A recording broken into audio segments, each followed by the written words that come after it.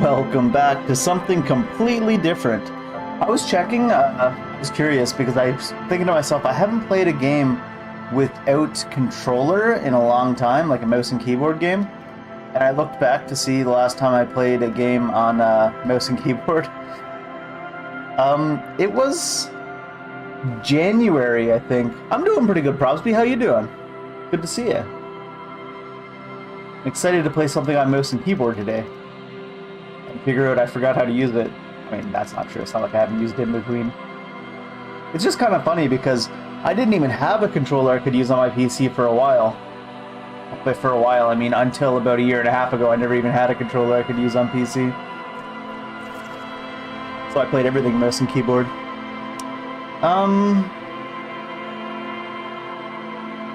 Doesn't look like there's anything we need to adjust. The volume seems alright. Is there a master volume? Oh yeah, it is the weekend, isn't it? I gotta start paying attention to weekends again now. I was waiting for my offer letter for the longest time, but my new career starts on the 15th. Hardcore mode? No thanks. Streamer mode? We don't care about if we get content claimed. Twitch integration? Nah. New game. Oh, we have archetypes. Oh, you gotta create your own. I mean...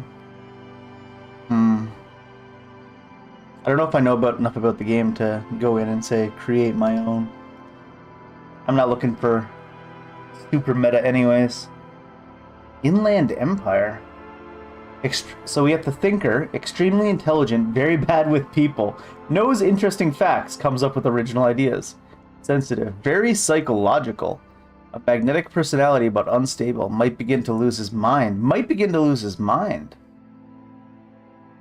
Oh, thanks, Crosby. Yeah, neat. Physical, extremely physical. Interacts with the world through his body. Gets things done, but he's dumb as a rock. I don't know. I kind of want to go with the dumb as a rock guy, but... maybe we'll do our... oh, there's actually what it does. Logic, encyclopedia, rhetoric, drama, conceptualization, visual calculus. Visual calculus? There's calculus in this game? Your power to influence yourself and others. How well your body's built. How well you move your body. Okay. Why is he 1 int on the other two? That's rough. Maybe we all create our own character.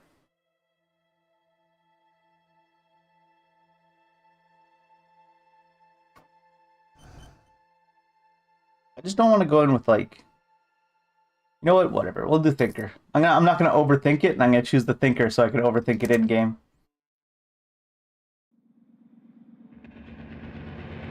The Furies are at home in the mirror. It is their address. Even the clearest water, if deep enough, can drown. I mean, yeah. There's just a big black screen and a button that says begin. It's an interesting approach. There is nothing. Only warm primordial blackness. What? Your conscious ferments in it. No larger than a single grain of malt. You don't have to do anything anymore. I mean, that's neat, I guess. Ever. Ever. Never, ever. Can we simply keep non-existing? An inordinate amount of time passes. It is utterly void of struggle. No ex-wives are contained within No it. ex-wives? That is great. This is great. Yes, it is. What was that about the ex-wives, though? An awareness creeps up on you. A mass lies hidden in your dead angle, soaking in some lurid acidic sauce. It's bloated and shameful, a ball of meat surrounding you. This is a terrible line of questioning, and it will only lead to more awareness But of the meat thing. the meat thing? Are we referring to the ex-wife as the meat thing? I want to hear about the meat thing. Ex-love, ex-tenderness. It is foolish of you to research. This voice acting is something else. Not after all the damage you've suffered to get here. Some of it irreversible. Stay. Sail with me through the abyssopelagic zone. I want to pick number 1 just because it says allons-y. Never let me go. Alright, nothing town to fuck all borough.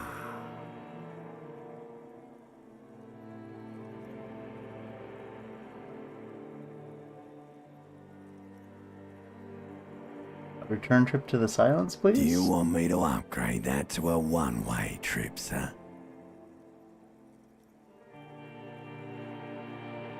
I need to belittle myself instead. This is a really weird open to a game. Really? Yeah, sure. You wouldn't like it if I told you what was back there. Why'd you think you had to bludgeon yourself into oblivion? Or did you not sense yourself marinating? Poured so much on yourself. Got a bit carried away, did we, Chef? Did he get drunk and beat the shit out of himself and like bang his head against a wall type thing? So I did this to myself? Yes. Your one disco mother. What? Well, I'm an idiot, a brave idiot. Somewhere in the sore, bloated man-meat around you. A sensation. So these are the thoughts. What I'm gathering from this a little bit is like, I think he's unconscious and these are his inner thoughts. And it sounds like he got into a drunken stupor and got himself beaten up, but it sounds like he did it himself. So maybe like banged his head against something, you know, and people go like crazy. I don't know. Let's see. I don't know. It's a weird opening. Fire to the ointment. Your conscience sticks to it. The limbed and headed machine of pain and undignified suffering is firing up again. It wants to walk the desert, hurting, longing, dancing to disco music. What? Mother, help me. There's a head attached to my neck and I'm in it. The stench of liquor rises from your mouth, and with it, an ungodly headache. Is this just him reacting to waking up hungover? Is that all this is? Help! Someone, cut my head off. It's trying to murder the rest of me. A fiery streak penetrates your skull, trying to force your eyes open. It's a sound, a clarion call from hell. This is just going to be his alarm clock. Somehow, you know what it is. A caprice It's your limbic commanding system. you to carry it. Oh, it's a train?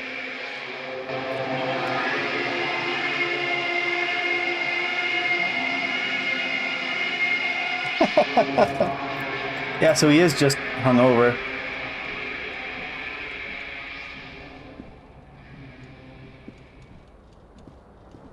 To give him the little tidy-whitey bulge.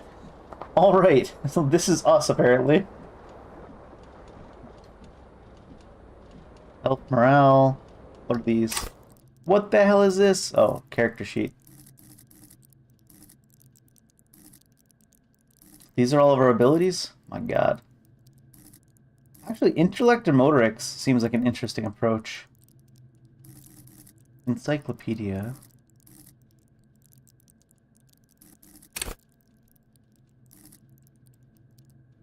Logic, rhetoric, drama, conceptualization, visual calculus. Make laws of physics work for the law. Oh yeah, because we're like a detective or something, right? Suggestion, charm men and women. Spirit de corps. Connect to Station 41. Understand cop culture. Well, we don't want that one. Intimidate the public and assert yourself. Understand others. Work your mirror neurons. Hunches and gut feelings. Dreams and waking life. Hold yourself together. Keep your morale up. Take the blows. Don't let the world kill you. It's interesting that you go with kill, not hurt. Shrug off the pain. They'll have to hurt you more. Just physique base +2.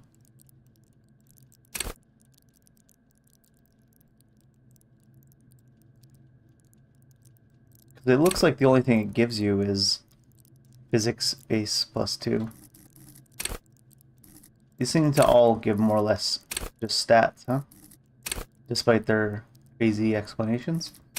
Physical instruments, flex your muscles, enjoy healthy organs. Electrochemistry, go to party planet, love and be loved by drugs. Huh. Raise the hair on your neck, tune into the city. Let the body take control and threaten people.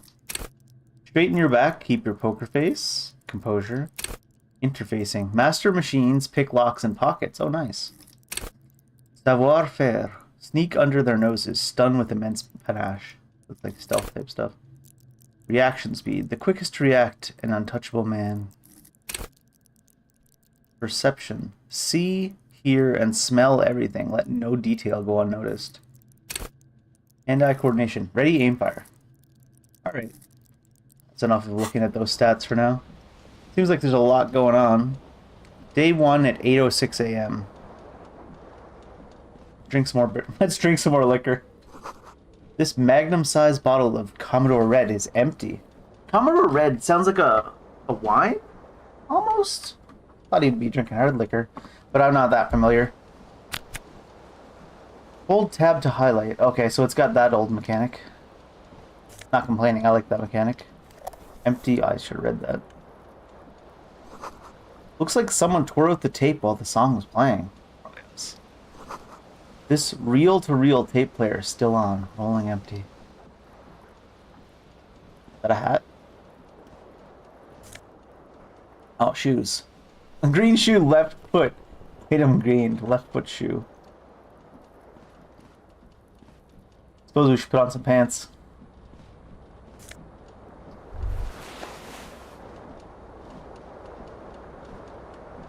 Flare-cut trousers and a disco-ass blazer. +1 esprit de corps. Huh. Broken window as well. The window stands broken in its frame.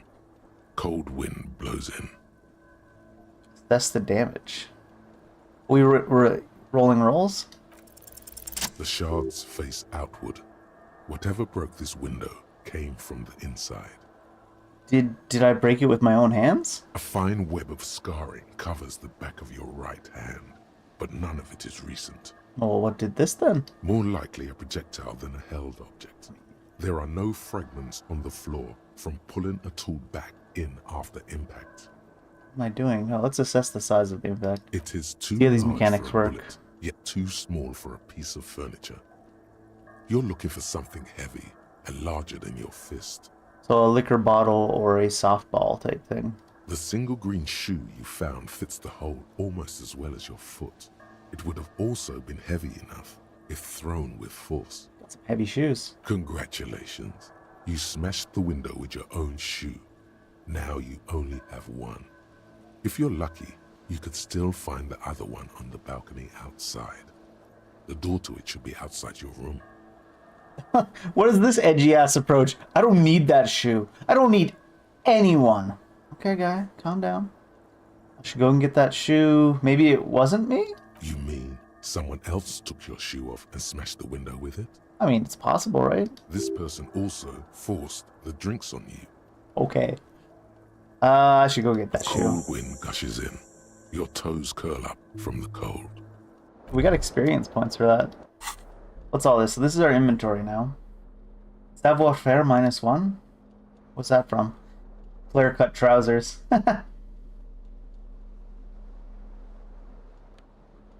Cassette case. Find your other shoe. Our quest is to find our other shoe right now. What did... Is that a tie? This fan has two chain pull switches. One ends in a tiny fan, the other in a light bulb. A truly horrific necktie has somehow attached itself to one of the blades. Truly horrific necktie. Pull on the fan, pull on the light bulb. Why not pull on the cord? Why is that not an option? Oh, I see. This fan has two chain pull switches. One ends in a tiny fan, the other in a light bulb. I mean, I'm assuming you can pull on the fan. blades come squeaking to a halt. It should be easier to reach the tie now. Why is it still a check of medium? +3 for the fan being turned off. Fair enough. You swoop up and catch the tie. Are they going to make Snap. me roll for everything It's in this released game? from the blade. What you have in your hand is a truly hideous necktie with 4 or 5 different patterns. The knot reminds you of a noose. Oh, damn. The Let me turn the switch must fan be back on. broken because Oh. nothing happens.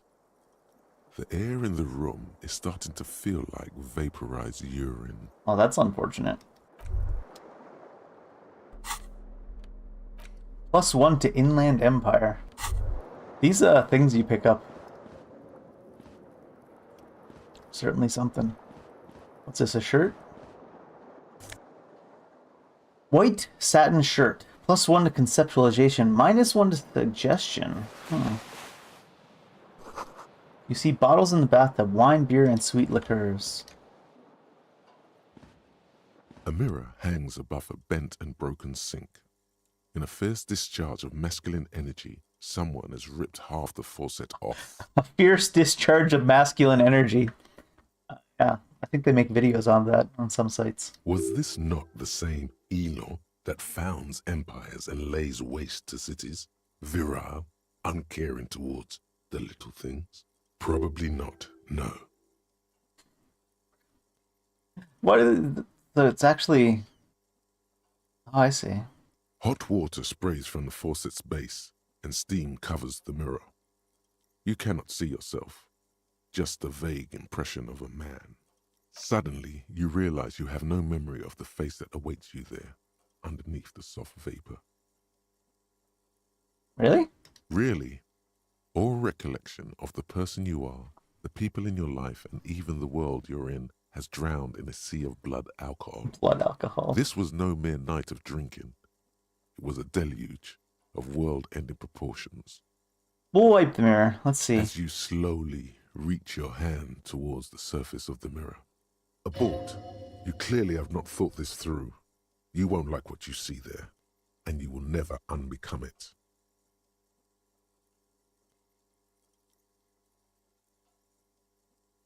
I don't care. Behold, Okay. you have no idea who this thing is, do you? He doesn't look that bad. This is the face of a late-stage alcoholic. Too late. You clearly have rigor mortis on your face. Oh wait, is that an expression? Are you trying to make an expression with that face? Why? I'm not making it. The face is making Please it. stop. It's horrible. No. You can't, can you? It's like it's not even voluntary anymore. You have worn that grin into your face, and now it won't come off. What does it even mean? What is the emotion you're trying to convey?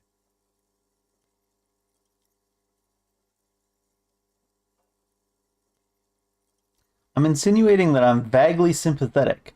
I think it's sort of pulling it off, too, in a sad has-been kind of way. There's some charm to it. There might have been 10 years ago. Fuck It's off. little more than a cadaverous spasm now.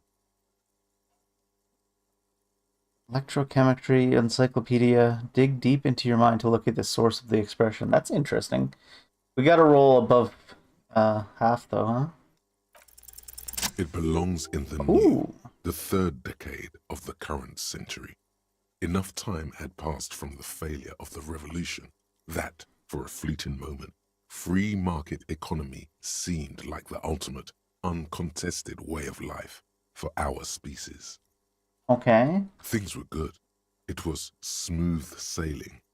People made gold and champagne-tinted interiors and facades to suit the times, calling this the new style. But more importantly, disco happened. Is disco more important in the storyline than I realized? Like, I thought it was just kind of an abstract title for a post-apocalyptic, like, whatever type, not post-apocalyptic, but futuristic, whatever kind of everything's gone wrong type of world. But is it actually heavily influenced by disco? Huh. For Revachol, your city, that meant only one thing. Guillaume la Million. If it doesn't rhyme, you're not pronouncing it right. Okay. Out of the dazzling swirl of disco music, in an open air, Boîte de Nuit, somewhere in Revachol West, Guillaume's blonde mane appeared on the screen. He sang some bullshit. Then he made the expression. So we got it from this artist.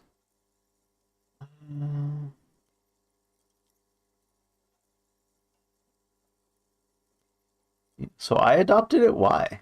Everyone loved it. Maybe Okay. you thought some of the stardust would rub off on you. Maybe it did. Either way, it's all gone now. Well, I Only guess the grimace remains. that's it then. It doesn't have to be. You can swoon over Guillaume and his champagne cork smile whenever you want to. Maybe some of the stardust will return. Yeah, we don't have let the mirror be for now. Maybe if we get electrochemistry up, it's worth it. What's this?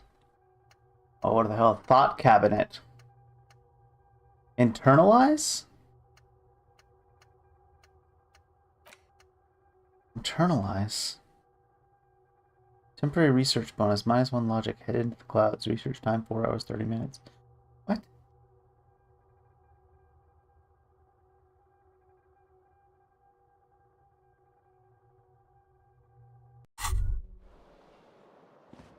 They were kind of implying that in that description that we might be that guy. Words fail to describe how rank it smells in here. They should have sent a poet. You hear a jingle. Keys are clinking in the pocket of your flare-cut pants. Alright, It fish them out. says whirling in rags on the aluminium keyring. There is a single key on the ring. The number 1 is etched on it. It should open the door. The whirling in rags is a hostel cafeteria on the urban coast, frequented by dock workers. Okay. So we have a goal. We move with WASD as well. Seems like we can. We need to get out to the balcony and rescue that shoe, though. You not open? Okay.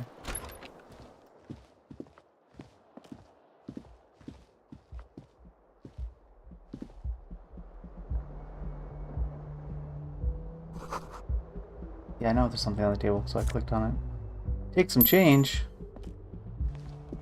The money is called real. Do I have a sprint? Oh, I do have a sprint. Okay, good.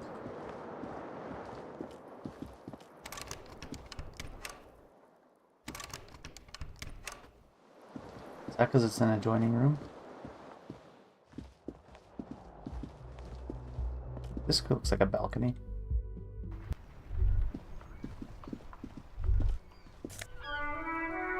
I got 2 shoes now. There they both are.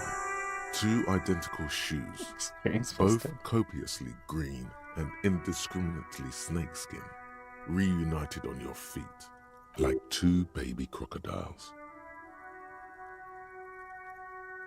Discard thought. How do you fit? Good, they're balanced, comfy. Feels like the only good thing about you right now, truth be told. Damn. Harsh. +1 composure, -1 savoir faire.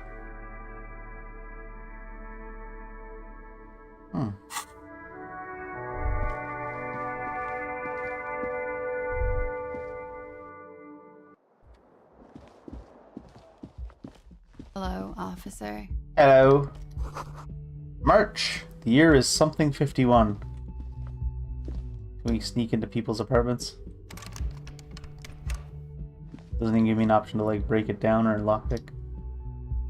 The young woman raises a cigarette to her lips.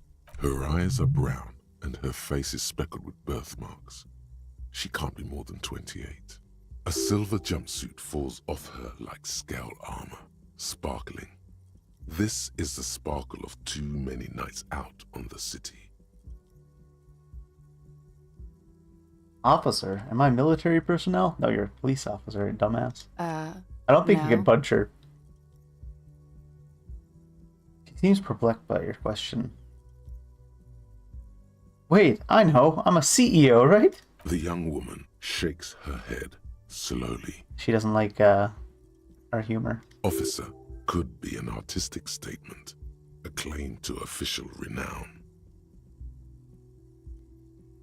My stage name, right? I can see myself as a middling disco artist called The Officer. No, you're a police officer, sir. You're shitting me. I'm not. Unless you've been shitting us all this time. All this time? You've been here for 3 days. On official police business, no less. Like, we're asking this random lady what our business is. And what business are we here on again? Couldn't say.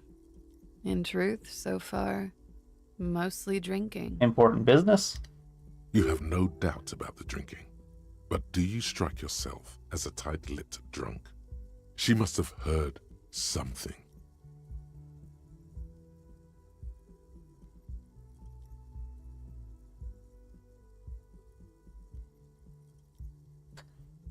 I like how there's a 3% roll you can do here to try to seduce her on the spot for some reason.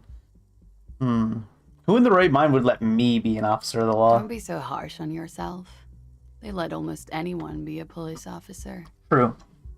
So why don't I remember anything? I mean, she's just gonna say you're an alcoholic, right? Could it be because of the drinking? Mm-hmm. She hasn't had time to put her makeup on. This is her morning cigarette. She looks tired. Her beauty waning faster than... Goddamn, narrator, calm down. age. Alright, well, I should be going, I guess. Of course. Be careful, officer. They don't like the police around here. Can't imagine why. Something stirs in you as she's about to go.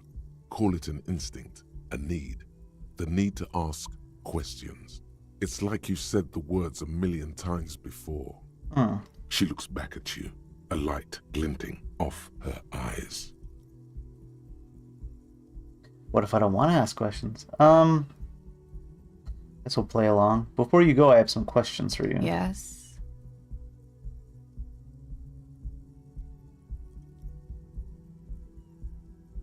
Where exactly is here? You're in a hostel, sir. No. Where are we? Where in the world? We are in Revachol. Revachol. Revachol is the disgraced former capital of the world, divided into zones of control under foreign occupation. Half a century after a failed world revolution, she is central to our moment in time.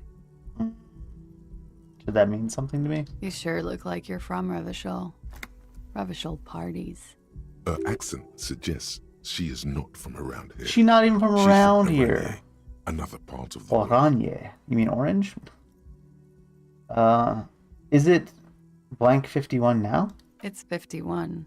What century? The current century? And what's that? What number is that century?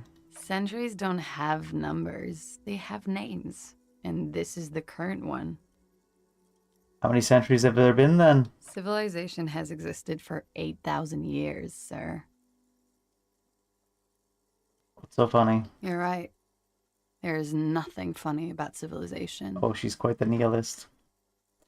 Hear anything last night? There was the usual ruckus. Loud disco music. Any visitors? I couldn't say.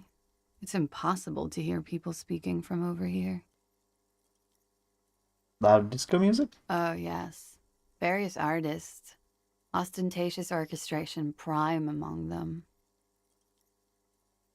She raises an eyebrow, waiting for the name to connect with you. Oh, that. Yeah. Whoa. The less said about OO, the better. Are they not popular? Did they do something bad? Oh, were huge where I come from. I was very young then, of course. Like 7. Life gets hard, but we go on. Mostly just gets hard though, doesn't it? It would appear so. At around 2 o'clock, the disco stopped and there was a change of pace. What happened? A slow, sad song started playing, like organ music on repeat. That went on for quite a while. Some of the time, you were yelling along to it. Was I singing this? Yes, there was a church in there. A really small church. Like the smallest, saddest church in the whole world. It was about that. And also... And also? that it doesn't matter anymore and that we're alone now. Jeez. It was difficult to tell. The song itself was very quiet and soft, but you sounded like a winded boar, sir. It was hard to understand what you were singing on top of it. And then? Then you started screaming and trashed the place. That's so me. You sure I wasn't being assaulted? No, it didn't sound like there was a fight. It sounded like someone was trashing their room. Fair enough. A window was smashed. The tape player, probably. The song stopped. And furniture, too. A real destructathon. There was screaming. Then I think you passed out. It prides me to hear this. Tell me there wasn't anything else. There was. I think you screamed that you didn't want to be this type of animal anymore. I may have misheard, but it was sort of memorable. I went out afterwards. Everything was quiet by then, around 4 or 5. And that was it. So I don't they like the police here? The dock workers are pretty cocky. They think they're police enough. Okay. At least here on the coast. I can't say about the rest of the city. Alright, you can go now. Glad to have been of assistance.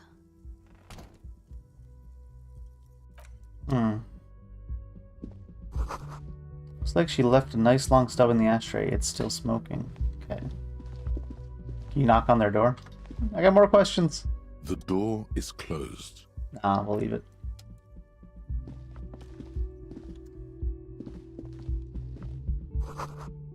Weekend edition of the satirical newspaper Trompe le Monde. Alright, let's get into the actual game. Well, the main story part. We gotta get down to the docks, was it? P for a room to check out. Music stands? This is where the lyrics would be. Thanks, Tips. Big old karaoke mic, just waiting for someone to sing into it. Speaker connected to the radio. That's a speaker? Damn. Music is seasoned with static.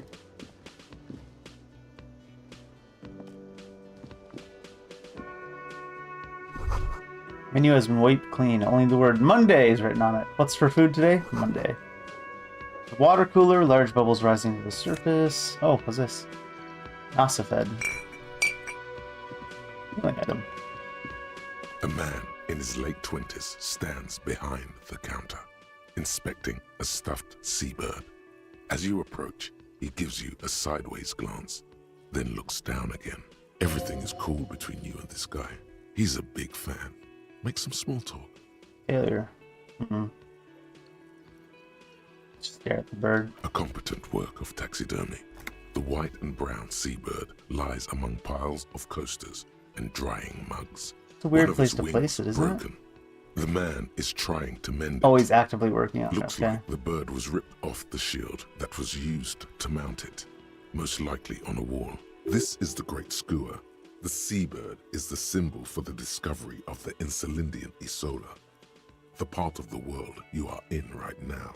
Okay. The small steel tag says as much. The Great Skua. Steaquarius Skua. Hey, Tough Boss. How you doing today? Good to see you. I'm very invested in this dialogue right now. Sorry. Can I help you with that? Look, your buddy is over there. Okay. Just tell me to piss off, apparently. Why don't you go and talk to him, okay? I'm a cop and I talk to whomever I please. Should we play this game as just like a cocky asshole cop? What do you mean by my buddy? He pretends not to hear you, concentrating on the bird instead. You the bartender? No, I'm not the bartender. I'm the cafeteria manager. Same thing. He's very animated all of a sudden. This seems like a touchy subject. What's the difference? I have 3 cafeterias to manage. 3. Three. Sylvie tends the bar here, not me. I'm only standing in. Where's the Sylvie now? She just, you know, No, not showing up for work. His eyes dart from left to right. This man isn't lying, but he is hiding something. She just what? so now you're a cop. Oh, forget it. He doesn't like us much. Woman's hand wrote yesterday's menu. Today starts in a man's handwriting. But you told me the menu board was written off. It just says Monday. Well, I guess he just only had time to write You Monday. should totally sing karaoke here, the first chance you get. Your emotions need to be expressed. People need to know your vast oceanic soul. Yeah, I'm over. Of course, at this point, precise measurements of your soul can only be performed from the outside. It needs to be heard. Our inner thoughts are trying to convince our character to do karaoke, apparently. Through a PA system. By other people.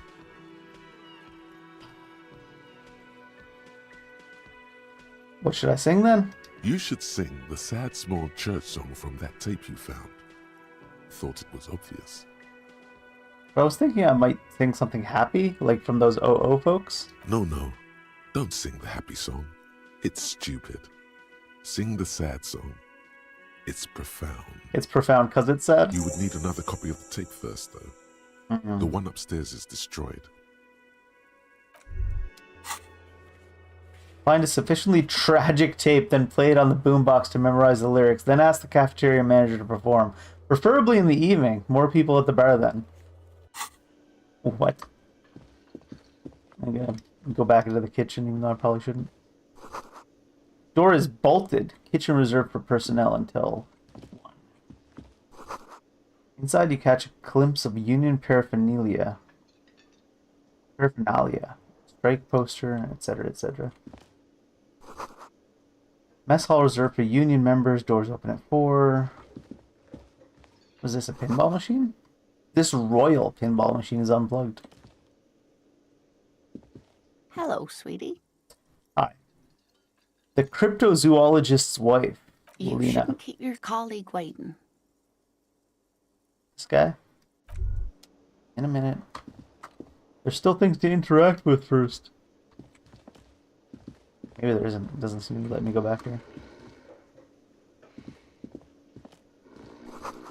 Bottle of rum knocked over. Man is sleeping at the table, wearing mud-caked boots and rolled-down overalls. The back of his shirt reads, Wild Pines, encircled by a logo with a tree. A colorful piece of plastic is dangling from his carabiner.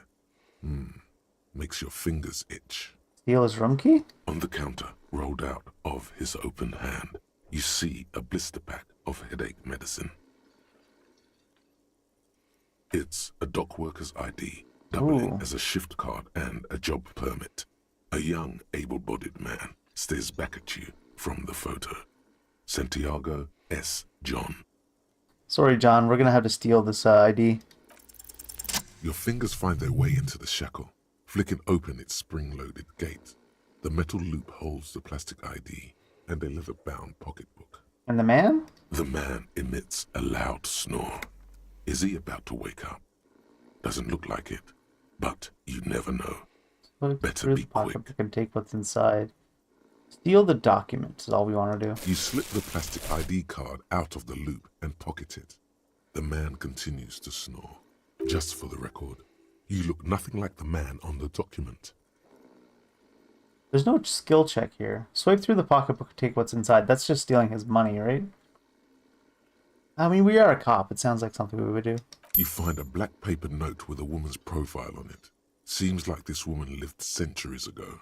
The note says, 5 real. It feels nice and greasy. What an over-the-top way to say you stole a $5 bill.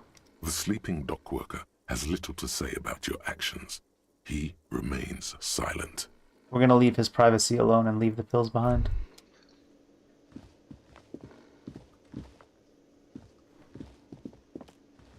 I don't think we could steal. I thought it was gonna be a room key for upstairs so we could loot something.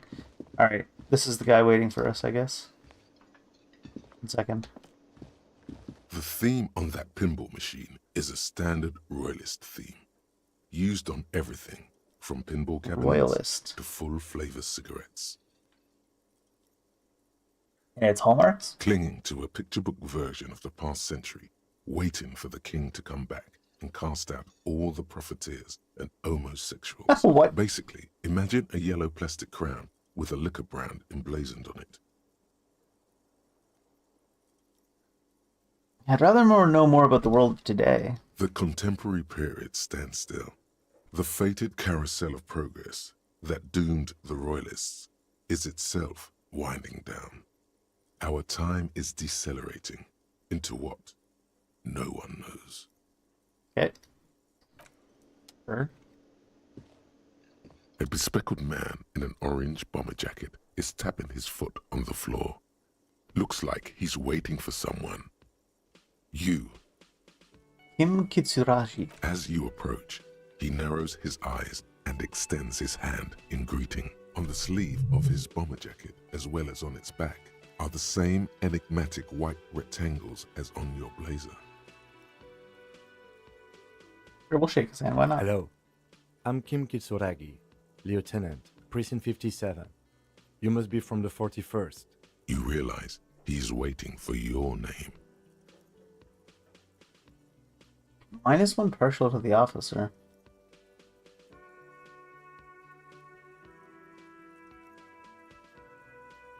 How would we invent a name for yourself, really now? Just call me officer. I don't really know my name. Oh, I see. So we actually, it's not like lie or tell the truth. It's just, we don't know our name, so we can make something up with conceptualization. Raphael Ambrosius Cousteau.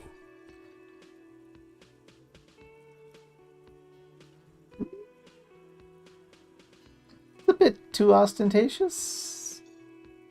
You know what? No, my name is Raphael Ambrosius Cousteau. Yes, well, Doesn't even process what you just said. Not for a moment does he believe that's your real name.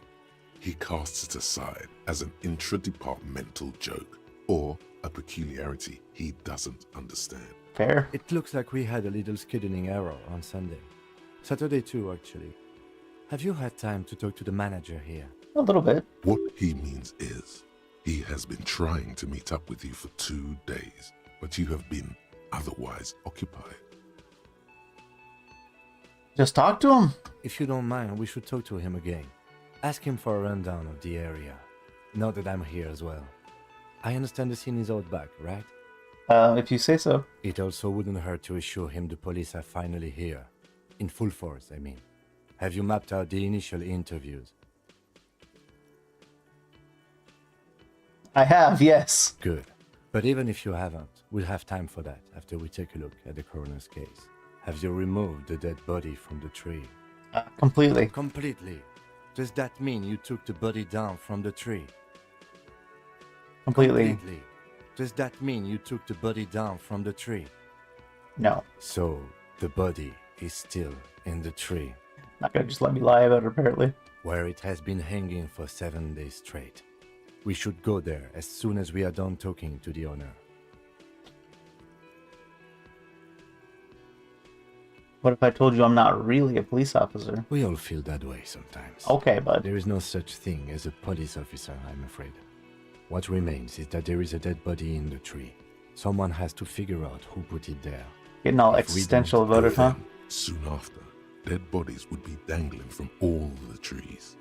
Okay. But first, we have to take it down. What were we supposed to be doing again? Murder investigation? Talk to the manager. Then we go out back and Oh. take the body down. I was thinking more of like an overarching thing, what we're doing. Alright, let's get going. After you, officer.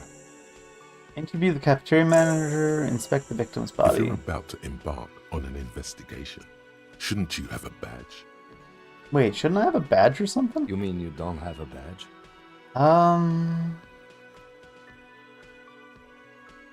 I have my badge. I'm a policeman and I have my badge. Oh, if you didn't have your badge, then that would be very bad. You would need to report it on my shortwave. But since you do have it, we can go straight to the task at hand. Lieutenant Kitsuragi is now in your party. You can talk to him whenever by Report your badge missing. Need to report your missing badge before the first precinct as soon as possible. Can use the radio in his motor car.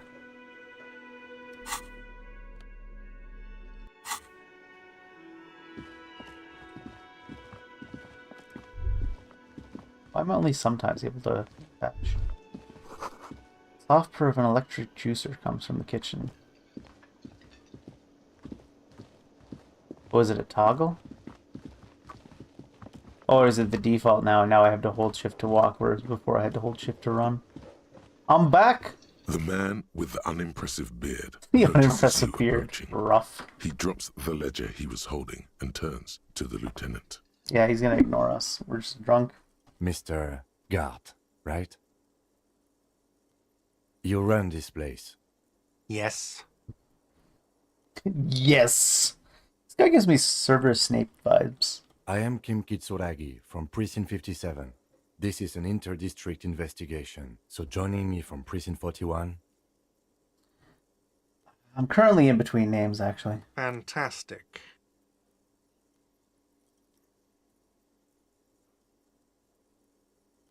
Just let Kim talk, yeah. Right. Right. Now, I know it took us a while to arrive at the scene. It also took you a while to call us and report the dead body. It was you who placed the call, yes? No, I only just got here. It was probably Sylvie who called you. She usually works the bar here. I'm only temporarily taking over her duties. Do you have her number? As a matter of fact, I do. This sounds like something you can use to call this Sylvie later. I mean, yeah. You said you just got here. From where? Are you a local? What, of Martinez? No, I live in Jamrock. I only sometimes come here to keep an eye on the place. This is just one of the many, many cafeterias I manage. Many. You said 3. But you still know your way around, yes? In case we need directions. Yes, I know where some things are, but as I said, I don't live here. I just used to work here. And I'm not going to start working here again, if that's what you think. What? What a weird reaction. It's almost like he's on the defensive about it. I didn't imply that.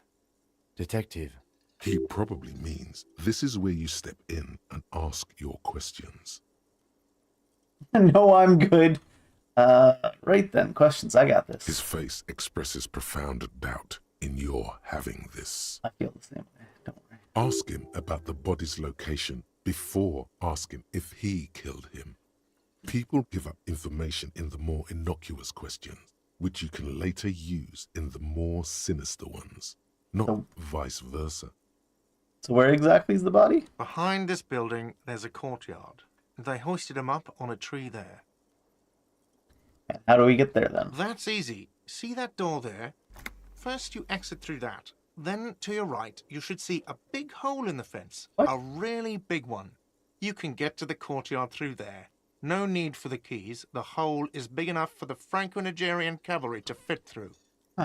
This man means the heavy cavalry of the Okay, innocents sure. Franco Thanks, Negro, Encyclopedia. sweeping over the I'm gonna plans regret and having nations of the Encyclopedia as a enemies of skill. mankind. 5th century style, unified currency, and the concept of cool came in their wake. They wore lamella and carried guns. But first and foremost, Franco-Nigerian heavy cavalry was really, really wide. That hole in the fence must be enormous. Got like I take everything literally vibes going on. So why did Sylvie go away? Haven't you asked me that already? What is it with you Oh, and you this haven't woman? answered anyway. She has nothing to do with this. True. Before I asked you where, now I'm asking you why. Okay, you got me. She went away because of the dead body out back. And because I asked for her number. That's why Sylvie went away. I hope you appreciate that. thank you.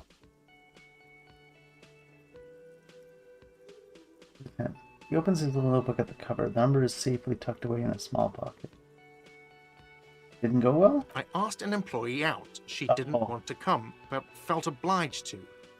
It was a bad idea. Was a bad idea. Now, what is so goddamn Leave your employees fascinating alone. about that for you? It's got nothing to do with the lynching. Oh, it was a proper lynching, was it? Everything has to do with everything. Good for you. Was there something else? I'd like to get back to what I was doing. Any input on who killed him? I don't know who killed him. I'm not the police. That's your job. This is it. He said they hoisted him up on a tree. Who is this they, if he doesn't know? Who's this they? Are they in the room with us right now? Oh, people are saying it was the union dock workers, that it was a lynching. Who is saying that? The locals, the customers, the people who eat here, a lot of dock workers eat here. Sylvie told me everyone knows the dock workers did it. Did the debarders themselves tell her this, or is it a rumor? I don't really know. You'll have to ask her. And why would the dock workers lynch this man? I would suppose it's because they have nothing better to do. How about that? You mean the strike? Yes, the strike. The man they hanged was a security guard for the harbour company, I hear. A mercenary. The Unionistas probably thought they'd send a message. The lieutenant turns the page in the little notebook he's been scribbling in. I guess that's all for now. Let's go. Not so fast. You owe me 130 real. 42% is good enough odds for me.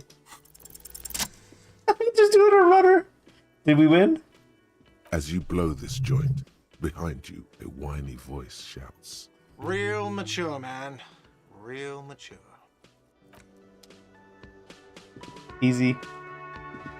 I need to go back this way, though, to exit this door over here, don't I? That sugary black rum stain on the counter makes you teary-eyed with joy. It's almost touching how syrupy and sticky it is. How long have you been up already? A little bit longer than an hour? Sweet Lord, a whole hour. And you haven't thought about rum and lemonade in all that time? You've truly extinguished all trace of yourself. Now that you mention it, I do need a rum and lemonade. Forget about the bar. Or don't forget about it. You should totally try to get a drink there too. But first, you should lick that stain off the counter. Our options Yeah, are man. Let's get wild. Lick it. lick it, don't lick it, and lick it, but only a little. Lick it, but only a little. Just see what Kim says. Calmly, the lieutenant looks out of the window, then to you, licking the tasty rum stain off the counter, but only a little. Only a then little. out of the window again. What are you doing? I'm investigating. We should move. You could definitely go for some more. The titillating scent of alcohol in your nostrils was beautiful. What the hell?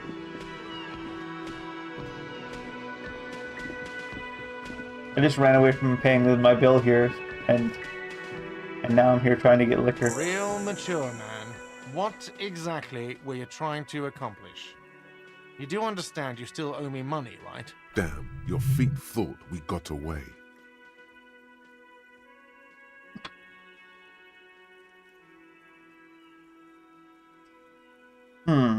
What is this money you speak What of? are you, brain damaged? Yeah. Money is what grown-up people use to pay for things. Things like this hostel room, or 8 bottles of potent blend and 9 packs of Royal Extra. We use it for everything, really. Where can I acquire this money you speak of? Are you serious? From your work? I don't know. Work? You can take bribes, Oh, I fair guess. enough, yeah. I'm sorry. I don't think cops take bribes. Oh, no, they do. Some do take recompense, but only to survive. Uh-huh. Why do you need this money you speak of? For survival, to pay me. Unless you want to become a hobo. What's wrong with that? Do you want to become a hobo? There's nowhere else to stay in Martinez, and it's a cold spring outside. Money doesn't make you happy, but it lets you be unhappy for a bit longer. Fair. If you run out of money, you die. It's like that for all of us.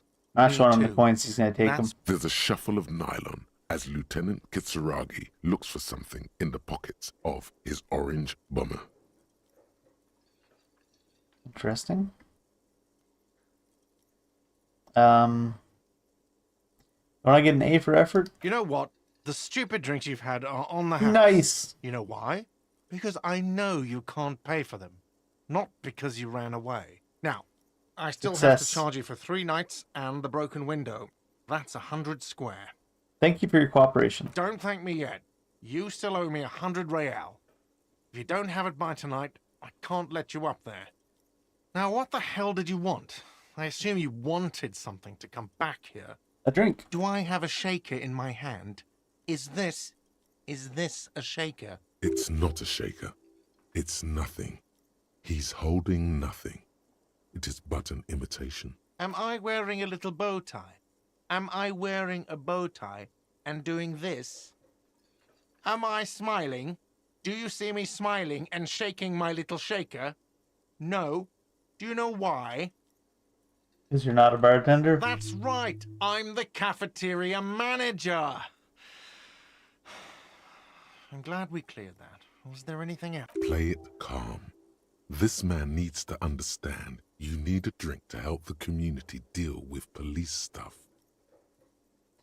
See, I'm an alcohol-operated detective. If you want me to clean up the dead body and solve the case, then you need to insert alcohol into my mouth. Oh, well, in that case, let me pour you a nice, big, refreshing marinella. Do you want that out of a glass or a pineapple? Pineapple. Don't be an imbecile. I'm not going to serve you a marinella. I have work to do and broken things to fix. If that was all, I'd like to return to it. Okay, I've seen something here at Whirlingate. A thing I need to talk about. What thing?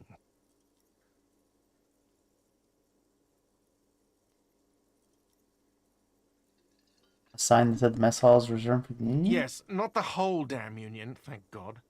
Just the nastiest and loudest faction. They come here in the evenings. Dumb, unruly types. Think they're big shit. But they're good customers. They place big orders and always pay on time. We should find out who this Lord faction is, occupying the booth. Loudness means talkative, and we need info. How do you propose we find them? We don't. We have to wait. They'll show up sooner or later. Men get hungry, even striking men. If not today, then they'll be here tomorrow. There are these things called days. You sleep between them. He's saying What? they'll come after you've slept. Just making clear you got that. Alright. What? By the way, you should come back to this thing-based questionnaire if you see anything interesting in the whirling later. Okay. Goodbye. Really ham-fisting it a bit there. By the way, where is home? The address is coming up blank, and this place sure isn't it. Do I even have a home? But you've been at this hostel cafeteria for only 3 nights. Where were you before? You had to be somewhere. Somewhere far away? In time or space? Yeah, both. That doesn't sound like somewhere you can stay if you run out of money. I'll live in a dumpster. Entertain the thought when you get the time. Maybe being a hobo and a cop has its advantages. Going the Yakuza route. Hobo cop. Temporary research bonuses -1 composure. Internalize. Cop and a hobo.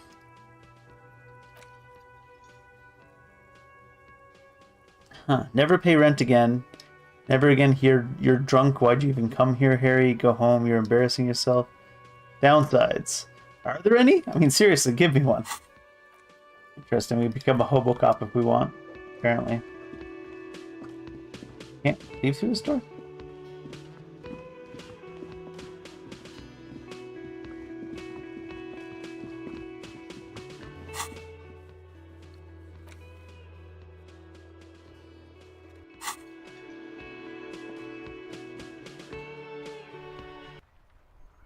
Oh, it's snowy here.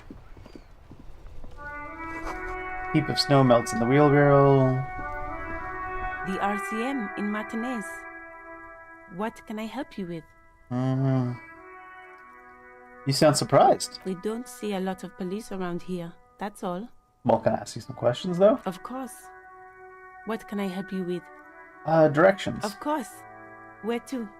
Dead body. Oh, that's right there, in the yard. Even all the way over here, there's a drop of death in the spring air. Oh, thanks. No problem. She's very well composed. Back straight. Who are you, by the way? Me? I am just a gardener. She hides it well, but behind the sweat and dirt there is something else in her rigid posture. Good to meet you, Jester Gardner. I am pleased to meet you too. Of course. If there's a corpse, then you're going to need those gloves for the autopsy. Were you doing an autopsy on the spot? Can I borrow your gloves? Sure. Keep them. I have another pair. Wow, she's very helpful. What the heck? What the heck? Pigs go home. The street name is legible. Graffiti. Closed for winter. Goods from the lorry haphazardly litter the surroundings. Magazines. Jump jams. A glossy magazine. Most able-bodied men. Going on over there. Welcome to Rivachol. Racist lorry driver. I'm glad to know that's very apparent, apparently, just first time speaking to him.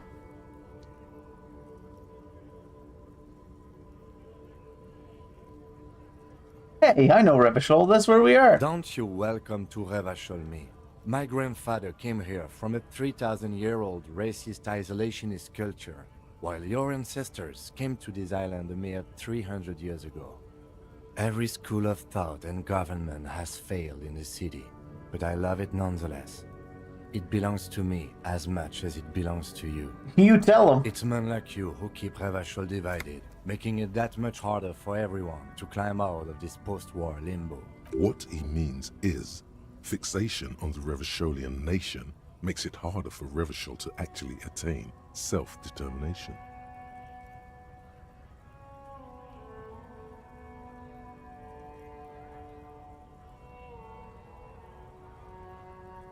Guess we'll just go with the he's right. Oh, come on, man. I just said welcome to Rivachol. It's a lorry driver thing. I know exactly what you meant. You think my kind doesn't belong here, that I should watch myself and behave. But you see, I'm an officer of the RCM. It's actually my job to make sure you behave. I would advise you to remember that. Silence. The air between them becomes tense. Your partner needs backup. Now's your moment to shine.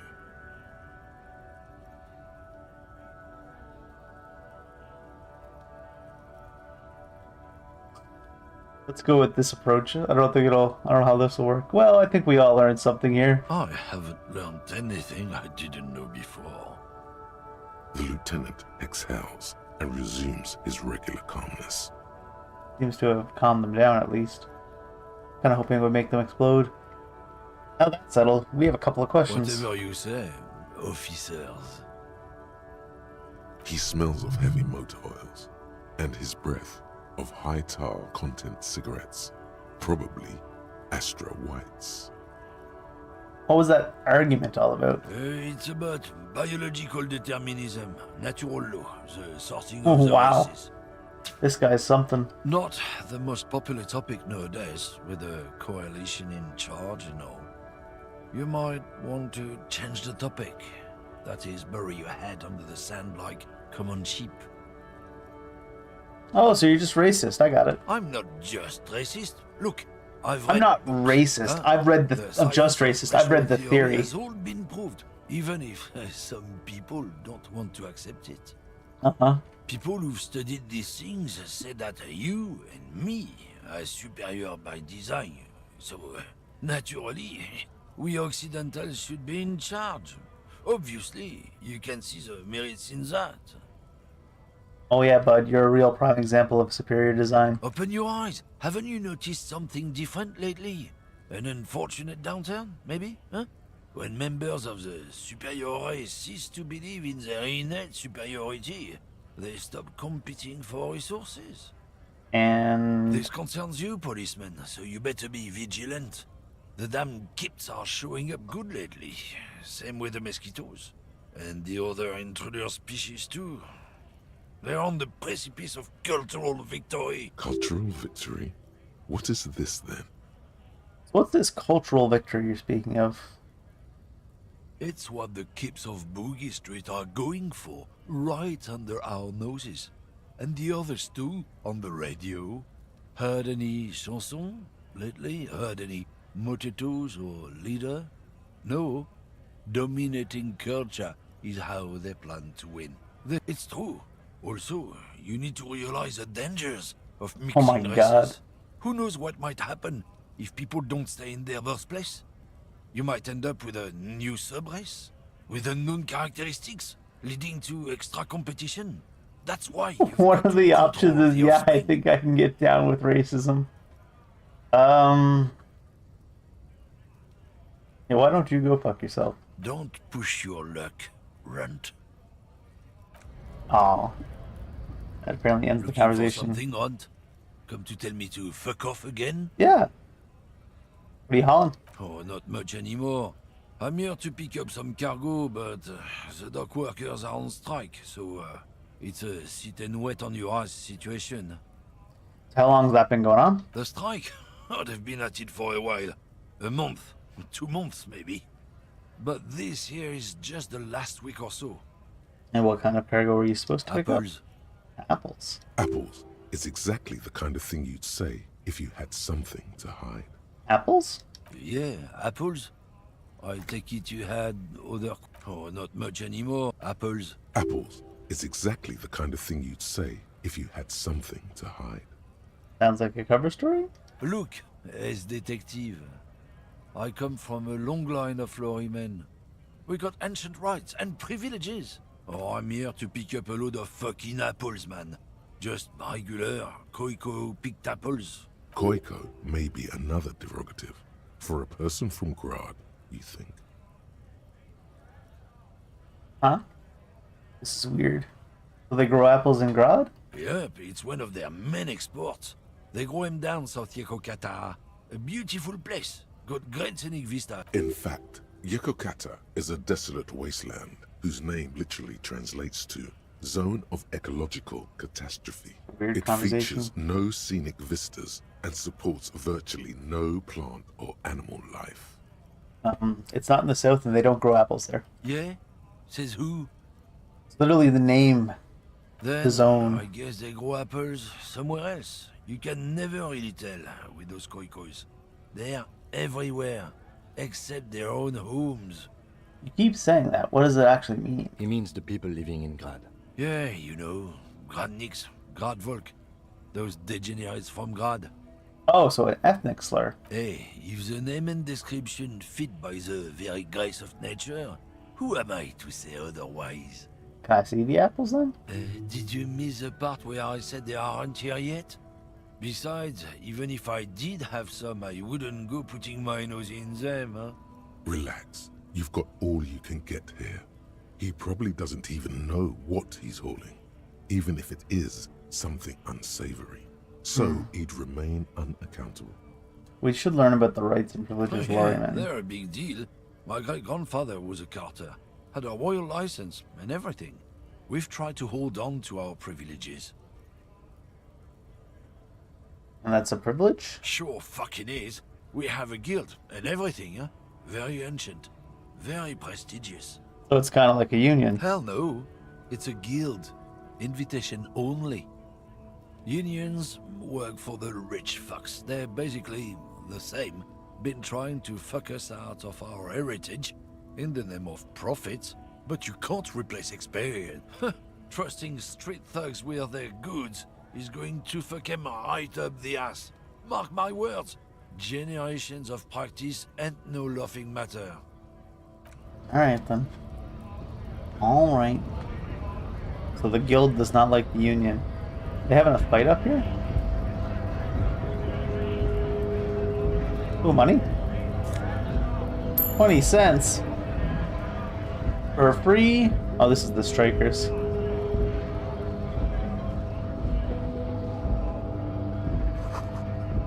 The lorries probably stored fuel here. Now they store booze. Based.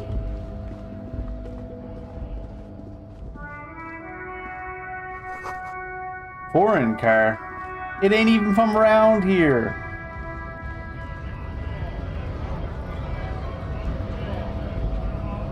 Bastards! We have a right to work! The man yells towards the harbor gates. His voice is the loudest of the lot, and oddly screechy for a man of his size. What's going on? Hold up and stay frosty, everyone. Cops are here. Broad-shouldered alpha male. He's a full head taller than everybody else here. You here to fuck with us? Beat the honest worker down. Why? Why should I? We're here to fight for a cause. Stripes usually have problems with people who have causes. Oh, then yeah. Ha! Couldn't handle us. Cause gives the workers strength, gives them power. We have a right to work! Besides, we're not that different. It helps if people see us talking, cops and strikebreakers together. Shows authorities are on our side. Builds confidence. I don't think I've chosen any sides, though. Might be time. Don't let the fat bastards tread on you. Cops tend to side with the higher-ups, but you're essentially still workers. I don't trust cops, but I can see you understand the right to work! Right to work! What kind of cause are you talking about? Rights of people, rights of workers, to have gainful employment, to make a salary, and feed their families. See, he's talking like all union talking points, but he's a strikebreaker. It's kind of weird. His manner of speaking is wooden, the tone of voice bland and uninspired, almost as if compiling replies from a set of learned phrases. Right. Anyways, got some questions for Maybe you. you should ask them questions, like why we're not allowed to make a living here. Shame on you! We have families to feed, you piece of shit. So do we, Scott. Who are all these strikebreakers? Honest men and women with rights to work, to be useful, not toys for corporate interests. He's like, I think the man does protest too much. We came here to help the harbor run smoothly in time of crisis. If union fucks don't want work, they ought to let in those who do want work. I have a question. Why do all these men follow your leadership? You think they follow because I'm big and loud? Probably, No, I mean. they follow the rules of the market, the rules of the economy, because they were given a job to do! So what exactly is your goal here? We were promised work. We'd be in there, working, if the bastards hadn't shut the gates. And you're unable to breach the entrance? Main gate's locked. Would take heavy ordnance to bust it open. Could try to get in through the secretary's office. Door's locked. The guard's blocking the way to the access panel. And I don't mean the scrawny mess punk either. I mean head measurer. Or whatever he is. Head measurer? Huge Seminese guy standing up there on the overhead passage. Won't let anyone by. The access panel is right behind him. How bad could one guy be? You seem pretty loud. Bad. Standing on a narrow bridge, he's got a strategically advantageous position. And he's trained. This is very serious. I don't know how the Union has a trained killer up there. But that one's no joke. And my men are tired and hungry. They're workers, not fighters. Why don't you just talk to them? Like civilized folk, you mean? These native fucks don't understand civilized. Why is everybody in this game racist? It would be better for the neighborhood if you went home, at least for now, if you can't get in anyway. No! They will give up eventually. Or get drunk. Leave the button unguarded. Then we charge. Huh. I want to get into the harbor too, though. Have fun. Union shits are on full strike. Don't think they're going to let you through the gates. You trying to meet their fat boss? Oh, no, murder investigation? I know nothing about a murder.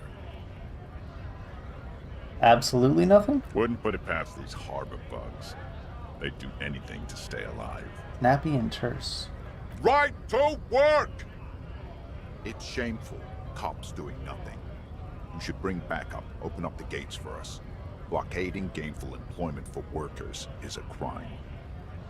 Not really my area of expertise there, bud. We are not picking a side in this just yet, sir. Pity. Let us work! Alright.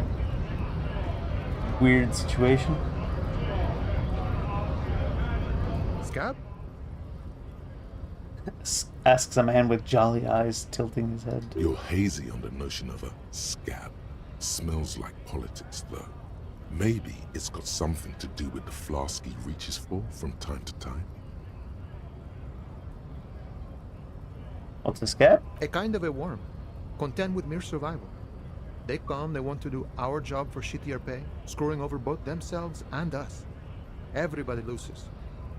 Where did they all come from? Beats me. Somewhere in the ground, I think. Oh, jeez. You don't seem to like them much. Gotta be bloody stupid or freaking evil to scab. Or I guess scared, maybe. But scared of what? Of who? Personally, I'd rather beg than scab. If the gentleman shouting on the street came begging, maybe they'd have gotten something. Have you tried talking to them? We've explained the matters, but they don't listen. This lot would be reasonable and go home if the big guy wasn't riling them up all the time. Big guy. He means the leader of the scabs. Okay, but we're just a cop, though. I was just messing with you. No one's ever seen a cop scab. Imagine, you cops going on a strike, but then another cop comes in and says, let us cop for less money. Psst. Show him your stolen card. Now has arrived the perfect moment. What? Why would this be good? Speaking of, what brings the RCM here? To the wild north? Come to see the strife? Why would you say I'm actually a worker like you guys when you just told them you're a cop? And also they told us earlier that ID doesn't match your face and whatnot.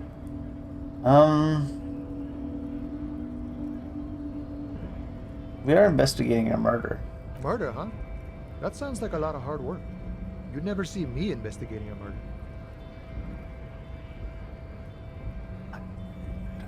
That's okay. I have no idea what I'm doing either. I don't even know what day it is. Don't tell me.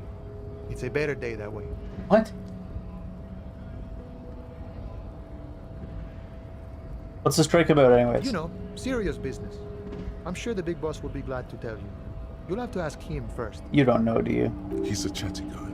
Wants to talk about the strike too. Just can't break the command structure and tell you now. I need to go behind the gates here, though, because I'm exploring. My friend, I respect the right to roam.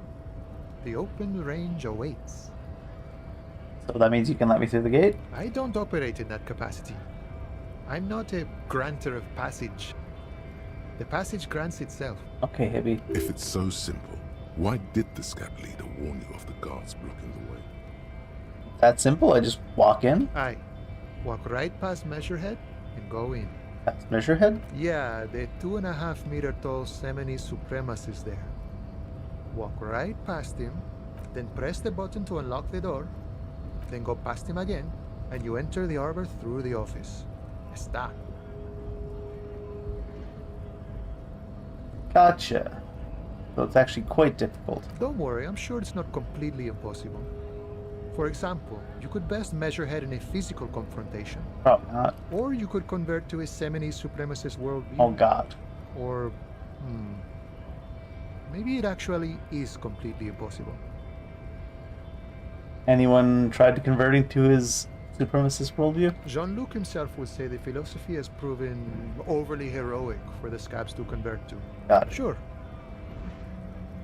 Alright, I gotta get going. Actually, I need some money. Can you give me some money? Sure thing, my friend. I can help you out. Really? The coin narrowly slips by you. Oh, it was 72%. Oh, I'm sorry. Didn't mean to throw it like that. It's a thing we harbor folk do, passing around cargo and such. Was not meant as provocation or ridicule. The boyardero stares at you with respect, then gestures towards the trickles of blood adorning your clothes. Appreciated. Right, always glad to help out the He gave us $1. We're on the same branch, you and I. Interesting. Quick save. You gotta save some so you can catch the coin, so you can look cooler. So are these the doors up here that will unlock? I get Measurehead sorted out? Measurehead makes all men quiver. Okay.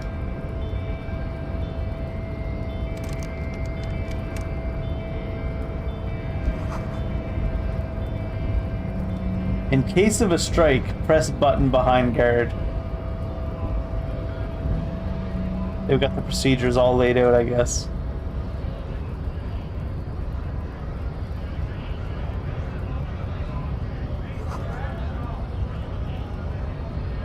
Alright, we should go look into this murder we're supposed to be investigating a little bit, though.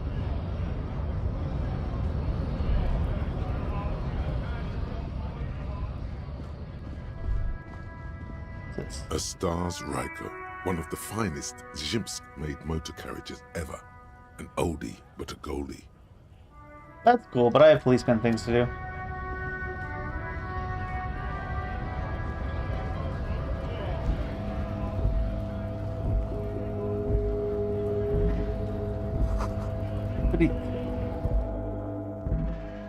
What's this? It's a convenience The store? tear machine stands in the corner. A sign says, 1 bottle equals 10 cents. A vending machine, I'm guessing. Oh, that's the tear machine.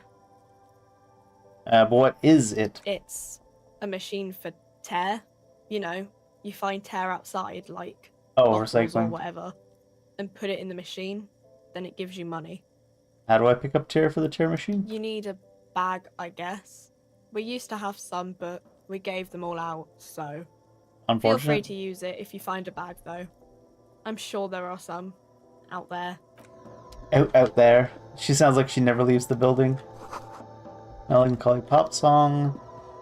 A small cabinet on the wall is filled with various medicine bottles, nasal sprays, and blister packs. They all bear the Saint-Baptiste Looks like a pharmaceutical croissant. logo. Their logo is the bloodless rose, pure white, untouched by harm. Just ask me if you need anything from Saint Baptiste. We don't stock prescription meds, but we do have Nosafed, Duramine, Magnesium, and Hypnogamma. Interesting. Keep that in mind, you can get drugs here. Welcome to Frit. Feel free to look around or something. Everything is out on the shelves. What's that magazine she's reading? What you reading? You mean this? This is Pop Stars. It's got, like, famous people in it. It's not for Like sale. famous people in it? Looks like it also has something called Police de la Mode, featured on page 34. This speaks to you. Fashion police? What is this? It's where they rate different outfits famous people wear. It's kind of funny. They're kind of mean. It's about who's the most stylish. Like your hat? No. I don't like it. I hate it. We are not the fashion police. We're the real police. Calm down, Kitsuragi. Okay. I'm not really supposed to be chatting to anyone, but... Know anything about the dead body? I don't really know anything. I mean, I know it's there, but I haven't seen it, so... Did you know who died? Not really. Not really. I don't think she really knows anything. Not really. Does it mean you knew him a little? No. I didn't know him at all. I see. What do you think happened? I don't know. No need to worry. It's just standard procedure for us to ask around. If you hear anything, let us know, okay? Okay. Alright, thank you. Uh-huh. Kim Kitsuragi seems a little bit too, A colorful measured. display of cigarettes and alcohol bottles line the shop wall, inviting you closer. The bottles wink at you in the light. The smokes too glitter in their wrapping. It's like looking into a kind of heaven. Your knees are weak. Arms are heavy. There, in that dark green glass, all in vain. The great flowing river of warmth, wine, alcohol, beer, alcohol, love, alcohol. Not a good place for a recovering alcoholic. You think I'm gonna make him recover? The beauty, the truth, the poetry of it all. I'm obliged to inform you that both alcohol and cigarettes damage your health. But I guess you already know that.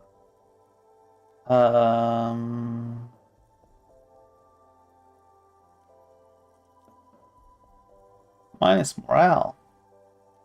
Give me the... Oh, it's $30 for the Pale Age vodka. Give me that potent pilsner. Here you go, mister. Wait, where is it? What's the tool? You can hold it?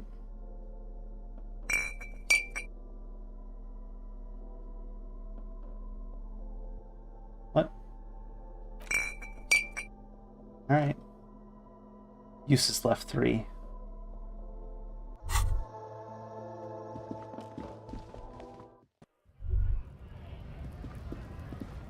He's just running around with the bottle in his hand now. Not brand. So leave here, go right, a giant hole in the fence, yeah. Me actually follow what I'm supposed to be doing for a little bit. Oh wow, they just left it hanging there like that, huh? Jeez. There are several footprints in the mud, left by work boots. Anywhere from 6 to 12 pairs have walked here. What kind of boots? Heavy workers' boots with reinforced toes and hobnails, all over the yard. Isn't this something an industrial worker would wear? Lieutenant, worker boots tracks. Noted.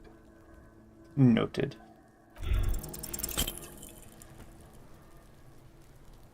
I got a check failure on a 72 again. Despair creeps into you, getting fat on your weakness. Whatever noble intentions you once had as a police officer, it's eaten them all up now. You're still coming up with sentences. That's a step up from total annihilation, right?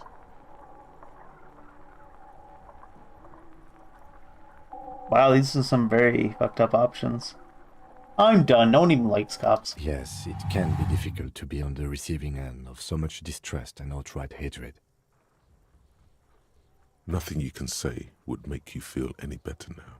Cop gives up the detective genre for social realism. Another police officer resigned from the RCM following a nervous break. Wait, what?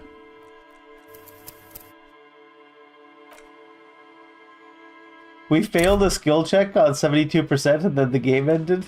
I guess we did say quit. That's kind of wild.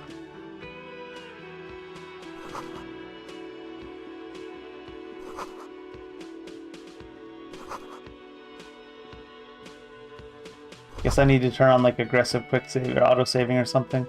Hello, sweetie. You should. The theme on that pinball machine, clinging to a picture book version of the past century, waiting for the king to come back. The contemporary. That's a lot of stuff to have to redo.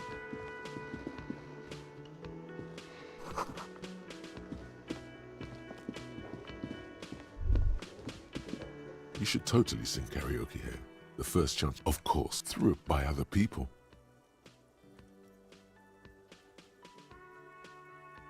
You should sing this. No, you would need Trying another to copy do of the like tape more or first. less do the same things I did before. That's a lot of stuff though. The game can just end like that? That's wild. The man plucks at this.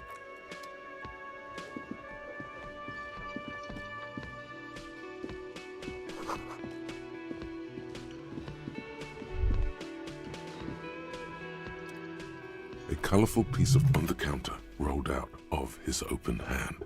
You see, it's a dock worker's ID, doubling as a shift card and a job permit. Your fingers find their way into the man emits a loud. You slip the plastic just for the record. You look nothing. The sleeping dock worker.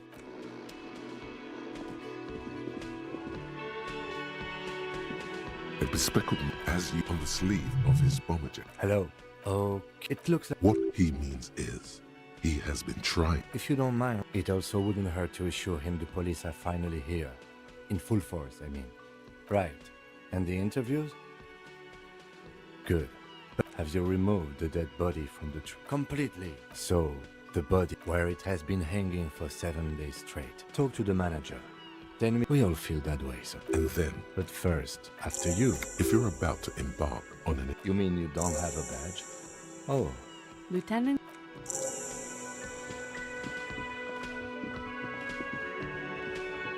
The man... Mr. Yes. I am Kim Kitsuragi from Precinct 57. Fantastic. Right. No, Do you have... as a matter of fact. This... You said you... What? Of my... But you still... Yes, I didn't... His face expresses something. profound. Ask him about the body's location. Behind this building. That's easy. This man... Haven't you asked me that already? What? Okay. Thank you. I asked an employee out. She didn't want to come, but felt obliged to. It was a bad idea. Now, what is so goddamn fascinating about that for you? It's got nothing to do with the lynching. Oh, just went for Good it. for you. I don't know. This is it. Oh, I don't really. I would suppose. You mean the strike? Yes, the strike. The man they hang. What are you? The lieutenant. Let's go. Not so fast. You owe me 130 real. Gonna fail this time, though, right?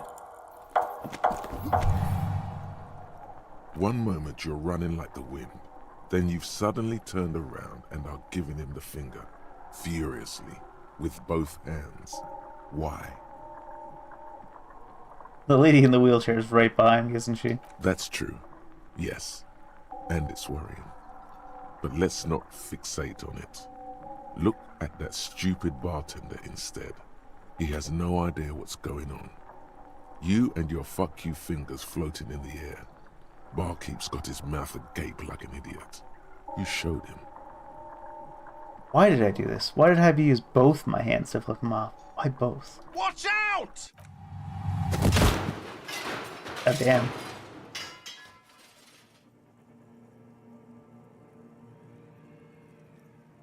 Everything goes dark. Back so soon. Had an accident? It was no accident. Those were disco moves from your spinal cord. See you later, Bossy. The spinal cord has yet to reveal itself to you. Its mysteries are unholy mysteries. It just comes off as lazy effort of reconceptualizing the antics of a shambling drunk. If it comes off like that, it's because it is. And you are. I was wrong to let you go. I should have kept you here. Is it bright where you are? Is it terrifying? Have you felt the love? It's going fine. It doesn't look so, sweetie. Are you okay? No. You have sustained a trauma to your lower neck. In addition, you have strained your left trapezius muscle. Pain surges down your back when you move. Are you okay, ma'am? The chair took the brunt of it. Don't worry. Are you sure, ma'am? Yes, yes. Check on him. Sir, I didn't mean for this to happen.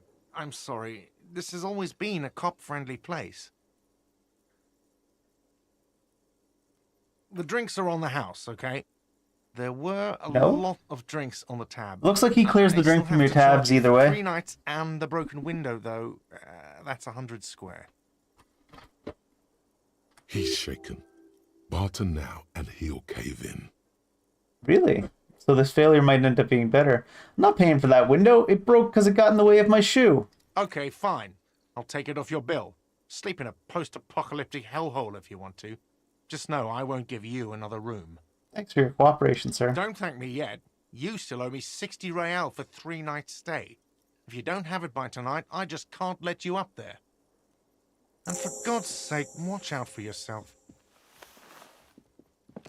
Hey, we saved $40 by knocking over the lady in the wheelchair and breaking the pinball machine. By the way, where is home? The address is coming up blank. And this place, sure. But you've been at this hostel cafeteria in time or space. Both. That doesn't sound like somewhere you I'll can live in the entertain both. the... I gotta like repeat some of the same things on the way back. I gotta quick save aggressively if the game can just end at any time like that. Because I fail a skill check. That sugary black rum stain on the counter makes you teary-eyed with joy. It's almost touching how syrupy and sticky it is. How long have you been up already? Hour and a half? Sweet Lord, a whole hour. And you haven't thought about rum and lemonade in all that time? You've truly extinguished all trace of yourself. Forget about the bar. Or don't forget about it. You should totally try to get a drink there too. But first... We licked it, but only a little last time, What too. are you doing? I'm investigating. You could... And all that conversations that I did outside, too.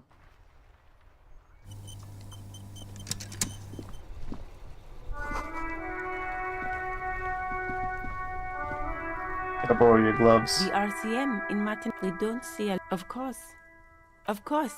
Oh, that... Even all the way over here, there's a drop of death. What do you mean? Yes, sir. He knows where we are. He just... No problem. She's very well composed. Me? She hides it well, but behind Is there? the quickness of the reply certainly does not prove you. I am pleased to meet you. Of course. If there's a corpse, Okay, so then when you're going to leaving, you need can borrow those the gloves. Sure. It was when you're leaving that you could borrow the gloves. Got it.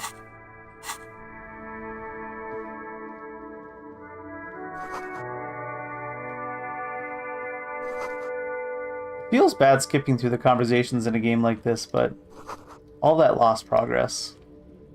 I kind of have to.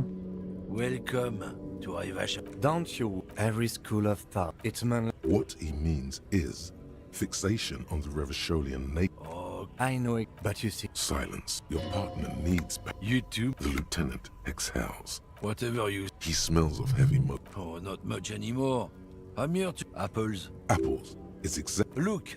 Oh, I'm... Koiko may be another derogative. Yep. In fact, Yokoka. Yeah? Then, I guess... He means the... Yeah, you know. Gradniks. Hey, if the name and description fit by the very... Relax. You've got all... Oh yeah, they're a big... Sure fucking is. We have a guild... Hell no. Trusting... Feels so bad to do. Bastards! Hold on. You here to fuck with us? Beat the honest worker down. We're here to fight for a cause. Besides, rights of people. His manner of... Might be time. I don't trust Carl. Maybe you should ask. We have. So do we, Scab. When a bunch of us beats me. There's something odd in the way he carries himself. His set of clothing looks vaguely mismatched. The different pieces of the attire seem ill-fitting. What does that mean? His shirt is far too small and an unpleasantly tight fit, while the overalls, held up by a belt, seem to fit a man with much more corpulence. You wearing new clothes? He ignores your question, choosing instead to turn to the emaciated workers, raising both fists in the air. The clothes are obviously not his. Silence is the answer. There's something off here, but he won't say what. What's your goal here? We were promised work. We'd be in there, working, if the bastards hadn't shut the gates. And you're unable to breach the Main gate's entrance. locked. And I don't Where he mean talks about head measure. bad. I don't know how the Union has a trained killer like It would be... No! They will. I'm almost back to where I was when I randomly... Oh, there's an autosave here. Why wasn't there an autosave here last time? Would have been nice. You're hazy on the... A kind of a worm. Beats me. Gotta be bloody. Personally, I'd rather beg than scab. We've explained... Big guy. He means the leader of the scabs. I was... Imagine. Psst. Speaking of, what brings the RCM here? To the Wild North? Murder? Murder. That sounds like a lot of hard work. No idea That's what I'm okay. doing. I have no Can you give me idea. some Truth, my money? friend. See if I we can pass help it you this The time. coin narrowly slips by your outstretched... Failed it Oh, I'm sorry. again. Was not meant to... The boyadero stares at you with... Right. Appreciate it. Always glad to help out the RCM. You know, Break the boat. He's a chatty guy. Wants to talk about the strike. my friend, boring. I don't operate... If it's so... Aye. Yeah, then go and you enter the arbor through the office. Está. Don't worry, or you could convert to a Semini supremacist worldview. Not yet, no. Jean-Luc himself would say, sure. What happens if we try to show him the stolen card? The man looks at the colorful piece of plastic, then at you, then back at the card, then at you again. But that's not you, officer. Yeah, it's an old picture. From back when you were not a cop, but a heavy-set, dark-skinned dock worker named Santiago Jean? Yes. Highly unlikely. I've known John for several years now. Also, you told me you're a cop, remember? How did you get his shift card? Now you're in a mess. The time hath not arrived. Sorry. Literally stole it off him while he slept. Oh, John's been out drinking himself blind again? He should watch his step, that John. Can I have the card? No, it will prove useful still. Believe your thieving fingers. Sure. Thank you plenty. I'll make sure John gets his card back. You're quite the righteous man. Honor... You're quite the righteous man. You gave back the thing you stole for no reason. Probably would have come in handy like the game was saying, but Alright, so technically I think now we're back to where we were when the game just ended. Even though that autosave just happened. How come an autosave didn't happen there last time? I guess we didn't make anything that was considered progress. Or maybe there was more than one save I could have loaded. You Rue de Gislain. Gislain? 8B. I want to see this. Does the game just fail if you fail this several check? Footprints in the mud. Heavy workers' boot. Isn't this something? Noted. Alright, so this is where the game just ended when we failed this check. Watch it fail again. Maybe more than 12. No. No. 8 pairs of boots have shuffled back and forth in the mud. Go over them one by one. 1. Standard work boot. Steel reinforced toes. Number 46. 2. Standard work boot. Steel reinforced toes. Number 44. 3. Hobnailed work boot. Steel reinforced toes. Number 43. 4. Standard work boot. Number 45 or 46? Wait, which is it? You don't know. It's a miracle you can tell the prints apart as it is. The cold must have preserved them. 5. Another standard work boot. Steel reinforced toes. Number 44. 6. An aberration. Light as air. Even pace. Same make of boot, but number 41. Male or female? Can we actually tell? Impossible to tell. Okay. Could also have been an adolescent. The gait is undeveloped. I'm pretty good at this, ain't I? You're not bad. It's as if the whole world darkens. Everything else has a thin film of unimportance on it, and the tracks burn in the middle of it, in a strange, beautiful way. Alright then. 7. The glowing outline of a standard work boot. Number 46. But the imprints are twice as deep as the others. The weight exceeds 200 kilograms. Measure it? Yeah. 8. And yet another standard work boot. Number 44. There's an aberration in the pattern of the sole, however. The right sole is smoother, more worn. How many? 8. 400 million. I was pretty off then. I counted 20. Same guys going back and forth? I never got the hang of it. Hyperopia. Do you see anything out of the ordinary? One sole smoother than the other. Interesting. Let's name it the odd soul. Odd sole. Any ideas to do it? Someone operating a workbench with a pedal? Mm-hmm. Like a joiner at the harbor. Or maybe a drummer? Drummer. So one of the people we're looking for is a drummer, you say? No, it's not. Forget I said it. We are not looking for a drummer. Perhaps it could be a driver. A driver would wear out the right shoe before the left. The accelerator is on the right. Nod thoughtfully. We should keep our eyes open around the traffic jam. See whether anyone strikes out as a potential suspect. Seems prudent, no? Yes. Mm-hmm. The heavy one, 200 kilogram imprint. 200? Could it be the combined weight of two people, one carrying the other? Okay.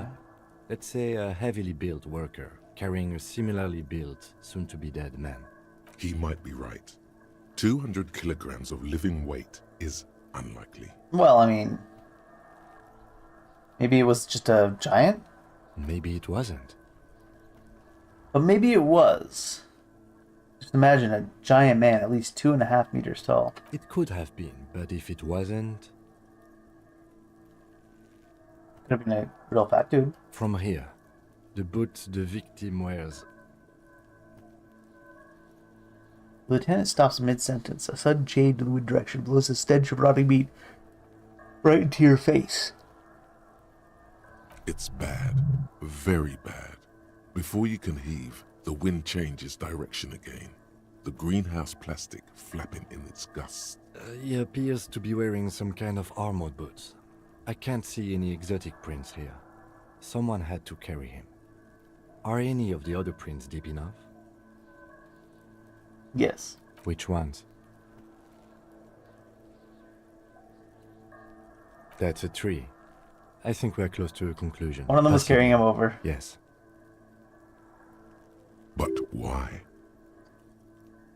Why did they have to carry him? Because he was dead already, maybe? Yes, they could have used a makeshift stretcher or just march him up to the gallows.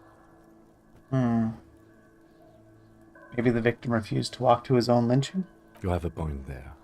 Anyway, it's something to consider. What else can you see? Light step number A 41 woman shoe. or a kid? No way to be sure. Understood. Anything else? How old do you think these tracks are? A week, maybe? 7 days would fit the time frame provided to us by the caller, who reported the hanging. It is not impossible. How do you get on? I pulled last week's forecast for coastal Havashol. 7 days below freezing. The day before, the day of his hanging, was the last warm day.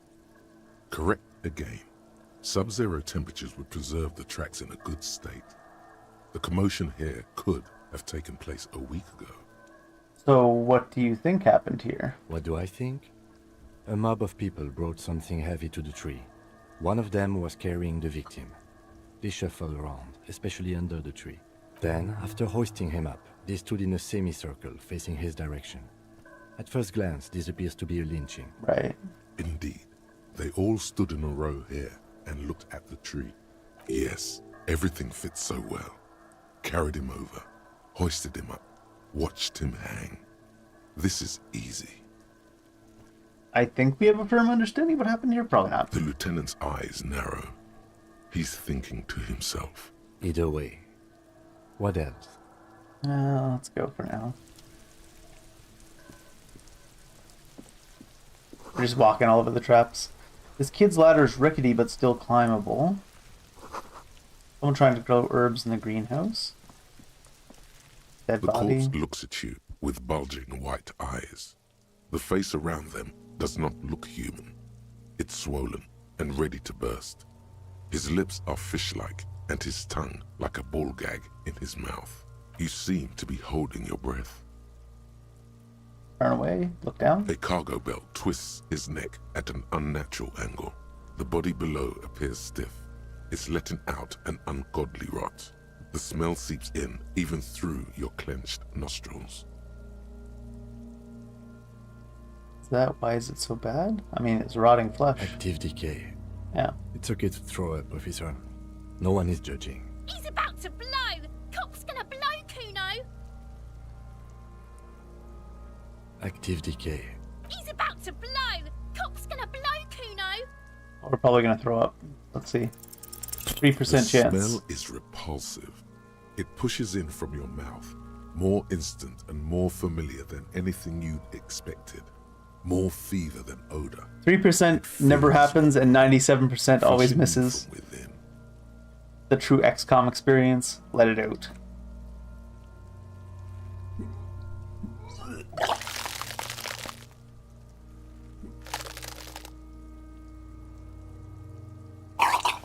Oh, gross. You feel a great force ringing from your stomach. Your body curls and pushes it out, burst by burst, until a pool of vomit lies under your feet and your throat stings from the stomach acid. The smell of Commodore Red rises from the pool. Among it, distilled spirit and bits of shish kebab. Fucking corpse. Keep it. Oh, thanks. The hangover is clearly making this worse for you. You could use some ammonia to clear your head. You think ammonia would help? If you can handle the headache. Some officers use it to deal with cadaverine odor. But not you. I can't handle the headache. Where would I get ammonia? There is Frit nearby, east of the hostel. They usually have a small apothecary. If there's a greenhouse here, and a gardener with a wheelbarrow on the corner of the whirling in rags. If she works here, she might have something for the smell. Pretty clever. Acquiring ammonia will provide a modifier to the white check. Modifiers make checks easier and allow you to retry them. Huh.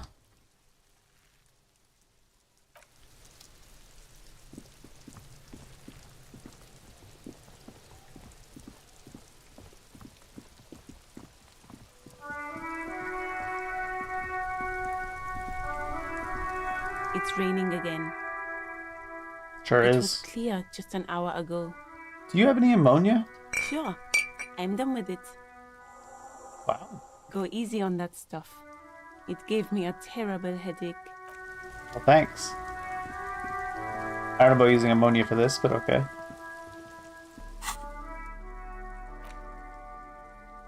We get a handkerchief now, too.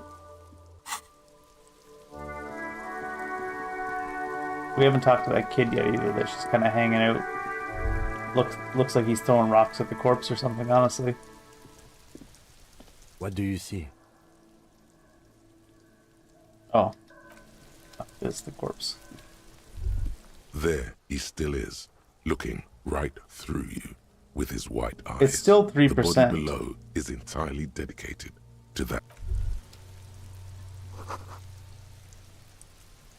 Ladders for kids wouldn't hold the weight of a grown man. Hey kid, you killed this dude? You put him up there? Kuno's got this. The boy is throwing rocks at the dead body. He can't be older than 12. This guy doesn't look older than 12. This guy, however, looks like he's right out of Peaky Blinders. If there ever was such a thing as an ugly kid, then this is it. Goddamn! He's almost exquisite in his ugliness, like a gremlin. He's just like me, for real, for real. Oh yeah, Nappa Gumpy Kuno! That's not the image that was there before. Oh, there's another kid up here. I didn't even notice this kid.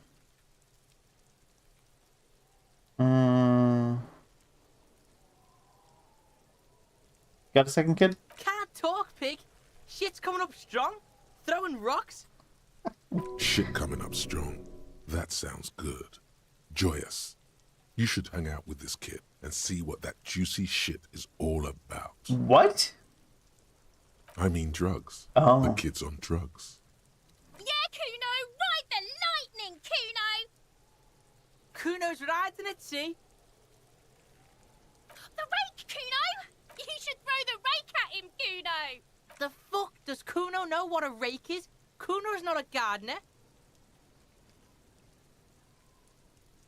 You guys siblings? The fuck are you talking about? Yeah, this game does seem a little messed up. He says we're fucking each other! What? Yeah, that's not what siblings means. We shouldn't do anything. I don't tempt such forces. Forces? You will see. The language these kids are using. Pure, unfettered id. Id? There will be no The hell is reason id? with those creatures. Creatures? Alright, entertain the Kuno. Show me what you got. What you got there? What you got, huh? Show me what you got. What the hell is this? The kid moves his hands like a basketball player dribbling fast. Do you guys come playing crime scenes often? Right, pig. This is where Kuno plays with his little wooden choo-choo. Fuck do you want with it? So he likes trains. Ever climb that ladder? Look at that fucking shit. You're trying to get Kuno killed. So you would say that the ladder is unclimbable. Fuck does Kuno know? Kuno's not a fucking acrobat. Why does this guy talk about himself in the third person? The lieutenant takes a quick note in his notebook. You're getting notes out of this, Kitsuragi? It's a trap, Kuno! Don't climb it, Kuno! Okay, what about this greenhouse? Dunno. Kiptas gardener used to work there. Kipt is a pejorative term used to describe people of South Seminese or Thanks, Encyclopedia. Erie descent. It used to be a common first name among the Erie Uppergites of Ilmara. Not so much anymore. Hold on, though. The gardener used to work there? Yeah, that's what Kuno said. She couldn't handle the heat, so she took off. Kuno can take it. Shit's nothing to Kuno. You mean the woman by the whirling and rags, that gardener? Look, Kuno doesn't explain shit. Kuno just says shit. What?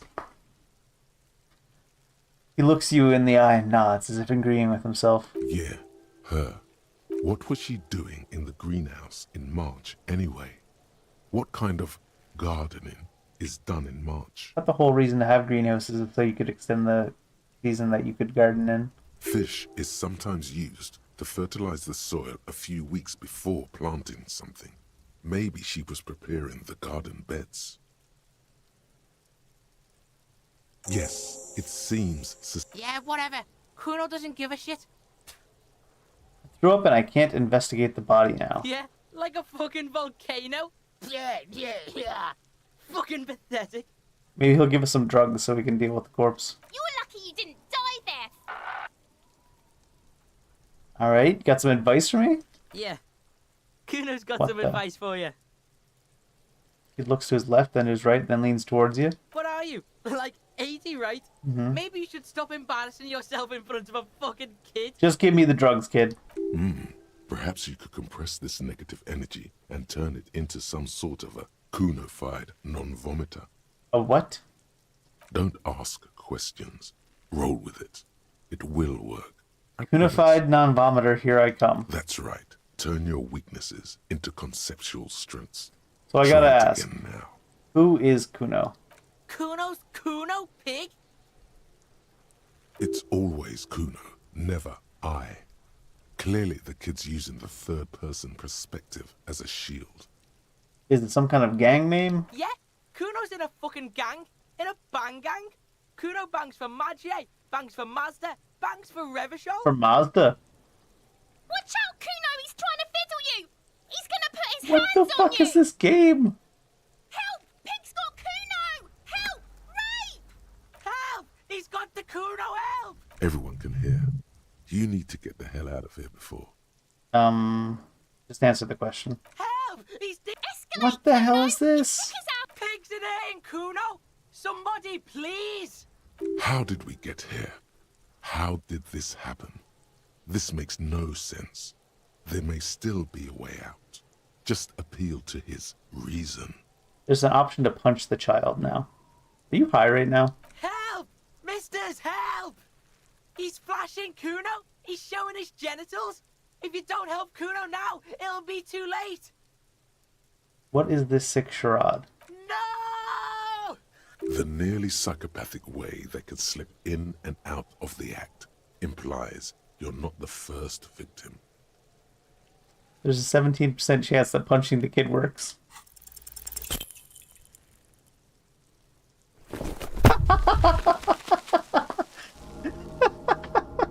We took damage.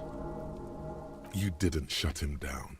Your fat fist didn't meet. If I don't heal right here, I die, I think, right? It pulled you down with it.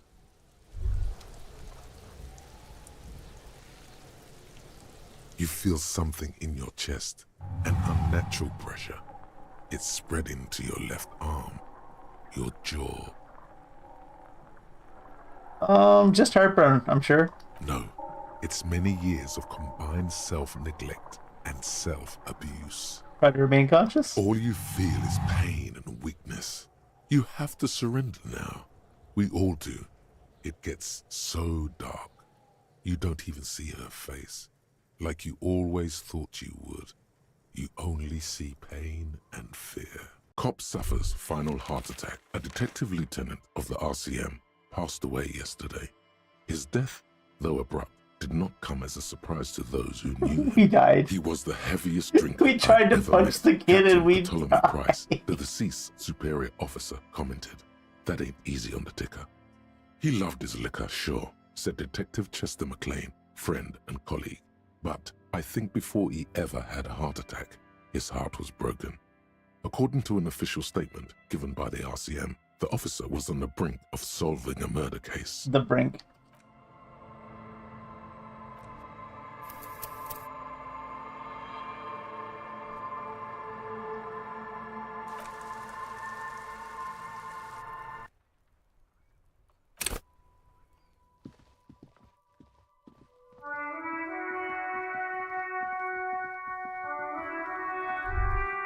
Did I do this yet? There are several footprints in the mud, left by work boots, maybe more than 12. No, 1, 2, step 3, 4. Gotta go 5, through this again real quick. 6, 7, 8, and How many? I was pretty off then. I counted 20. I never got the hang of it. A woman or a kid? Understood. 200. He might be right. Maybe it wasn't. It could have been, but from here. It's bad. He appears to be. Wind keeps changing. Are any of the prints deep enough? An obese person is becoming less likely. Possibly. But why? Yes, they could have used a mix. Even easier to carry on a stretch. Interesting. Let's someone operating a workbench. No, it's perhaps it could be a driver. A driver would wear out their right shoe before the left. We should keep our eyes open. A week? It is not impossible. I pulled last week. Correct again. What do I then after hoisting him? Indeed, yes. The lieutenant. Either way. A quick save after like every conversation, in case I just fail a skill check and lose the game. Magnesium.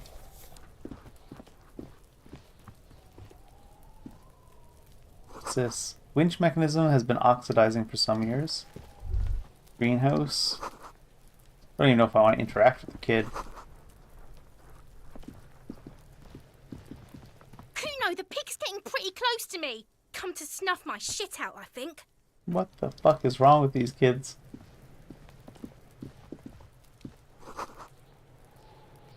The letter R wears a crown on the ribbon below, a light above descending. The corpse looks at you. You seem to be a cargo belt twists. Activity kit. He's about to blow. The smell is You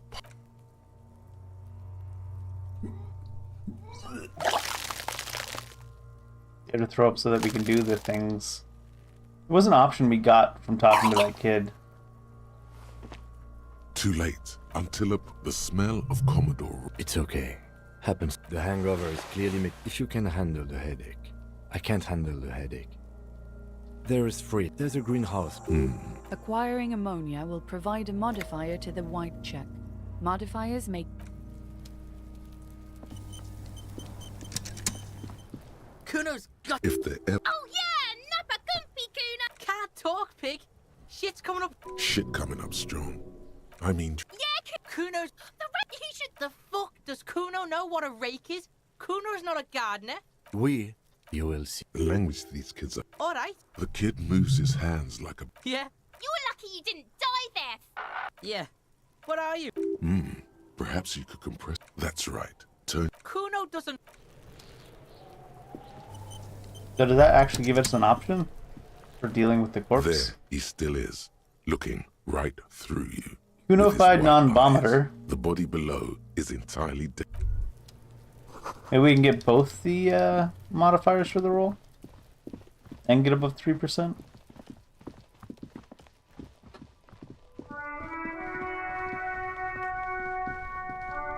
Hello again, officer. Sure, I'm done with it.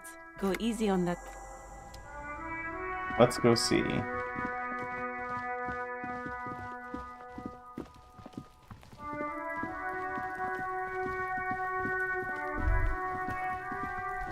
There he still is, looking. Oh, it's right 8% now. Maybe we save scum it, seeing as how failing the save seems to lock us. Is, looking. The ammonia only makes it worse. The combination forces the second time, not so much. When the vomiting is done, your cheeks are wet with tears. How do we still have more stuff to vomit out? The ammonia didn't help at all. Nor does the wind right now. I've seen strong men turn themselves inside out for hours. You are facing tough odds here. Alcohol withdrawal makes it considerably harder. Do it without me, I just can't keep it down? This is a two-man assignment because it needs 2 officers to complete. I need your help. You need to get your shit together. My shit is already together? No, it's not, officer. Okay. We should go talk to the locals. Find something else to do while the wind changes. It's pretty bad right now. Thought gained. Volumetric shit You've gained a compressor. thought. When this dialogue is over, go to your thought cabinet and internalize it for special bonuses and effects. Give it half an hour. Get yourself together. The thought cabinet?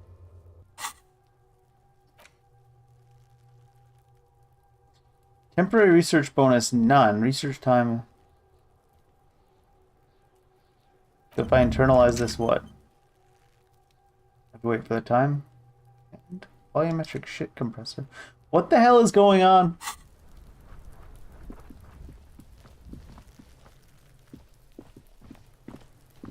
Where did I find $5 last time?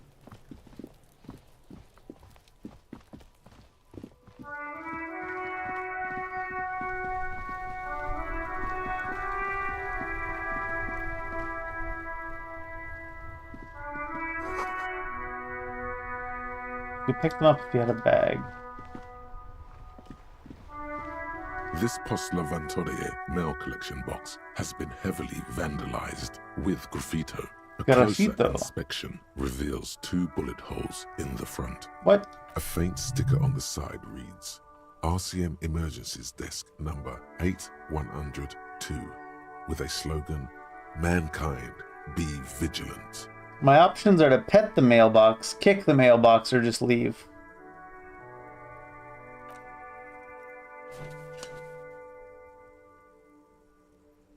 The box seems happy. Eat shit, pig, fucked by the coon, and St. G with a crown have been scribbled on it.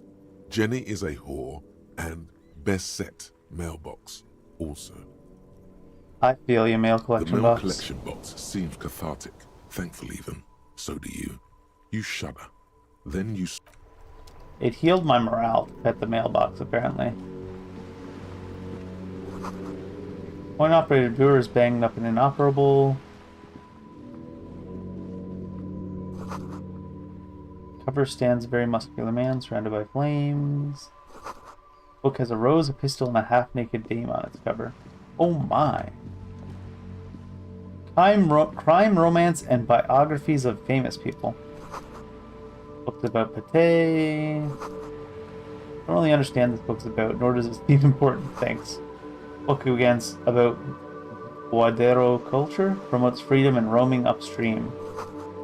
Book about the future, the government reads your mind using radio technology. I mean, yeah. Hello, That just sir. goes without saying, though, Step right? right in. The store is open. But I am the law. I know, sir. Are you interested in a new and exciting book? No, we just need to ask you some police-related questions. Okay, sir. I'll try to answer any questions you have. I hope they're about books. I like how the only question we have is, what's your name? My name is Annette, sir. My mum, her name is Plaisance. She owns the store. She's inside minding the register or organising the stock. Okay. Girl gazes at the window, then suddenly jolts, her eyes wide as if recalling something. Feel free to step in and browse our wares. And you're standing out here in the cold because... I'm signalling that the store is open. Otherwise, people might not know. They'd miss out on the crime, romance, and biographies of famous people. Okay. So I should have a word with the store owner? Oh, no, sir. I'm happy to help Mum by luring in customers. Besides, I have some hot juice in my vacuum bottle to keep warm. Shouldn't you be at school or something? I do my studies at home at the moment. I Oh have no, to she's help Mum homeschooled. keep this place Yep. running.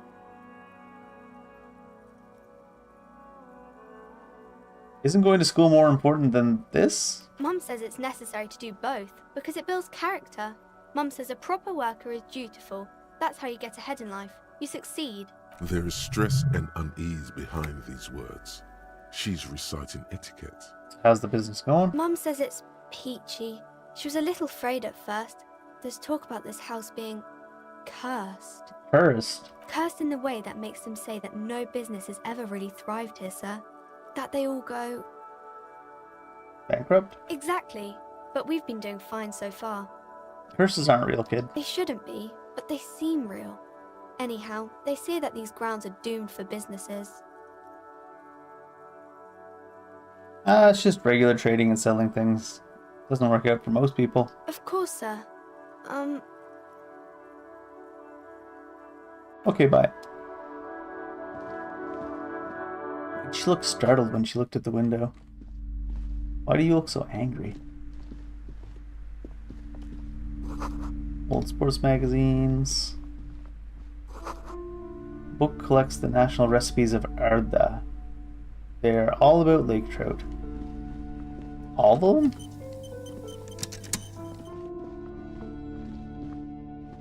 These shelves are overburdened with books from the same series. You see the name Dick Mullen over and over. A couple of spook novels hide amidst all the detective books. Thrilling tales of spycraft and daring do. Look through the books. Crime fiction is a disgrace. An asinine misrepresentation of the physical attributes of the arduous everyday work of It's not that actual police serious. officers. These books greatly overstate the excitement of police work, glossing over how long it takes to actually follow up on leads and eliminate dead ends. What's more, they completely ignore the psychological hardships of year after year coming into contact with people during the worst days of their lives. Not a single mention of all the stress this work creates upon the officer's family. Detective fiction just doesn't tell the truth at all. Now, would you like a list of all the books found on the shelf? Sure thing. You see Dick Mullen on the job. Get me Mullen. The stalwart, a killing is declared. Dick Mullen in the murder house. Dick Mullen dies? Oh no. Turns out he faked it to solve a case. Oh, are there any more? Yes. There's also the dame who did it. Tragedy calls for Dick Mullen. After all this, you still haven't found the answer to the one question that matters. Who is Dick Mullen? Why is this a reaction speed check? Who is Dick Mullen? Your attempt to grasp at the answer And we failed another 72%. It seems very close by.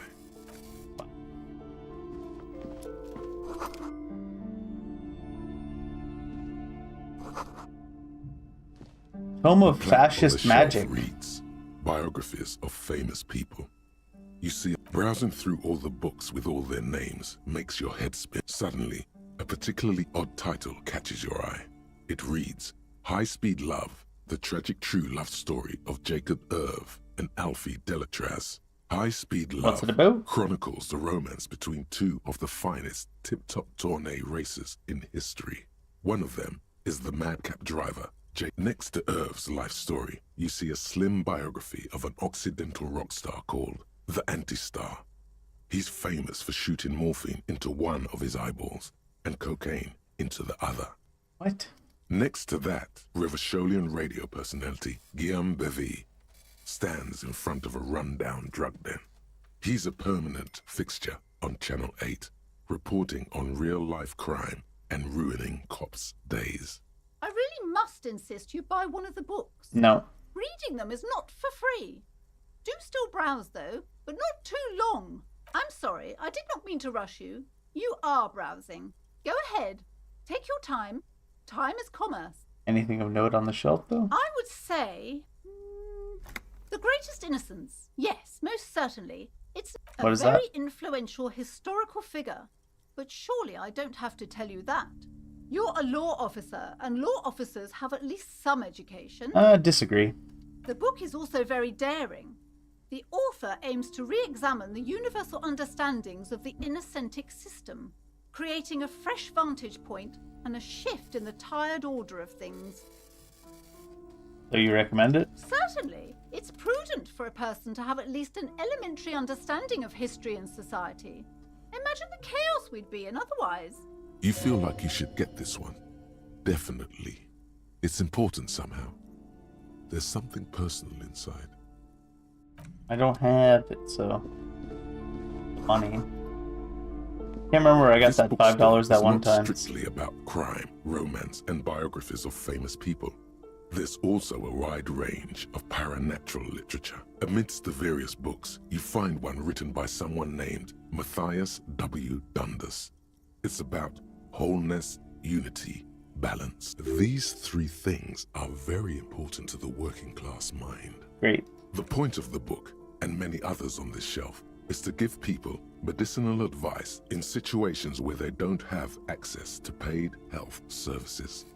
How does that work? It serves platitudes, while also telling everyone that traditional medicine, the kind people don't have access to, and which costs more than this book, is garbage, and would only give you cancer anyway, without even curing your cold or anything.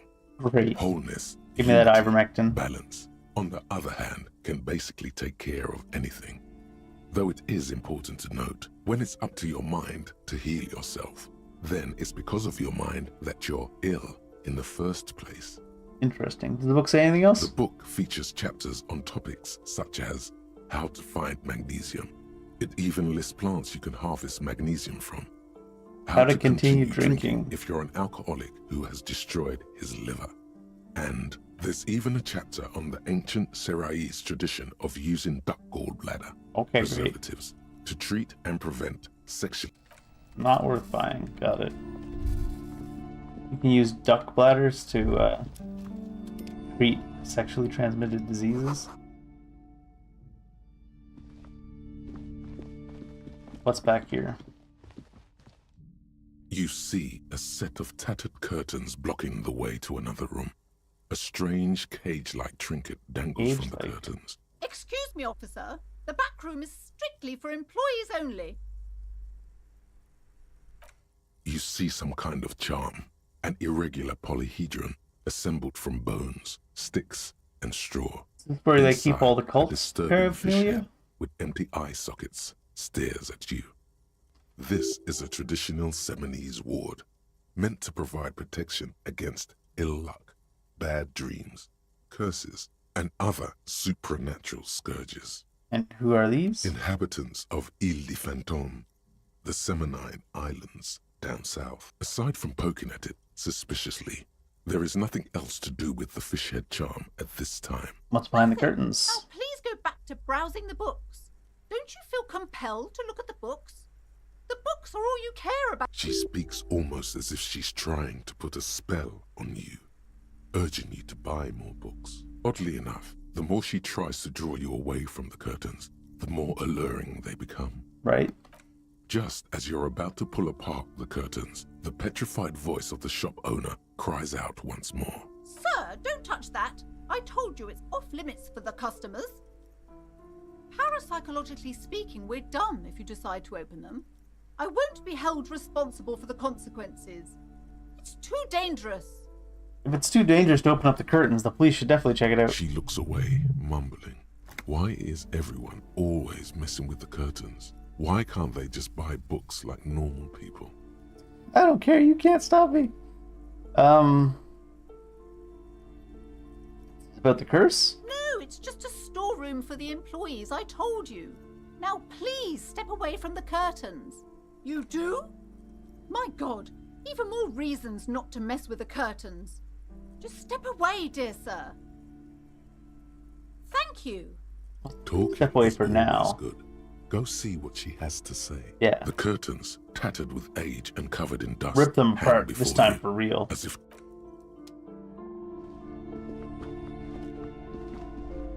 Welcome to Crime, Romance, and Biographies of Famous People. Be welcome, and please take responsibility for the energy you bring into this space. Before we go on, you seem to be well off enough. Can you give me some money? Sir, don't be ridiculous. I certainly will not give you money. Aw. I would be doing you a grave psychic disfavor. One has to earn one's success, even if one is a police officer. Handouts are nothing but manipulation. All they do is make you dependent. certainly there are good things to be said about dependence.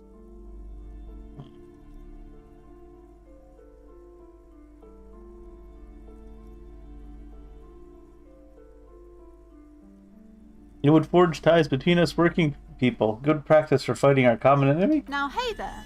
Sounds like someone isn't taking responsibility for the energy they bring into this space. Oh, no. Fighting enemy. My philosophy is everyone just getting along. So you're the owner of the store? I am. The proudest owner of our little shop of culture. Why does this sound so aggressive? Farewell for now, book peddler. Why are you so uptight about the curtains? I already told you. Yeah, but... Just let it go, officer. Go buy some goddamn books. You're supposed to be drawn to the books. She recites it like it's a poem, or like she's playing a role she's grown tired of. She's so tense, it's a miracle she hasn't snapped in half yet. If it's just a storage room, wouldn't hurt if I peeked inside. It's not like it's cursed, right? No! She wavers under your gaze, mouth pressed in tight-lipped frown, then she breaks down. Okay, fine. It's just because this place is cursed, just like everyone said.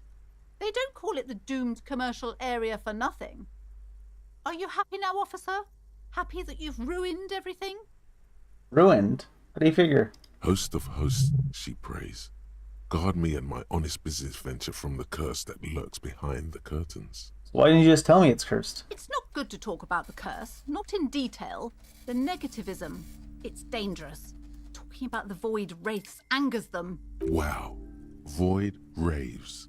You have new words. New words or no words? How does it manifest itself? The curse is so much worse than you could imagine.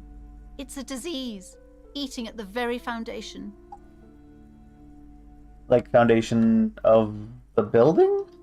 It's the curse of financial distress, Oh, great. of ruin and bankruptcy.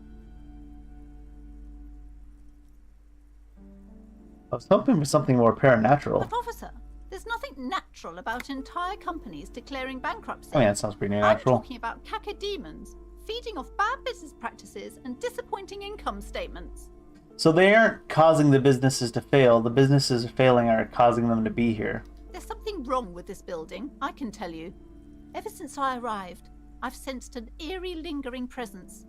As if I was unwanted here. I could investigate. Most certainly not. Aw. I don't want anyone who's not familiar with the psychic arts to get involved in this mess. Stay away. Leave the spirits be, so they can return to their slumber. My liege, you know what this case calls for?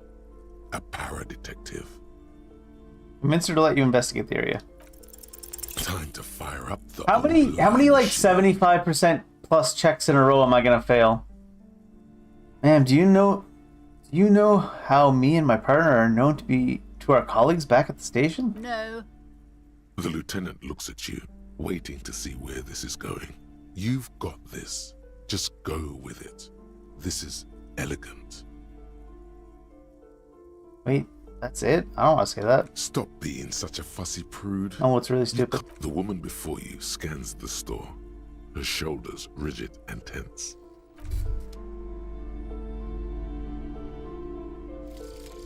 What's this? Volumetric ship compressor. Oh, this is... What does this do? Bizarre scientific news from Revachol West today, where a police officer's shit has been observed at a pressure of around 495 gigadecimals. These metallic hydrogen levels of shit.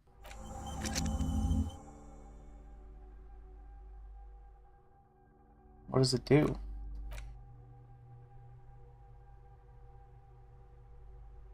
Takes skill points to forget. -1 composure, -1 logic.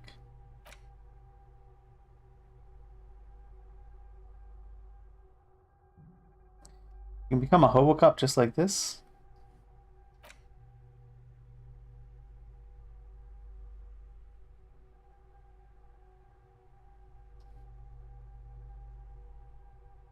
Oh, this is we pretend we are Guillaume?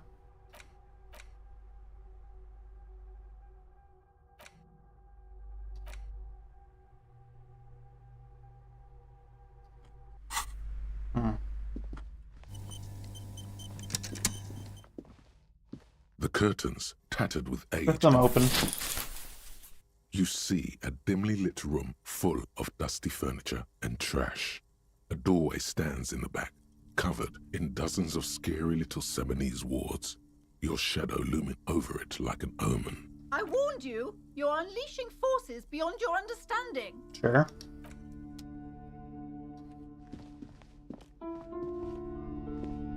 I don't understand much in this game, so that's not surprising. That ghostly silhouettes of hair dryers.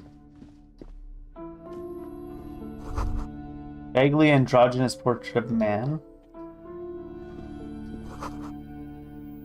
Looks like Guillaume Lemillion, that hair poster.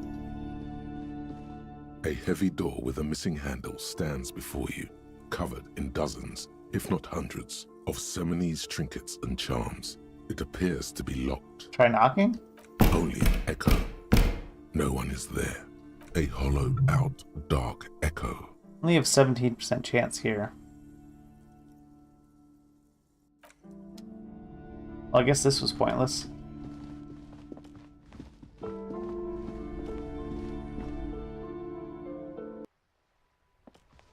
Hello again, sir.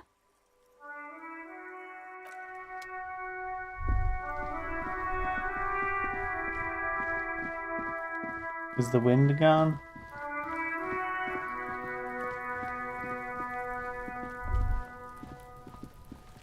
There he still is, looking right through you with his white eyes. Apparently the body shit below compressed is helps for entirely this. dedicated to that corpse smell. Emitting it is all. As you breathe in, the odor comes over you. It's a smell of the mind telling you to run, and your stomach to wring itself empty.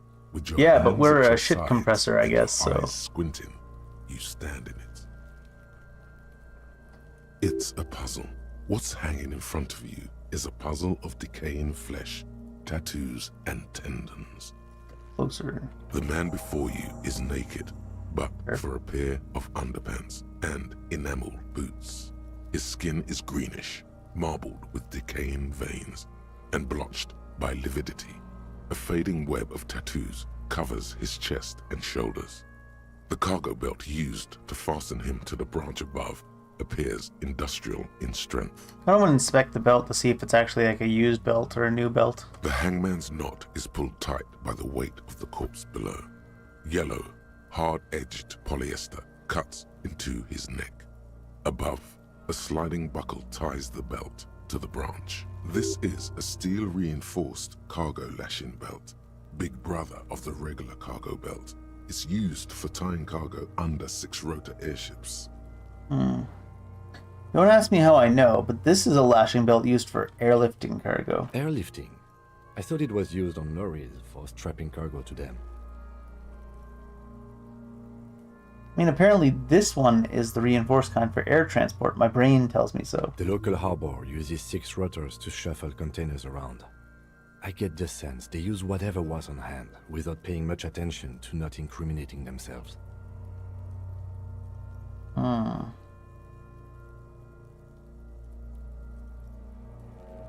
So we're assuming the dock workers did it? The brief suggested as much, politically motivated by the ongoing strike.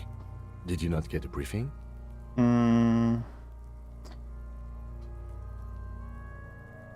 My past has undergone total annihilation. Nothing remains. My mother, the love of my life, certainly not a briefing. Okay, you should ask me for one the first moment we get. Right now. How'd they even get him up here? A noose is one of those things that's easier to use one way around. Did they climb up using the kid's ladder? That ladder can't carry a grown man. I didn't see any splintering either, did you? I think they lassoed the branch, then pulled on the belt to close the buckle. Could be. The shape of the branch supports the theory. Okay. I was afraid it would be. Thin steel wiring, parallel strands. This makes getting him down more problematic than I had assumed.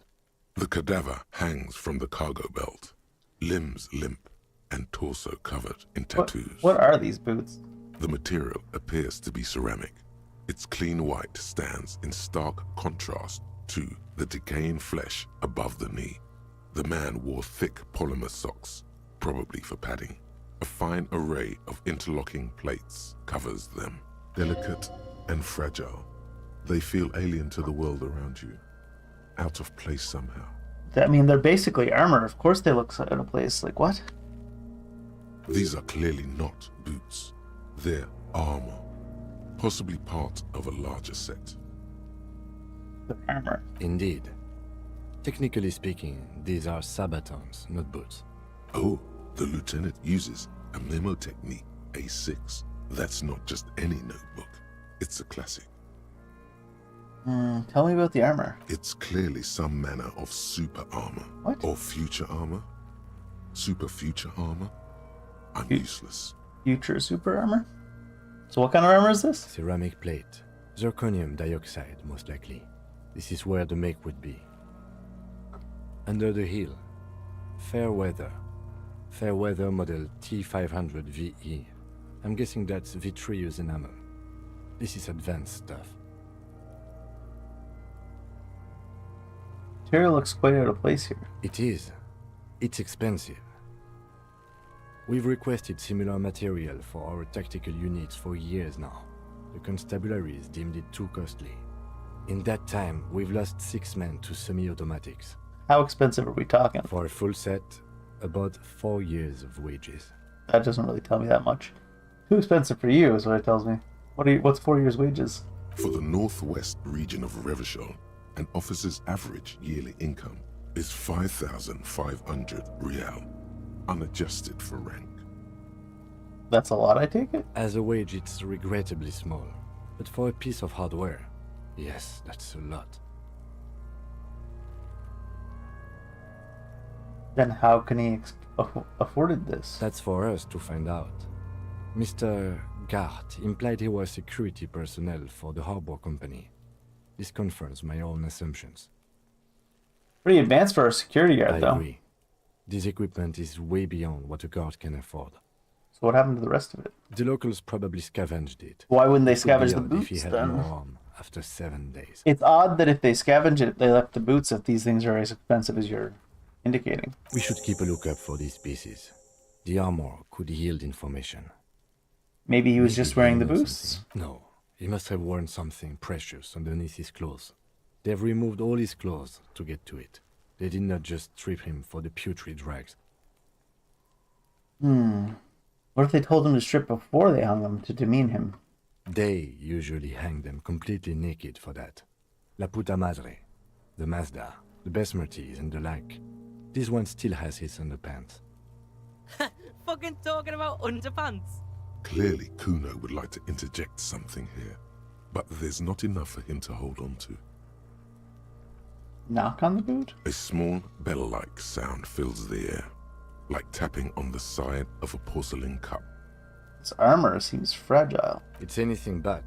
This material is a kinetic redistributor. It spreads kinetic vibranium. energy horizontally, from plate to plate, dissipating it entirely. See? Faint, organic lines cover the plates where they separate into smaller ones. These plates then divide into smaller plates until there are hundreds of them altogether, like whirls of floorboards. The design looks organic, influenced by highly resistant wood materials, like lignum vitae and ebony, perhaps. Oh no, he's got lignum.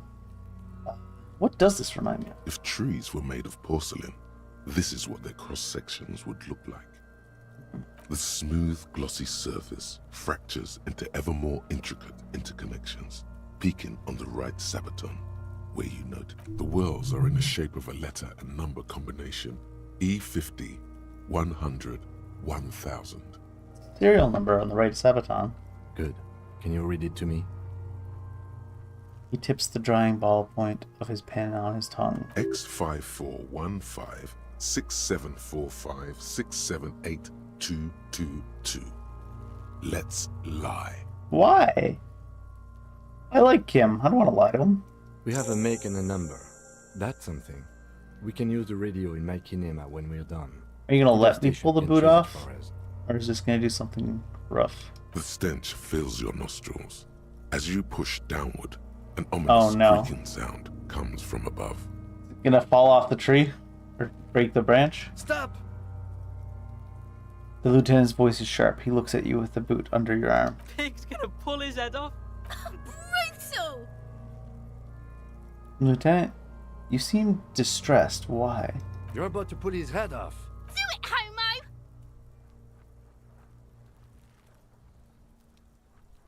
Do what? Pull his head off. There's no point performing an autopsy if you do.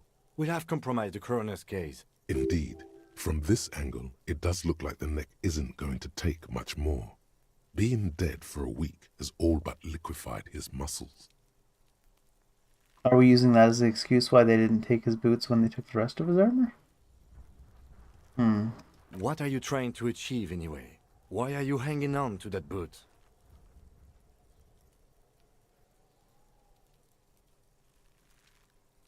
We're detectives, man. There might be clues inside. You don't know. How many clues do you need? You already found a number. Besides, there's no way you're getting them off. All the organic matter in his body has been flowing down into the boots. They are fused to his feet now. Why do you think the locals haven't scavenged them yet? The reason we're claiming the locals haven't scavenged them is because they waited too long and all the organic material flowed down into the boots and now they're fused. But there was people that were willing to hang him. Why wouldn't there be people willing to cut off their legs and take the boots?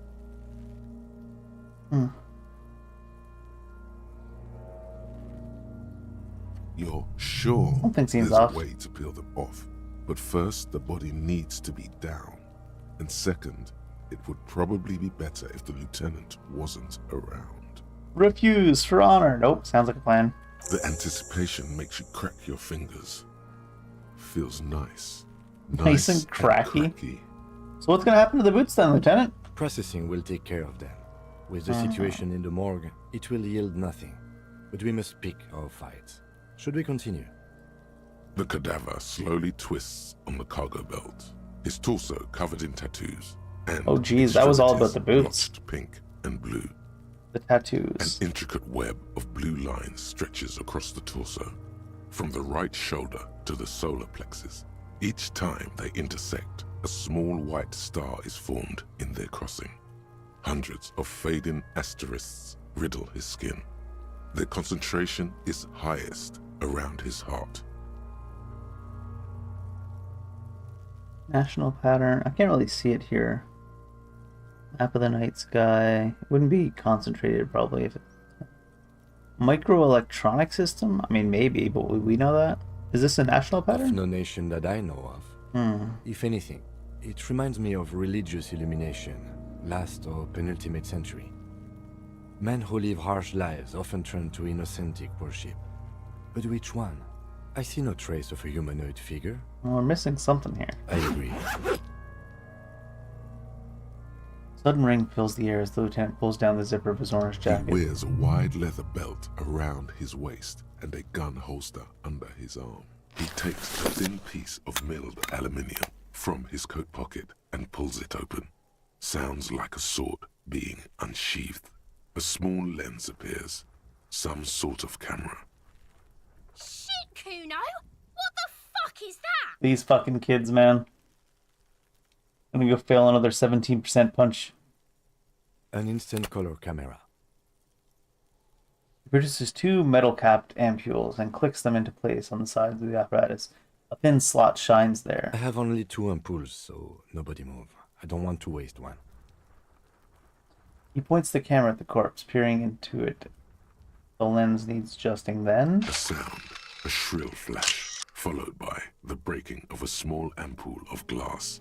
You see streams of color pour onto the thick, glossy piece What kind of a paper, camera is this? rolling out. In case we need it.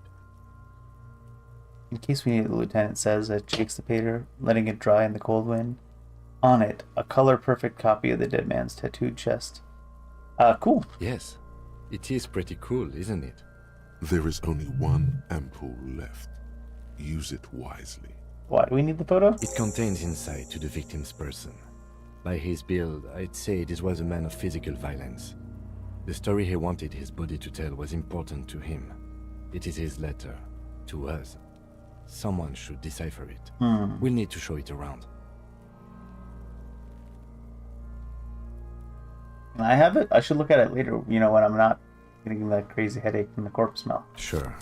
Just don't lose it. Wow, he hands you the piece of rolled up photo paper. It's no larger than a pack of cigarettes. The glossy-eyed corpse looks by, his mouth mute and his skin as colorful as the chemical rainbow on the photo paper, teeming with opportunistic organisms. You've acquired an interactable item.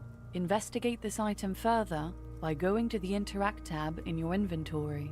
Look him in His the eyes eye. are milky white and blind to the world, protruding comically from their sockets. There is no one home, just subaquatic terrors there. Dark brown hair grows on his head. His face is ready to explode from the organic processes inside. The death's head grin has passed. What remains is an unrecognizable mess. Inland Empire, tell me, who are you, dead man? The corpse is dead silent. Who is he? He is male, 4250, with an athletic build. I guess. The corpse looks right through you as you narrow your eyes. The monster before you blurs into a violent mess of green and pink. This is a trick. You've done it before. Pink is where the blood settled in the first hours post-mortem. You can use it to see if the corpse has been tampered with. Does his position at the time of death match the discoloration? Do we have some kind of like super detective vision? Only the lower extremities are pink with a dash of blue. His fatted hands, thighs, and his neck, just above the noose. The rest of the corpse appears dark green in the cold spring air. His face and hands are pink, thighs too. I see it. His neck too. The lividity goes right up his chin. We have good, well-pronounced discoloration here. The monster comes back into focus, an explosion of color, coursing with dark marbled veins. His stomach appears pregnant with something. Black liquid streams down his thigh and onto his boot. What the? So, what do you think?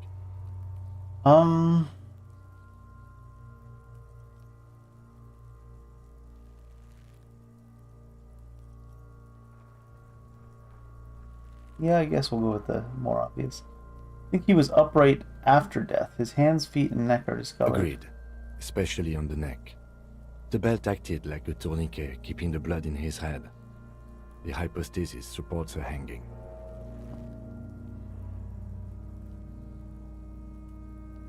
But maybe he was strangled by someone. Yes, there's always a chance we are wrong.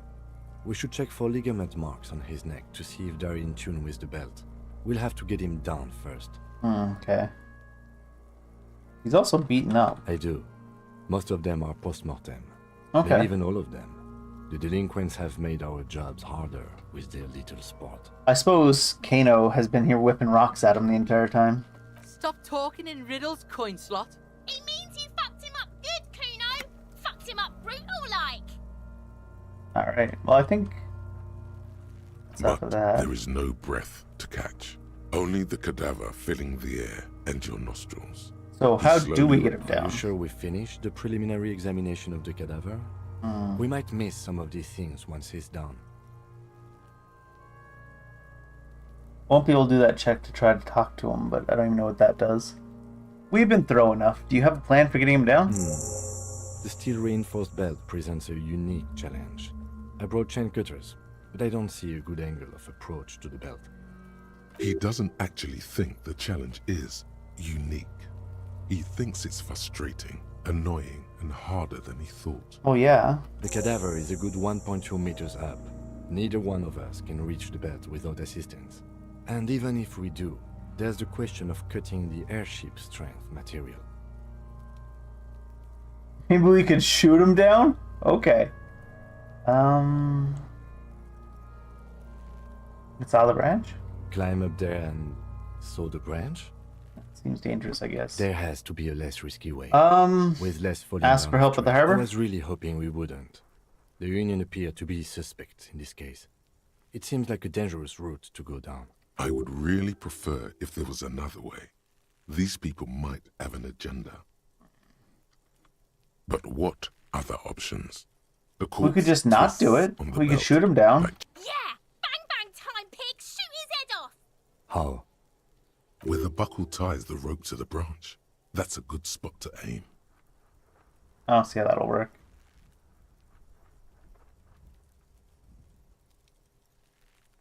Just shoot the bullet will break it. Shoot the buckle, see what happens. Where? Ah, yes, I see. If the shot hits that, there might be a chance to release the belt. Don't we have a ladder anywhere we could borrow? Yeah, now we're talking. Entertain a Kuno with some shit. They'll miss! The pigs will miss Kuno. I'll let you decide, sir. Silence. With his elbow sharp, the lieutenant unzips his jacket. I believe in Kitsuragi. And produces a lightweight firearm. He drops a paper cartridge in the barrel, separates the scouring stick, and gives the cartridge 5 tucks, securing it in place. That's a Kiel A9090 Armistice, mass-produced muzzleloader, ascetic, frugal, one of the most common firearms in the world. He then steps back and assumes the fellow's desk position, taking aim. The corner of his eye twitches. His finger is on the trigger. Shoot that mother lover down. He's gonna fucking miss! The kid's voice is drowned in a shrill blast that echoes off the walls of the surrounding tenements. A cloud of smoke slowly parts in the air as the lieutenant steps back and says to himself, God damn it. Oh. A lot of things were wrong with that shot. The fellow's test was the wrong choice. His shoulders were raised, but above all, he cannot trust his eyesight. Fucking idiot! Mukabat asshole! What the fuck? Kuno could have hit it easy, but then Kuno's not fucking handicapped, is he? Try again? No, we are lucky as it is. We didn't break anything, and the victim remains uncompromised. Any more mistakes could put us in an unfortunate position with the locals. We It's had okay, eyes on man. us. Kuno's sorry too. Kuno feels sorry for the Beano Cloud. The lieutenant doesn't say a word, just looks at the gun in his hand. Well, what now? I have to say, it's beginning to look unlikely we can get him down without assistance. Yeah. You know, you don't feel like too bad of a shot yourself. I can try to shoot him down. It's bad as it is, us shooting firearms like punks here. Go ahead, I'm not stopping you. Just don't hit the victim. I'm gonna need your gun for this. They only have one gun. We've got one gun, and we have to share the gun. Oops. This is the sorriest pair of pigs Kuno's ever seen. Officer, why do we only have one gun?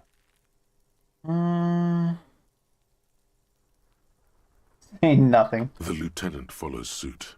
He finishes loading the gun in silence, then hands it to you. Time to fail the skill check. Banana boyka. Take it and shoot yourself in the mouth. Jesus Christ. I only just noticed that one of them is named Kuno and one of them's Kuno S. Feel the weight first. The cold piece of bakelite and gunmetal is surprisingly light. Your fingers fit right through the guard, instinctively resting on the trigger. The fuck are you waiting for, Kuno? Tell him to shoot himself in the mouth. Point the gun at the belt. The buckle comes into focus in your sights. You stand with your feet planted firmly in the ground and your left hand supporting your gun arm. Why don't you just shoot yourself in your mouth? At least you won't miss. Do we point the gun at the kid? 42%. Close your left eye Your first. field of view narrows. The branch slowly moves, becoming entirely two-dimensional. The metal buckle glimmers, catching the noon light as the corpse slowly rotates. The slow movement of the branch in the wind and your shoulders directing the gun sink up, dancing hypnotically. Look, he's crying. You gonna cry now, fucking faggoty? What the hell? We failed a bunch of checks in a row. Surely we won't fail this 58.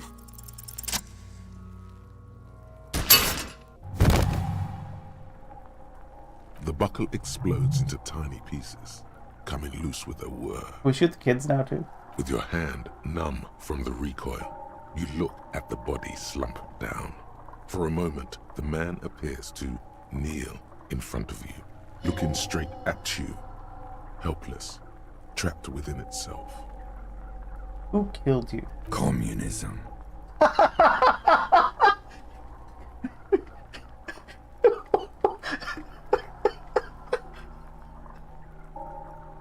What?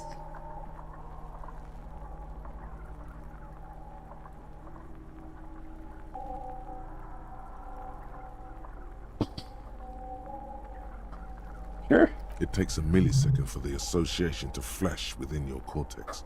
You have no idea where it's coming from, only that it's right. Oh, we know it in our heart. That's true as well. Then the rigor in his muscles gives up, and he smashes sideways into the spring mud, letting out a horrid stench. Oh, we leveled up again. Communism. Is that his way of saying? Is that his way of saying the Union killed him? You've been policed. Ace is high. The lieutenant raises his hand, waiting for you to slap it. The ace is high, a custom invented by the aerostatic brigades during the revolution, is used to celebrate success in Revachol, especially in sports. The gesture is spread across the world, despite the defeat of the revolutionaries themselves. Slap it. Oh, there's no sound effect for the high five? The lieutenant takes a little hop to perform the customary salutation. Your palm hurts from the slap. It's precise and down to the point. I knew these guys were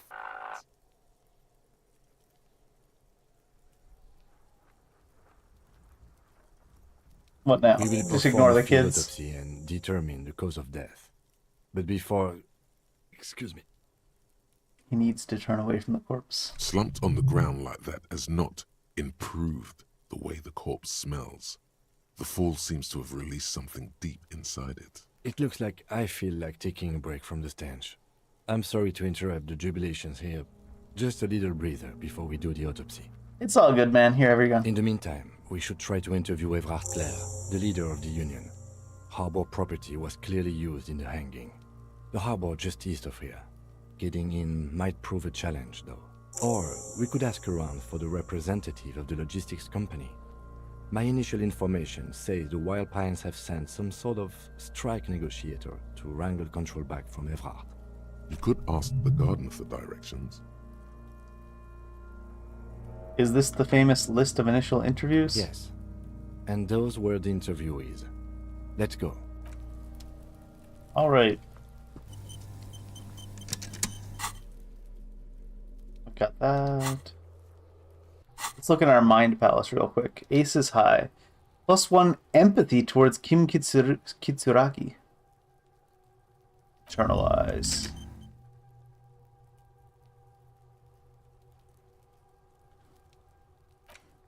Oh, you can do multiples at once, maybe?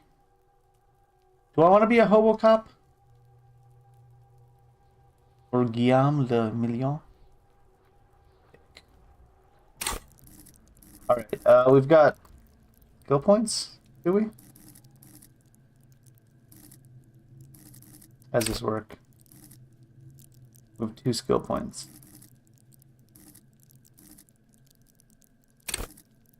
I kind of want to get pain threshold for that door.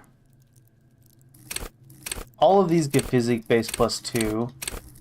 These all give +4 to this. These all give basically +1 to psyche.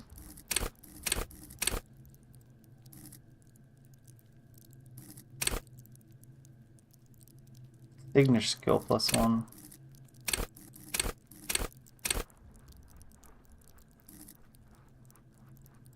Fascinating trivia. Deduce the world. Rigorous intellectual discord. Lie and detect lies. Creativity, see art in the world. Make laws of physics work for the law. Visual calculus seemed really useful. A couple times we used it. Keep your poker face. Master lockpicks and pockets. Sneak attacks. Reaction speed. Perception. Don't let the world kill you. Damage -1 on that.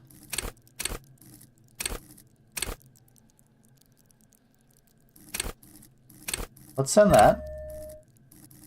The 1 endurance. Oh, you can revert anyways, apparently. Let's get a visual calculus.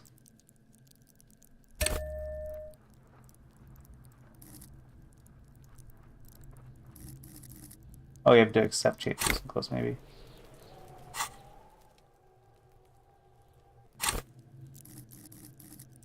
Oh, you can't revert anymore.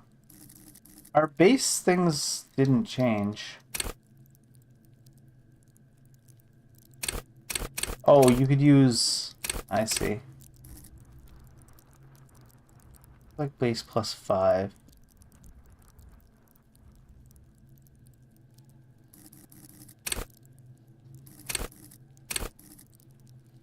You could have taken some of those skills and put them right into stats, maybe.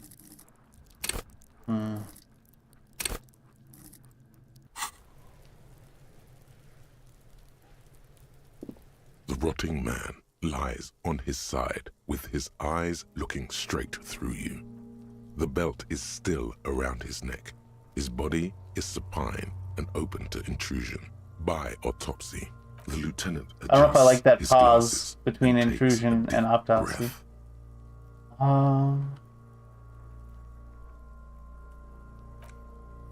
I think Kim said we needed to take a break before we did this. Oh, let's see what happens if we do it without taking a break. The For Kim's rotting sake. man, the lieutenant adjusts his glasses and takes a deep breath. What exactly is a field Come autopsy? on, officer. You know what a field autopsy is. You've done 100 of them. Uh-huh. What you do know is, at 18.9 kilometers, the dormant shield volcano, Corpus Mundi, is What? the world's highest summit, and the failure of the 38 single, Et puis descend To crack the top 20 was the death knell of disco. But what a field autopsy is, you have no idea. Did I not get the gloves this time? It's getting really late. I do. Is there no hand slot? There it is. Those gloves don't seem like the best for autopsies. Got my gloves on. The rotting man, the lieutenant adjusts his glasses and takes a deep... Come on, officer. What you do know is, at 18.9 kilometers, the dormant shield volcano, Corpus Mundi, is the world's highest summit. I have no idea, you're wrong. Clap your gloved hands together, let's get in there. There truly is a time for everything, even for yellow gardening gloves. However, they are lacking hygienically. I suggest you get in there in limited capacity. Alright. I'll ask you when I need you to. For the most part, maybe I should handle the contact and you take notes? Okay, where should I take these notes? In your paperwork, officer. Just fill out the field autopsy form. You're not gonna believe this. I think I lost my paperwork. Now they only have one paperwork too. Officer, what haven't you lost?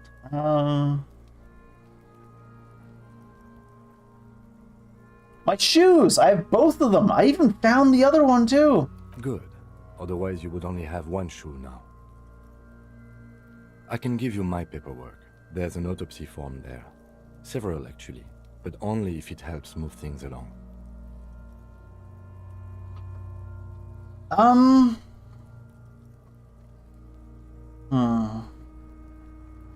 Let's go find mine, maybe? Let's work off yours for now. Right. The autopsy form is near the end.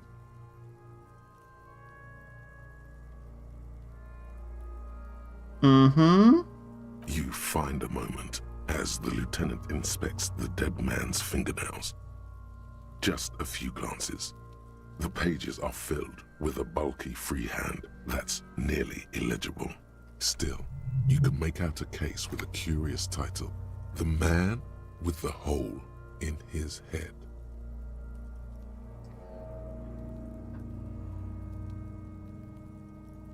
I don't understand what he's written about the case at hand. It's very hard to draw conclusions. All you can make out is that he is in a hurry to solve the case. The tempo of the handwriting says as much, and that there are a lot of notes in there. Most of them are made prior to arriving at the scene, in preparation. It's not spelled out explicitly, but the lieutenant fears a tear is forming between the liberal moralist establishment of Revachol and her populist citizenry. This populist force, a potpourri of far right and left, is exemplified in the Débardeurs Union.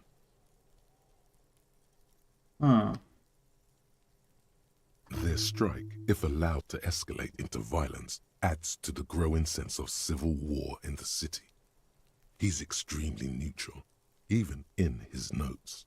But avoiding this escalation is Kim's primary concern when dealing with the situation in Martinaise. This appears to be a case investigated about 3 weeks ago. A workplace accident. The titular character's wife tries to get compensation. The company was not forthcoming. It's hard to make out if the hole was fatal. A non-fatal hole in your head? That's just your mouth. Anything about us in here? Maybe you're imagining it, but there are some remarks in there, and they're not all negative. You're referred to as the 41st by your station number, and what? And the 41st comes off as a moderately competent detective. Yay! We're not a complete failure. Here it is. What? Open the notebook at the field autopsy form. The dead man stares in silence as you crack open the ledger. The bright red paper is covered in boxes and lists, describing the condition of his skin and organs in 3 parts. Above those, an 11-field info form needs filling out first. It begins with... Let's jump ahead to the 3-part summary. No. Let's fill out the info form first. Oh, fine, Kim. Okay, 1. Assistant. That's you. Only the first question, I already don't know the answer. Not an energetic start to an autopsy, I agree. Pig's messed up. Kuno feels pity. Just leave it empty, officer.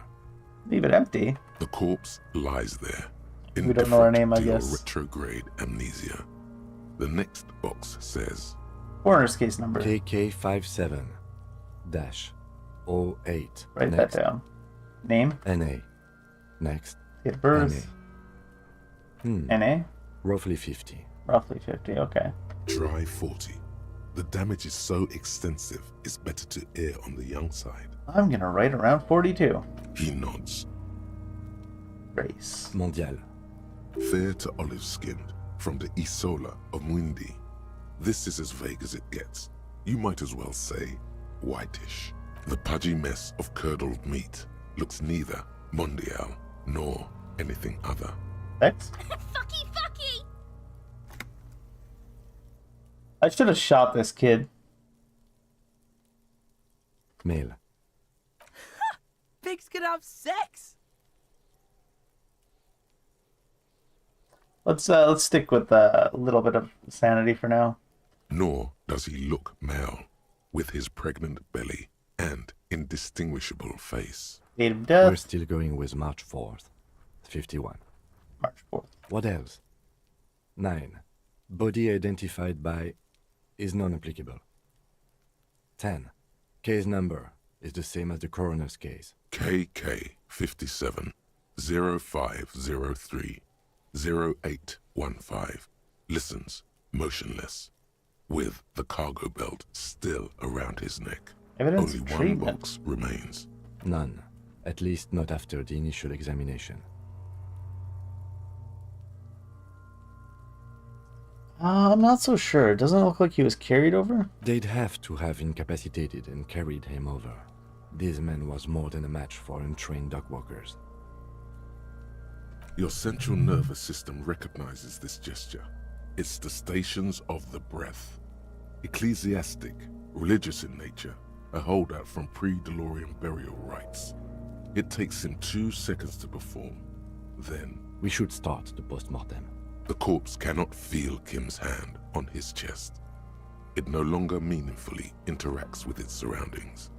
A thicket of boxes and lists on red copier paper tries to answer why.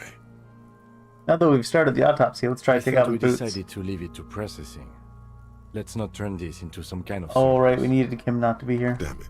This is turning into some sort of mega puzzle. Okay, so you can sneak out of your room maybe, after he's gone to sleep.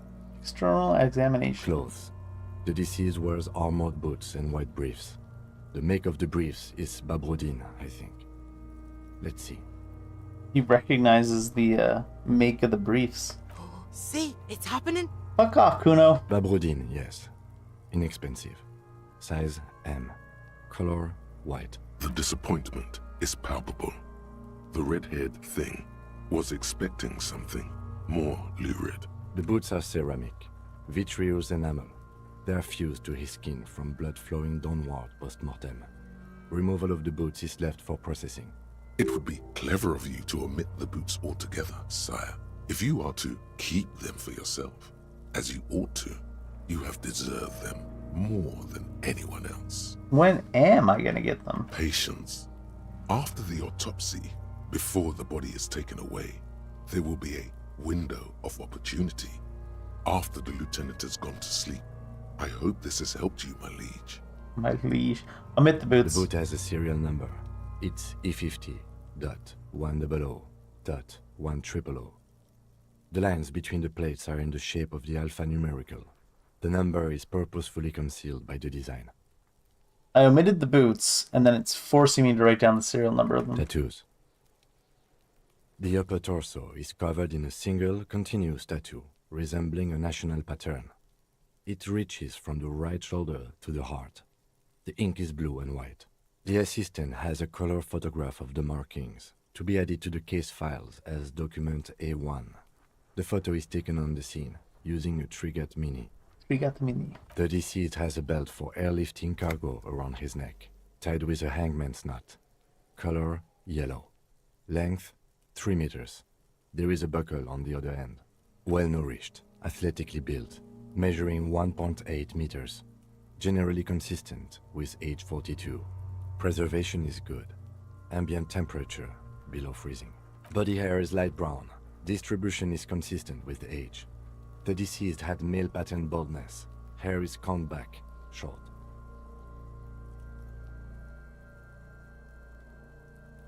Touch the corpse's hair before moving on? The hair under your latex fingers feels cold to touch.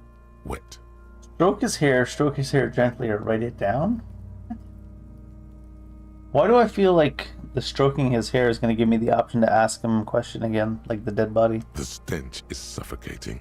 Strands of dark brown hair start maybe sticking not. to the latex of the glove, like thread off a rag doll's head. Maybe not.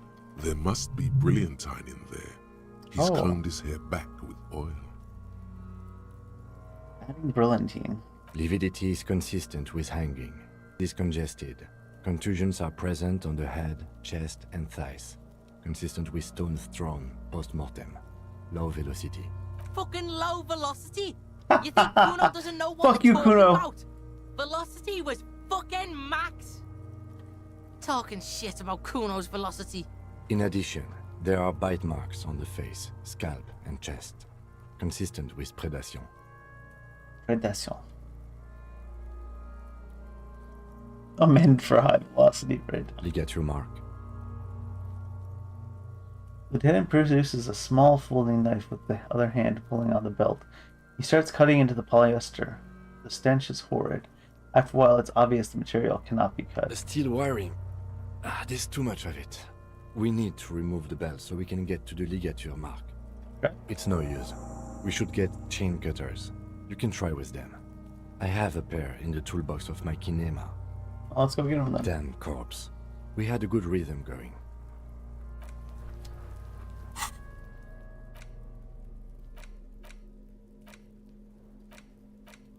Interact An with this intricate too. web of blue lines stretches across the torso of the hanged man, from the right shoulder to the solar plexus. Each time the lines intersect, a small white star is formed in their crossing. Hundreds of fading asterisks riddle his skin. Their concentration is highest around his heart. The pattern still kind of has an ethnic feel to it, but nothing familiar. What is the meaning of this tattoo? For you to discover. You've gotten as far as you will without assistance. Someone who knows about it. Gone.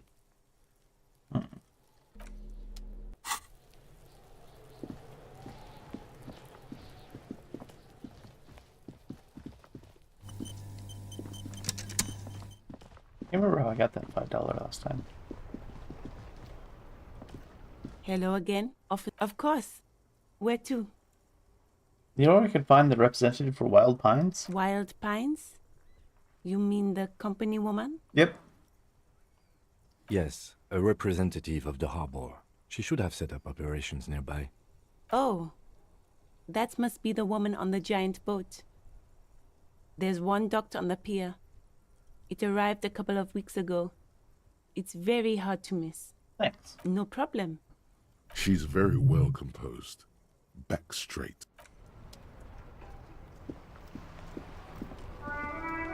Before you stands a motor carriage. The bodywork is covered in blue and white livery, bearing the number 57. This must be the infernal machine that tore you from oblivion. The Caprice Kinema motor carriage. But this is his car, right? In the cabin, you are welcomed by a set of steering levers, a radio microphone on a hook, a pull-out toolbox under the seat, and the soft glow of the fuel preheater gauge. A scent of leatherwork and heavy fuel oils washes over you. Just get A the metallic toolbox for tool now. slides out from under the seat and clicks into place. The tools inside are neatly organized. Take what you need, officer. It's going to be a long case. I'm not protective of my tools, like some men are. Take The forever. pry bar feels nice and cold in your hand. Heavier than you'd think. Useful for opening all sorts of doors and lids. It's robust, weatherproof, and well made. Police issue. Blue. Blue. Lets you see things in the dark you would otherwise miss. The handles are long and sleek. Snap, snap, go the cutters. Give him in the your clamps. hand. You can do good work with these. Cut chains, locks, and ropes, especially belts. The pull-out toolbox slides back into its nest. Preheater gauge casts a warm glow on the Oh steering yeah, we wheels gotta and report our thing on the radio, its don't we? hook. The frequency tableau lights up, and the green button labeled Prime Line glows like a feline eye. And then you hear something, the soft purr of electrical kittens. Radio waves cast far and wide over the metropolis. A woman's voice greets you through the static. This is Precinct 57. Hello, Lieutenant. How may I assist you? Hello, Alice. Please assist our colleague from the 41st Precinct here. I'm putting him on. Operating the radio is easy. Just be confident. You've probably done it 1,000 times. Come in, Delta 10. This is Firewalker. Copy. This is Officer Alice Demetri, Precinct 57. How may I assist you? Under the green Prime Line, a yellow saved button catches your eye. You wonder what the lieutenant's default radio station is. Huh. Ignore Alice and press the button labeled save. As always, it's DJ Mesh and Fellatio, and you're listening to A flock of seagulls takes off nearby, startled by the roaring radio. Right away, the lieutenant reaches into the cabin and turns off the radio. Someone must have been messing with the radio. Mm-hmm. Maybe picked up a random frequency. You wanted the Prime Line, right? Yeah. I wanted the Prime Line, for sure. This is Precinct 57. How may I assist you? Oh, true. We can also try to connect to Sylvie. Connect me to the 41st Precinct. I have something I need to report. Just a second, officer. 10-2, 10-5. This is 41st. Come in. Over. The man uses relay code. You've got this. You're a cop, and cops know relay code. Do we? 10-4, Station 41. I've got an urgent business. Over. 10-4, message received. 10-5, relay message. What's your status? Over. Just reporting in. Over. 10-18, state your message, sir. Report my badge is missing. But you said... never mind. 10-9, over. My badge. I can't find it anywhere. Basically, it's gone. 10-4, message received. This is a very serious situation. I need to 10-22 the captain. Over. Is it him? What does he want? They're not a big fan of us back in Station 41. Says he lost his badge and needs to report it. He what? He lost his badge? Who lost his badge? Dick fucking Mullen. Who do you think? It's Officer Dick Mullen from the bestseller Dick Mullen and the Lost Identity. Dick Mullen is not your name. It's the name of a fictional detective who would not lose his badge. He might if he needed to solve a case. Defend Dick yourself. Mullen does what Dick Mullen needs to do to get things done.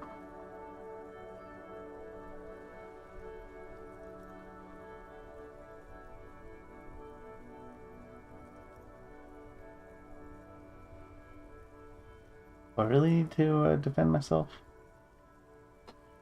Ha ha, officer lost his badge. Ha ha.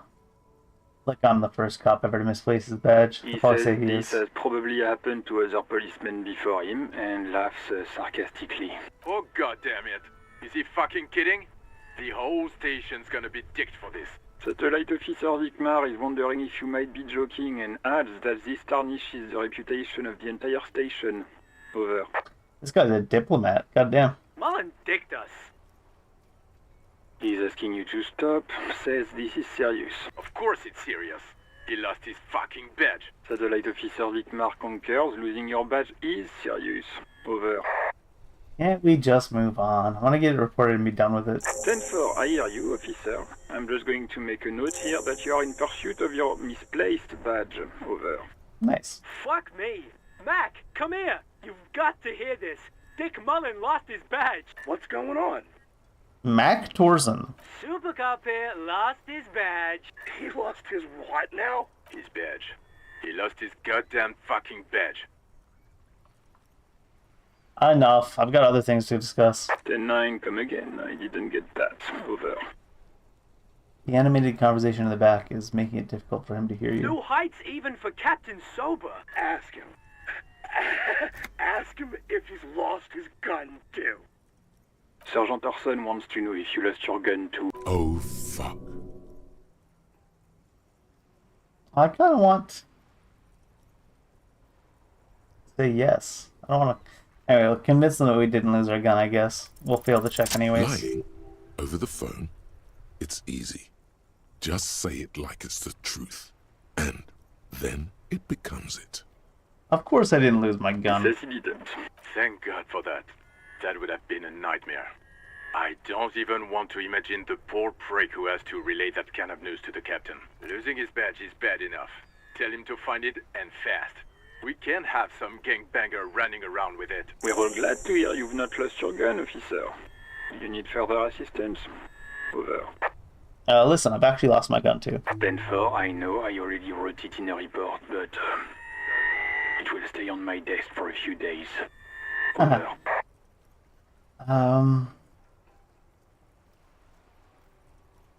Might sound odd with his personal details in discussion.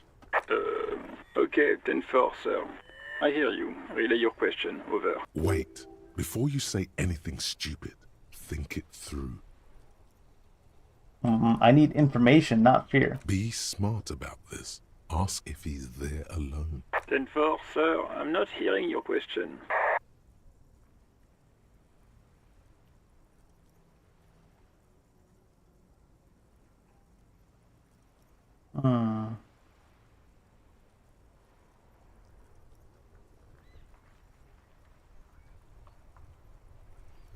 Need some confidential information, friend. That's a negative, sir. I got 10-12 visitors present here.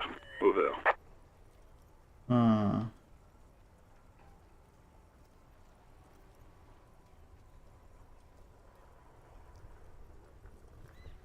I feel like all of these are going to be like, he's forgot his name too.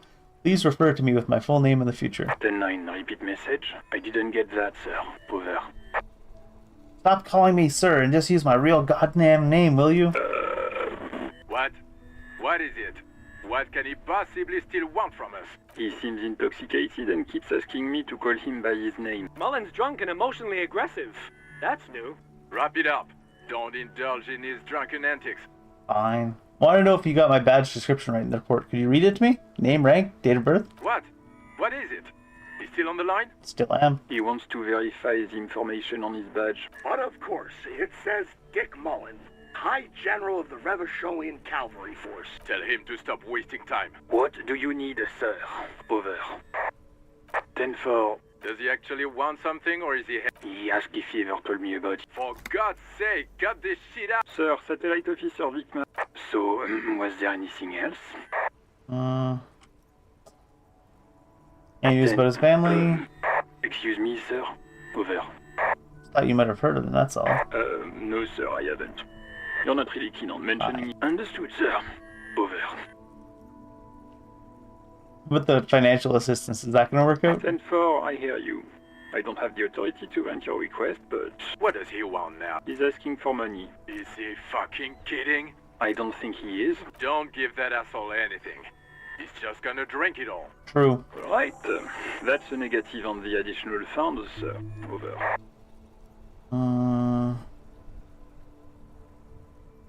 It is paramount to the investigation that you grant me more money. He says it's important to the case. He isn't getting a red cent.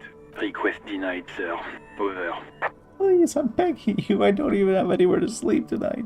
He says he's in trouble. Doesn't have a place to sleep. Well, I guess he'd better crack the case before sundown then. Vigmar said... Can please come and get me? I feel like that might just actually end the game the way this goes. I heard you, no funds. Anything else? Measures completed. 10-10.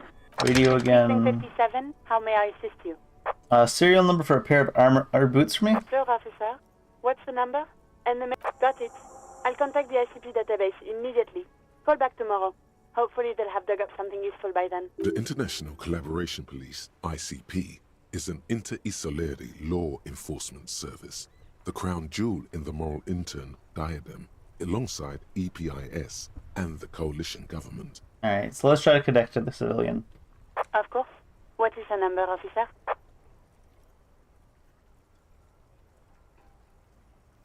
Yes, hold on. Her number is 005 1944 298. Interesting number of digits. Received. Hold on, officer.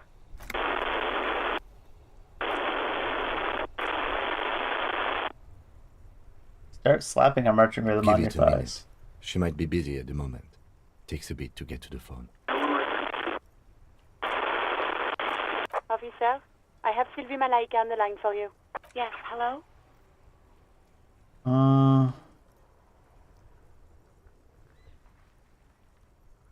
Some questions about your last days at work. Oh, right. Hello, officer. What can I do for you? Have you seen my badge? I'm going to start with that. I'm going to lead with that. Yes, I know who you are. You're a police officer. The law. Not quite what I meant. This exact conversation has happened before. Establishing authority before this young girl seems to have been important to you in the past. Don't go there again. I meant my badge is missing. Oh, no. I haven't, sorry. Real policemen have uniforms too, by the way. Where's yours? Kim doesn't have a uniform and he seems real to me. He's in plain clothes, voluntarily. It's different from not knowing where your uniform is. Have you seen my gun? Please, no. Not this again. Everyone saw your cool gun, detective. I showed my gun out? When did I do this? You were trying to impress some people with it. Everyone was eating, and And what? you were waving it around in everyone's face, begging them to describe it. You said it calms you, and then you started making suicide jokes. Jesus. It got pretty graphic. Oh, those again. I have been trying to wean you off them. Off of what? You know, when you put your gun, your actual gun, on your temple and pretend to shoot your brains out, off of that, people don't like that. No way. People love that. It's the best act in town. I remember this. You were screaming things like, "My brains are all over the wall, painting them red. I won't be seeing it, 'cause these are my brains. I can't see without my brains." Sure, what happened to my gun? No idea. All I know is next you were waving around money instead, saying things like big bucks cannot lie and guns can't buy money, but money can always buy guns. It almost looked like you pawned it. But believe me, I did not ask. Maybe the pawn shop. So you called the police about the body? No, not me. Why didn't you call? Didn't a corpse behind your workplace bother you? What? Of course it bothered me. But I thought the union already knew about the corpse. I mean, us. You should have called the police. No one calls the police. The union would get angry. What do you mean by that? You know, what the union says goes. People listen to them and they take care of their own, which is like everyone here.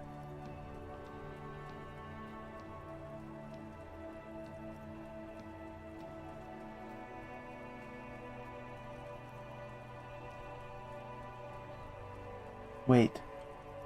Kim, is she speaking the truth? The union is the law around here? Legally, no.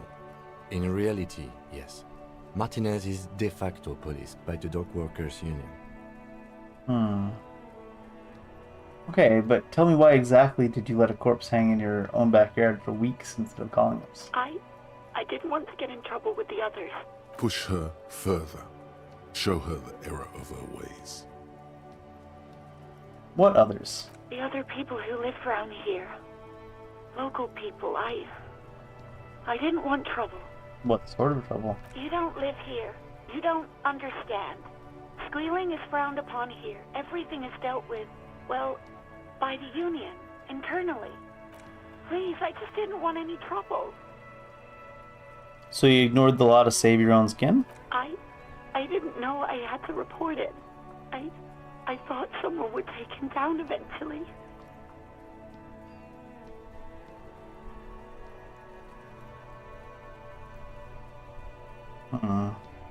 Push her. It's a little late for tears, isn't it? Should have used them to summon the police earlier. You can almost hear the girl getting smaller on the other end of the line until she almost drowns in static. Do you know who did make that call? No. I honestly don't know. It was someone else. We'll find them sooner or later, officer. It just might take a while. Okay. Why'd you quit your job, though? You mean why did I leave the bar? Honestly, I'm not really comfortable discussing it with you, sir. Why not? Did you leave because of Gert? What? No, why would you even think that?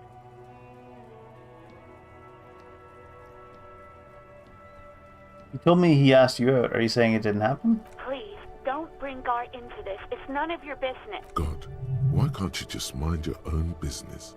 She mutters. I already said I don't want to talk about this. You're messing everything up again. I'm messing everything up again. Have you seen my police band uniform? Uniform? I never saw you in any uniform. You had your things on. The disco things. I do hope so. Please, don't call me again. Bye. +1, -1 made her cry. Yeah.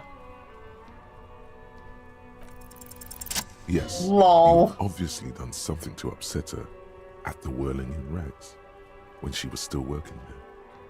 Wait, before you go, you're mad at me, right? Tell me, what did I do? I can't remember anything. I'm not mad. It's just you were so drunk and so emotional all the time, and then the skua thing happened. It just made me want to quit. What's the skua thing? The stuffed bird. The great skua. You threw it against the wall while screaming, "Fuck that bird," and laughing Fuck like that a bird. maniac. Sounds like something I would do in a video game.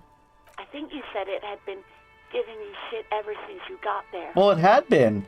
You see the word they were... Yeah, bitch bird got what was coming to her. Okay, officer. Oh, I was the one that made you want to quit? Yes, obviously. You were the worst client I've ever seen. And I have seen so many assholes in this place. I've had sailors fighting, union guys grabbing my ass, kids stealing booze. Once a guy was glued to the karaoke machine every night for 2 months. But you... Go on. We want to know what he did. Well, you were worse than all of them. Honestly, you were getting borderline aggressive. Even about little things like not turning down the volume at 3 a.m. I even liked one of those songs you kept listening to on repeat. No more. I hate it now. Which song? We Go On by the O.O. I can't listen to it anymore. You've turned it into a parody. Sorry. To hell with that song. Then there was your room. Your project. An experiment to see how bad it can get in there. I tried to send the cleaner, but you wouldn't let me. Threatened to make me understand. I had no idea what you meant, and I don't want to know. And then you screamed something about how you're actually a real cool guy, and no one understands it. One of the coolest guys there is. The coolest guy in Jamrock. Something about disco, too. Sounds intense. And then I had to deal with your toilet. The one you clogged with police documents, causing water damage downstairs in the kitchen. He flushed his police documents down the toilet? Damn.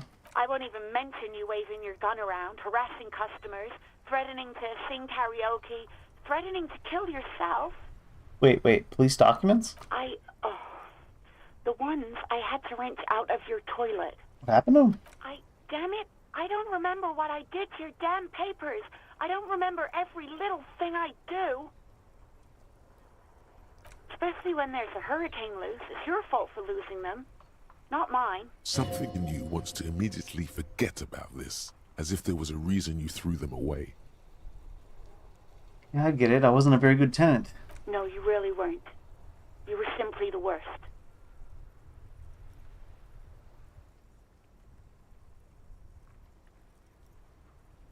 Jeez. Sorry. God, I knew I shouldn't have brought it up. Just try not to call me again, and let's pretend it never happened. What else did I sing beside the O? I'm looking for a specific all song. sorts of things. From disco, rock too. So much disco and rock. Was I singing The Smallest Church in St. Etienne's? Yes, that's the one you like to sing along to the most. The later it got, the more that one came on.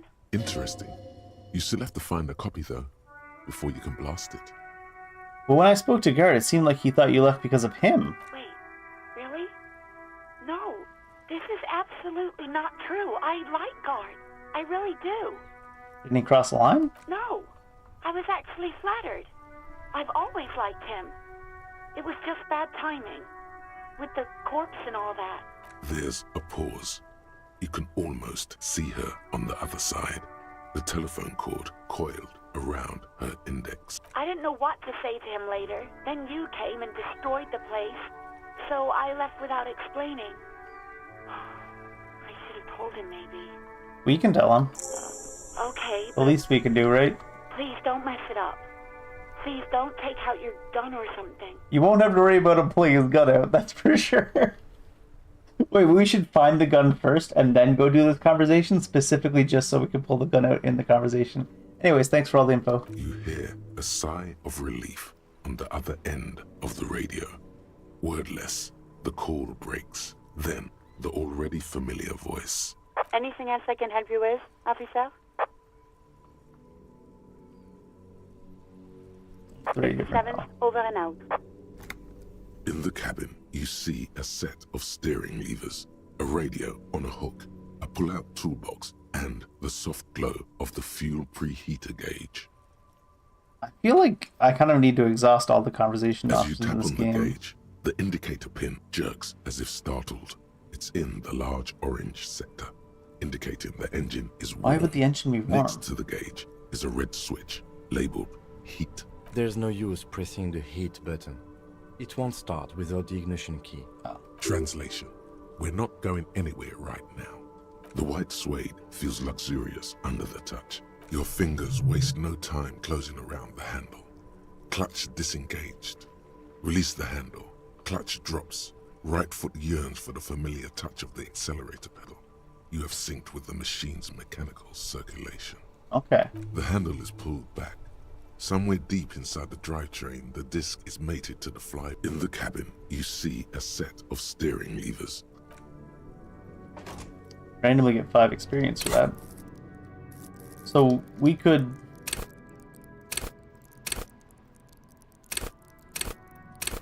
No, we can't use that on that. We have a skill point. We also get stat points at certain levels or something.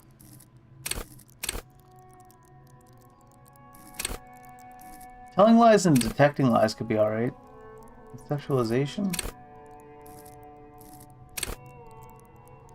Maybe get hand-eye coordination. Oh, perception's probably really good, isn't it? Oh, everything down here, for the most part, all seems really good. Let's get perception real quick.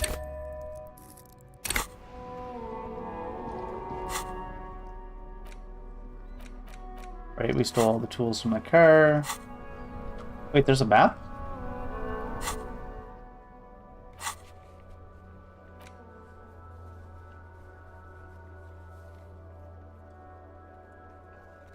Acquire a copy of the city map, I see.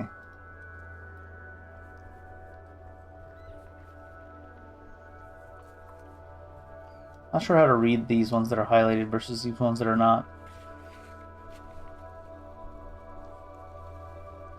These are found white checks. Those are on white are available to try now. Okay. Possible, challenging, challenging.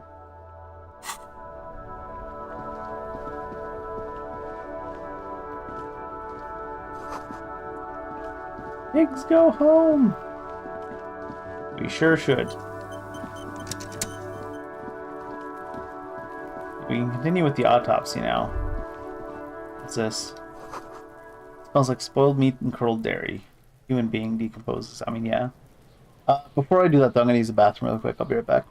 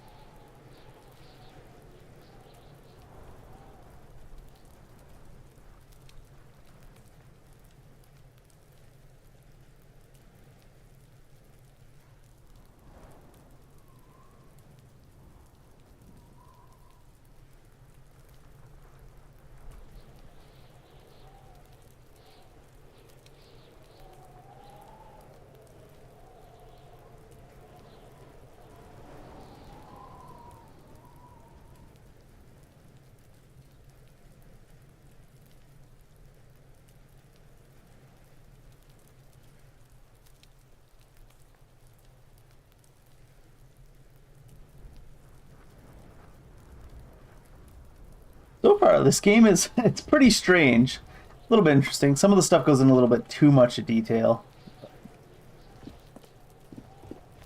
Certainly an experience. Huh. At least The that up rotting there man too. lies on his side. With his eyes, the lieutenant adjusts his glasses and takes a deep breath. Now that we have the chain cutters, let's cut the belt. Cut with as much precision as you can, please. See, my pig is gonna fuck his head off. No, he ain't. Your pig's a boring fuck. Wow. 28%. Look for a The good belt spot. is equally tight around the whole circumference of his neck, swelling over the edges like white bread, rising from the east. The knot is the weak spot. The chain cutters fit in there, steady now, like a flower arranger. Oh, wow. 2 cuts and it should come loose. You jam the cutters right under the knot. That seems like a smart idea. Yeah, somewhere there. Already they're buried deep in the man's flesh. Then you rotate them to get a better hold. Fuckity fuck. The lieutenant looks by, somewhat worried as you summon power words to your aid. Rotate some A more? really, really bad smell is coming from there now. And Yeah, fuck him. Fuck that faggot. Told you my What pig the was hell? hardcore. I should have a go first. I think I have a strategy. Let him work. he sinks the cutters into the knot, preparing to perform the cuts, with his elbow to his knee for precision. Snap! The knot is slashed. Another cut and the belt falls apart like a flower bouquet, revealing the dead man's neck and the dark red ligature mark around it. Here.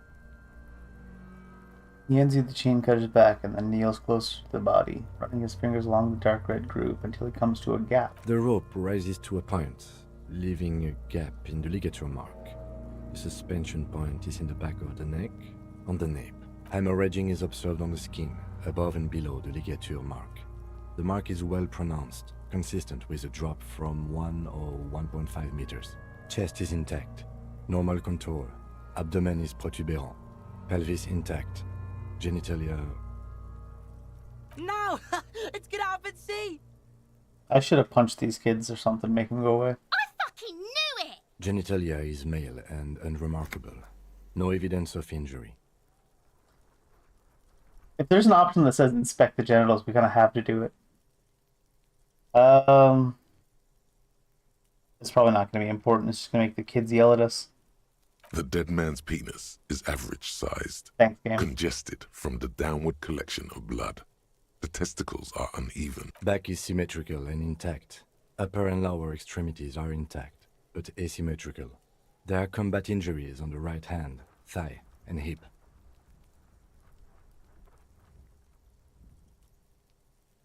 In addition, I see smaller, residual scars, too numerous to count, covering about 30% of his skin. Scars? From wounds sustained over 2, maybe more decades, dispersal and accumulation indicates long and active combat duty. Yeah.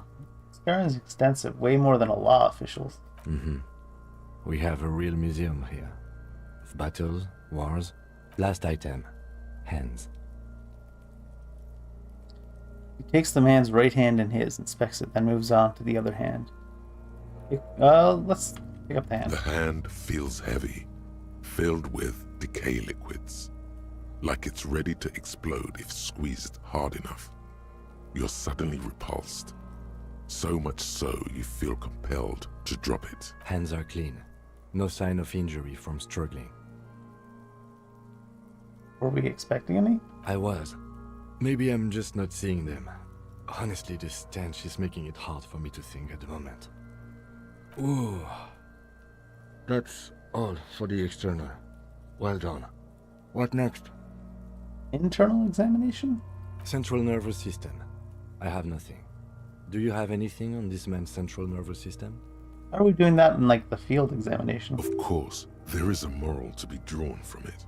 A moral to this story. Nope. Musculoskeletal. Purge fluid is coming from the mouth. Not injury related. Eyes and tongue protuberant. Hyoid bone. Let's see. With his eyes almost closed, the lieutenant puts his hand on the dead man's throat and begins to massage it, gently. A rotting smell erupts from the mouth. Purge fluid runs down his lips, black and viscous. Gross. You hear cracks as the lieutenant moves his sharp fingers inside the flesh, like the creaking of an old house. Yeah, jack that fucker off! What? The hyoid bone is fractured. The rest of the musculoskeletal system is intact. A respiratory system. Hunched as if in prayer, he begins to pry open the dead man's jaws. He stops to exert more force. Both hands are used. Oral cavity shows no lesions. The victim has received dental implants, possibly after a combat wound. Mouth swollen. Hemorrhaging present in mucosa of the lips and mouth. No scream. No sigh of relief rises from the darkness inside. It's humid there. Sickly sweet air, unlike anything living. You feel like you're about to throw up again. Straight in that mouth of his. Just write it down. Hepatobiliary. NA. Why? Don't we have anything? Are you a hepatobiliary expert? He looks at the corpse's stomach with a mixture of tiredness and disgust. Hepato means liver, and biliary, the gallbladder and bile ducts. Am I an expert in those things? Nothing in your alcohol-soaked memory directs to having forensic expertise on either one. Oh, okay. Well, I don't think I'm an expert then. Neither am I. That's it? That's it. Same for toxicology and serology. Both? NA. Unless you have untapped reservoirs of knowledge there. Don't you send samples away for anything? Reservoirs? No, but do they take obscure trivia and odd tidbits? Cardiovascular. The body exhibits heavy lividity. Blood has gathered in the hands, feet, and neck. Hypostasis is visually consistent with the hanging. Gastrointestinal. He breathes a sigh of approaching relief. This is the last field on the list. Looks around to the ground. A pool of feces there. This will do. Digested semi-solid food in stomach. Voila. Write it down. Keep the voila. What's next on the list? Description of Let's see. injuries. We have bite marks, contusions on the head and chest, and a ligature mark encircling the neck. You'll need 3 fields. Leave a 4th one too. Be thorough if you want maximum results.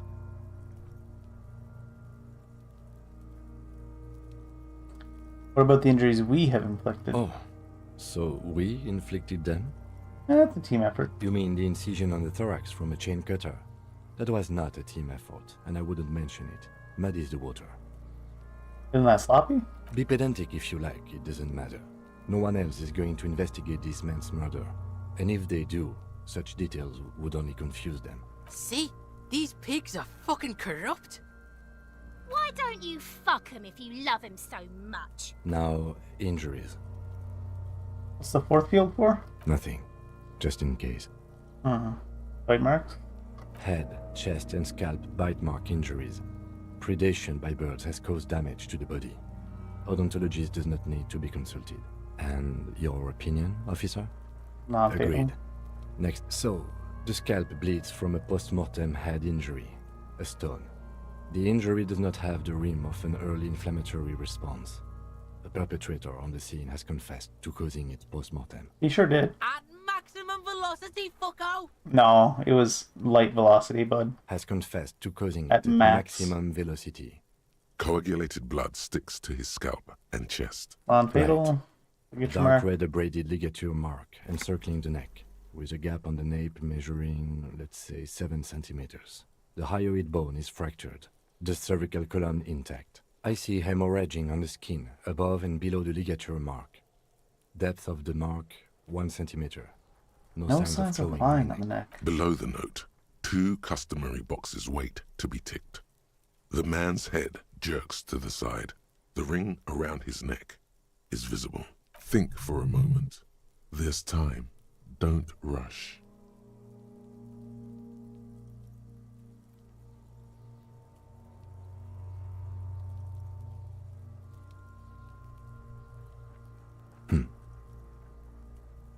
non-fatal postmortem. Why do you say that? I don't think this was the injury that killed him. Okay. Why don't you think it was fatal? Why weren't his hands tied? A big man like this, I would tie his hands and march him to the gallows. Honestly, I'm not sure there weren't marks on his wrist. That part got blurry for me.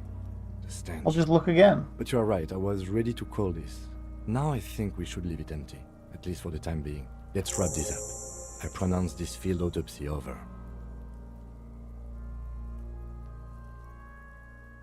How'd it go? It was an irregular field autopsy. We did not establish cause of death, which is supposed to be the goal of an autopsy. But, personally, I do not see this as a parameter for success. Okay, what else? We were thorough with the list of injuries too. We described them all in detail. What is there to say? What now? Now we put him in a body bag and I drive him to Forborg for processing. Oh, you're gonna leave us behind? The lieutenant looks at the dead man one more time, then at his notebook, then at the corpse again. You tilt your head, also looking at the corpse. I'm sure we didn't get everything. There's always something.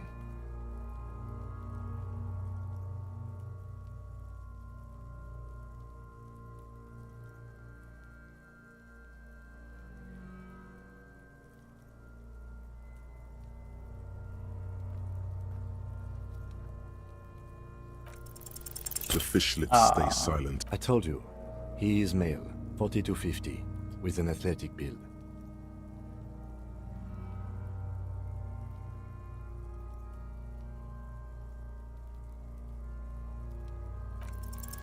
You run your hands over the victim's cold body, his limbs, his torso with its swollen organs. Maybe you should be more thorough. Look under his fingernails. His fingernails have turned dark. They're chipped and quite long. There's still dirt There is under dirt under them. Do you think we missed something? Yeah. Okay, well, we are in livor mortis here. He is disintegrating. We need to refrigerate the body if we want to conduct another examination. Where do we need find to a do fridge it for the fast. body? It would have to be industrial in size. Let's start by asking Gart at the Whirling in Rags and the Fritz store down at the gates. If they don't know, but only if all else fails. Really, you want to ask that kid? Beano, man? You want a piece of the Kuno? Want to get fucked? Only if all else fails. Alright, Hurry. pause for This now, is there's one task we nothing... cannot sideline. With every hour, whatever we are looking for will become...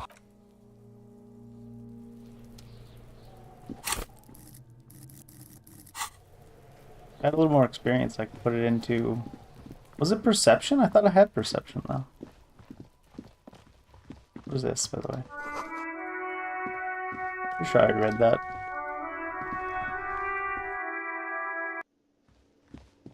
Who's that? That guy wasn't there before, I don't think. Oh, we can get in the kitchen now. Can I help you? Talk to Sylvie. Word the dick. Wait, what? But what about the bird? The bird? Yes, the bird. I found it lying on the floor with a broken wing the morning she left.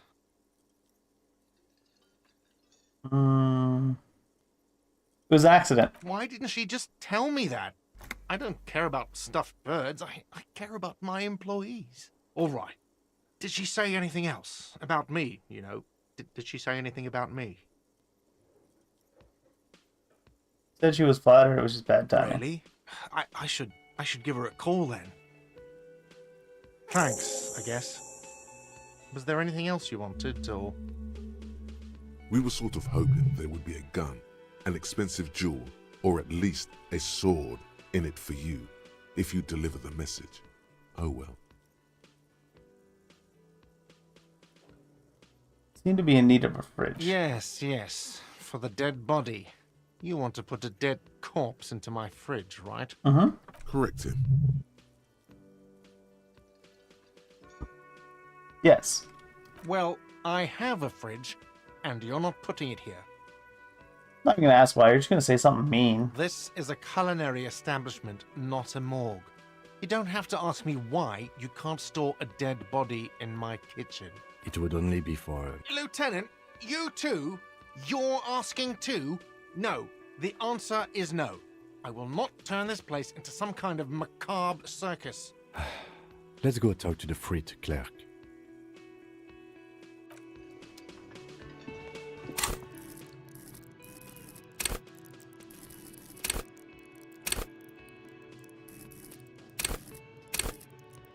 Let me see something. Oh, actually, I can look at the,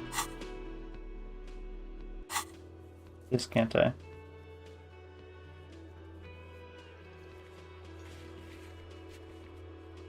Perception. It is perception.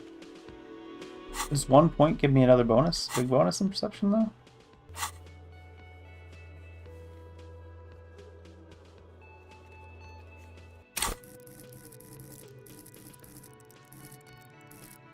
Oh, I thought I had perception. I did, yeah. If you get it again... These don't seem to give very much bonus, each one. Like 1 per.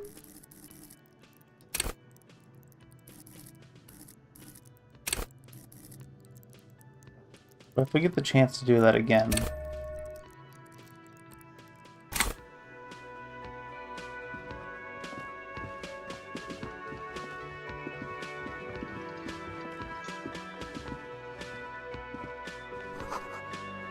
Dishes drying, smell of chemicals and pine trees. A thin man is smoking below an exhaust hood, occasionally sipping from his mug. This must be the Whirling's cook. They got like a home oven back here. As you step in, he nods toward the table and says something in a completely foreign language. The only words you can make out are Garancy and Kubek. Okay, it's definitely not his name. Whatever you do, please don't call him Garancy Kubek. Please. Gorasi, I have some questions that now I'm gonna... Oh, sir, got time for a few questions? Puts his cup down and replies something. His left hand drawing arcs in the air. You got some impressive pots there. He smiles and bangs his ladle against each of his pots in turn. It's almost like music, especially with the sounds of assorted dishes boiling and simmering on the stove. Can I put a corpse in your fridge? The man keeps shaking his head. His eye... I don't think he understands, officer. We need to find some other way to make ourselves clear. What language is he speaking? He's from Grad, a Koiko. With the mention of the word Koiko, the cooks... He's from Grad. People from Grad don't mind if they're called by their national derogatives. It's okay to call him a Koiko. Weird.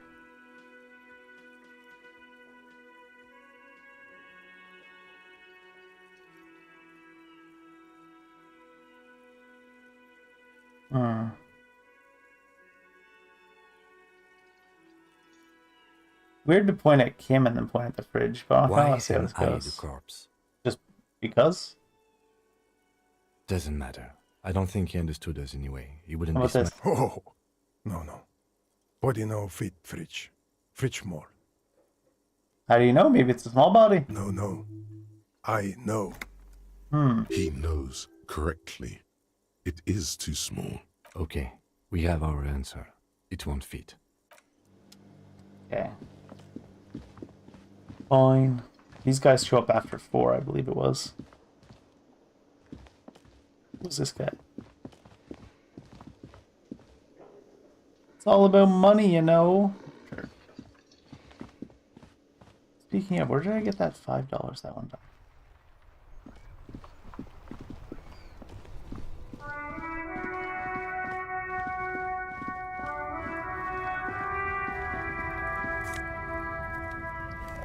Magnesium. Isn't there money on the ground? Yeah. What's this?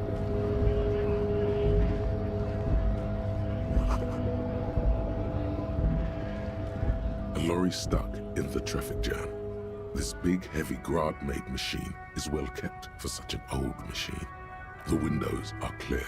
They've been recently washed. You can see a lorryman's cabin with personal belongings, stickers, insignia. And apples. Fumes of heavy fuel oil waft over you. making your eyes sting. The odor mixes with cigarette residue. What kind of stickers and insignia? The driver has adorned his space with a substantial collection of peculiar paraphernalia. Proclamations about honor, strength, and purity are glued to various panels. A large metal pendant hangs from the rear view mirror. The pendant features a sun crowned with wavy rays. It is the seal of Royalist era Revachol.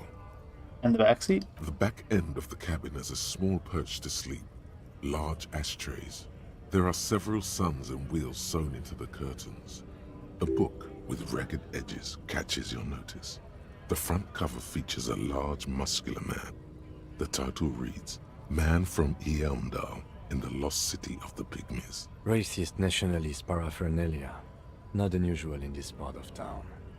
This Our is lorry. Yeah. This is our guy. This lorry belongs to our tough guy? Likely, yes. This guy's proud of who he is. Drapes it all over his machine. There he is, in front of Rita, smoking nervously, hoping it's over. Hmm.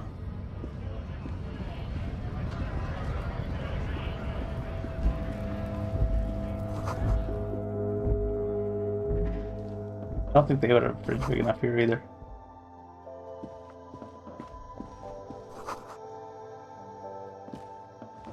Welcome to Frit. What's that magazine she's reading? You mean this? This is pop. Looks like it also has something called Police de la Mode. It's where they rate different outfits. We are not the fashion. Okay. Alright, here it is. I'm not really supposed to be chatting to anyone, but... You got a fridge? Mm-hmm. Right behind you. Right, this is a fridge. Wicked. Yeah. Well, I need to store a corpse here. You're joking, right? I wouldn't fit Yeah, anyways. super funny. Can you tell me anything about the dead body? I don't really know anything. I mean, I know it's there, but I haven't seen it, so... No, she didn't really know anything about this when we talked to her before. No need to worry. Okay. No. I don't know, really. Uh-huh. Nope, I don't know. Aces high. Aces high. For the rest of the world, the Aces High is just a cool Revachol thing, politically neutral. In Revachol, it still holds revolutionary connotations. Also, have you looked at Lieutenant Kitsuragi's clothes? He wears a bomber jacket, just like the ones worn by aerostatic brigades, and those cargo pants could store tools for hotfixing your aerostatic. Maybe you should ask him about this. +1 empathy towards Kim Kitsurugi. +1 esprit de corps, the roots of the RCM.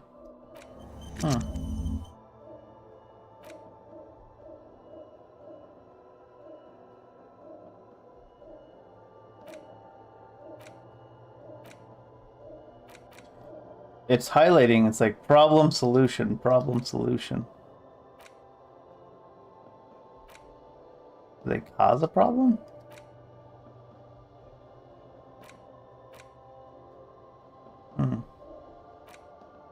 Interesting.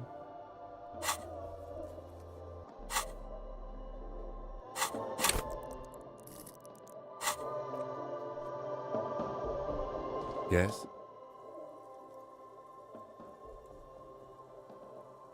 I want to talk about you. Me? I don't see how my life is pertinent to the investigation.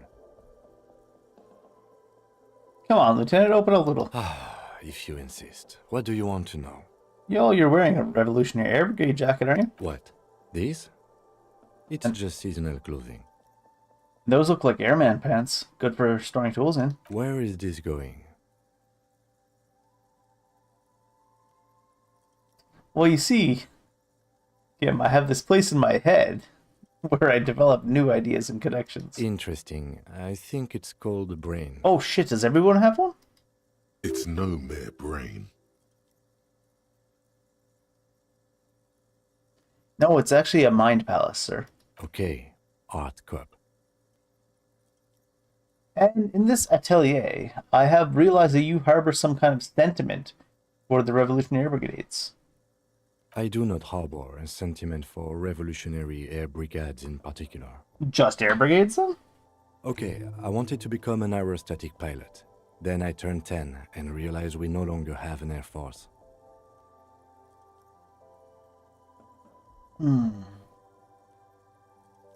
Are you sure the Revolutionary has got nothing to do with this? Absolutely nothing. The Revolutionary must have added a little luster to it for a 10-year-old Kitsuragi. He will never admit it, though. Absolutely nothing? I've noticed. And okay, the Revolution employed a more forward-looking 8-rotor design. Their blades were foldable, and their pilots were better trained and motivated. I see this from a purely tactical standpoint, of course. Interesting. Good. Good. Good. Good. Good. There was a loading screen tip there that looked kind of relevant.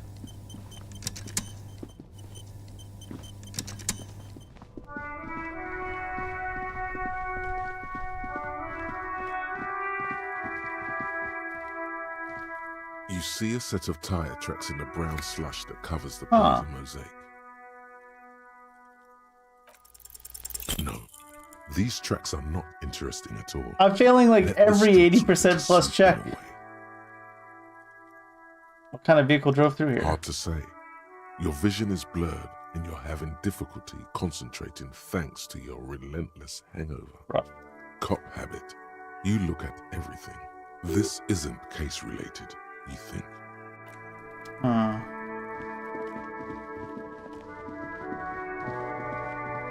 think I remember how I got that $5.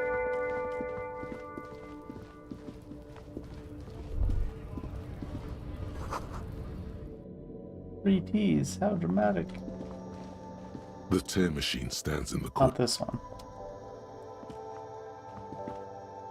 A small cabinet. Their logo is the... Just ask me if you need anything from St. Baptiste. We don't stock prescription meds, but we do have Nosafed, Duramine, magnesium, and Hypno. Oh, we had something for a hangover here, but I guess not.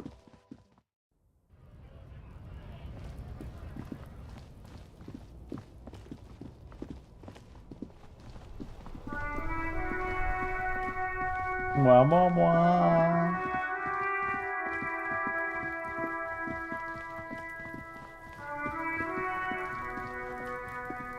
Can't do anything with this right now, right? The lieutenant adjusts his glasses and takes a deep breath. Perception, because it leveled up, it's letting me have another chance?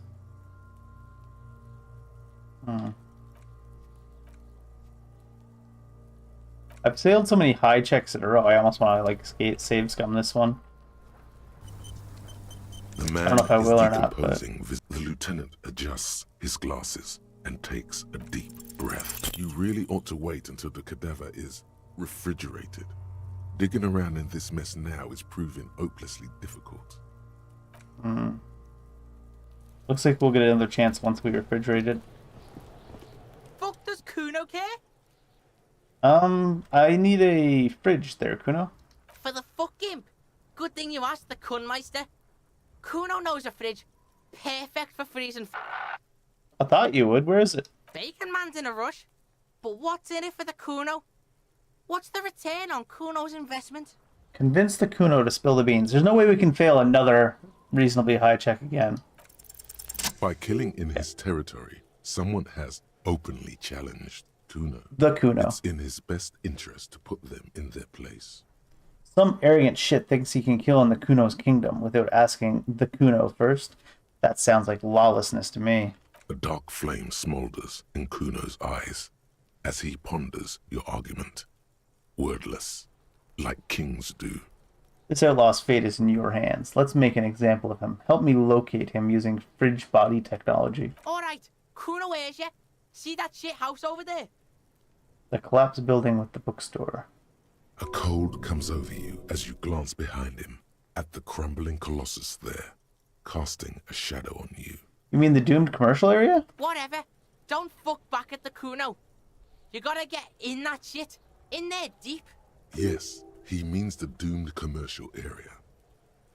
How do I get in the building? Through the bookstore. You gotta beg the book bitch. Used to be you could get in there through the doorbell, jam that shit. Book bitch changed that.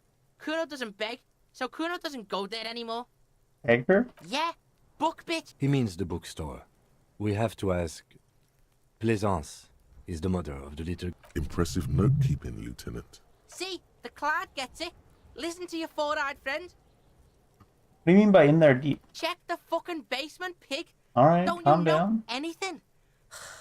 Always check the fucking basement, recon I style. hope we get to kill this kid before the end of this game. There's a giant fridge down there. Fucking will fit, no problem. It looks like a white bear or some shit. Try not to piss yourself when you see it. A white bear?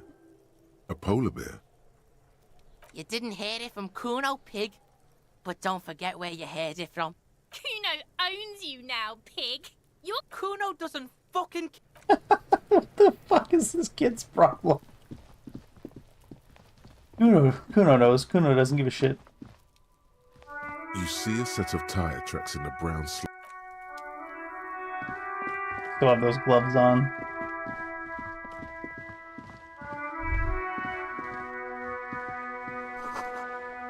Something down there. Yeah.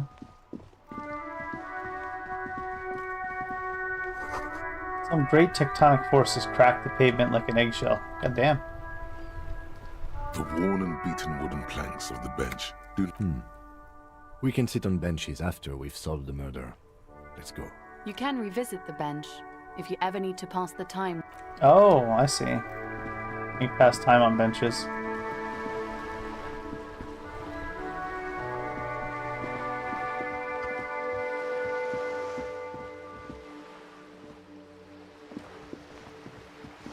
You gotta walk to some very specific locations to interact with these.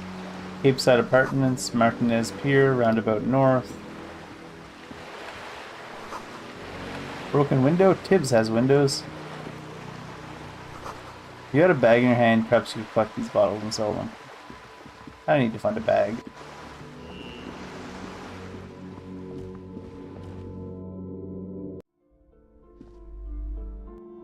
You know what? I think I remember something.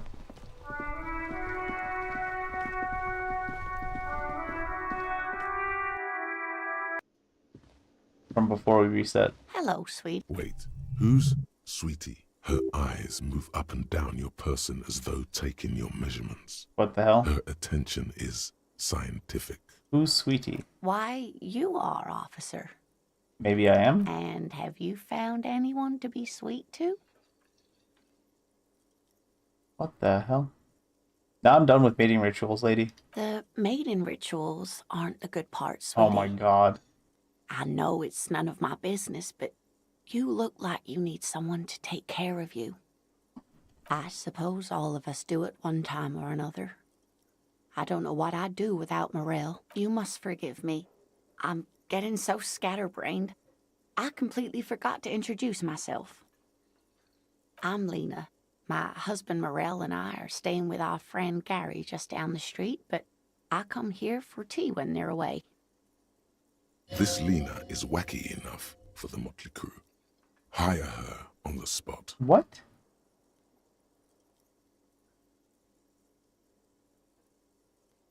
Oh, I'm perfectly all right. I'm more worried about you. What was that? Cafeteria manager is a bad man without honor or compassion. What do you mean? He was tormenting me with outrageous demands for money. He's just on edge because of the lynching. Don't judge him too harshly. Anyway, I'm glad you weren't injured. Do we throw away our dignity and ask for money? Oh, sweetie, I heard your conversation with the manager about your financial troubles. When do you get your next paycheck? What's a paycheck? You must be joking. Although our pay does sometimes feel like a joke. It's not easy to assert your right to a decent living wage when you don't have a strong union behind you. Maybe you should talk to Everard, the union leader. Interesting idea. This Everard sounds powerful.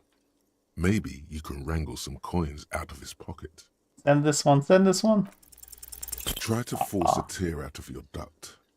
Really rip into the whole emotional aggression thing.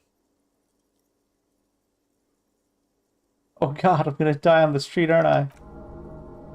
Morale critical. Officer, get a hold of yourself, please. I think that would have ended the game.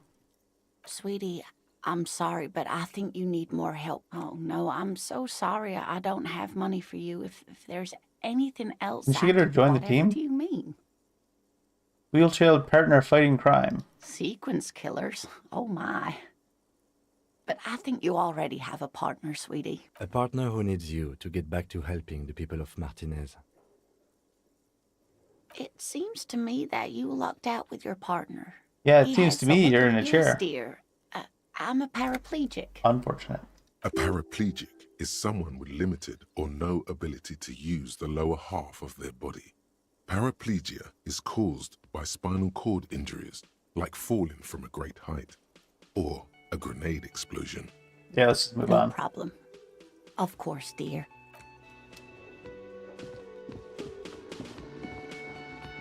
The worker is in a deep slumber.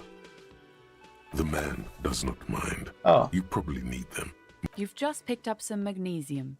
This item is stored in the bottom left corner of the screen above your character portrait. Use magnesium to heal your morale if you have morale damage. You try to wake him up just because? You gently shake his shoulder.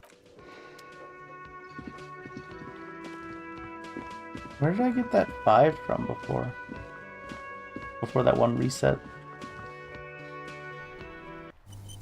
Alright, let's try to make our way through the bookstore.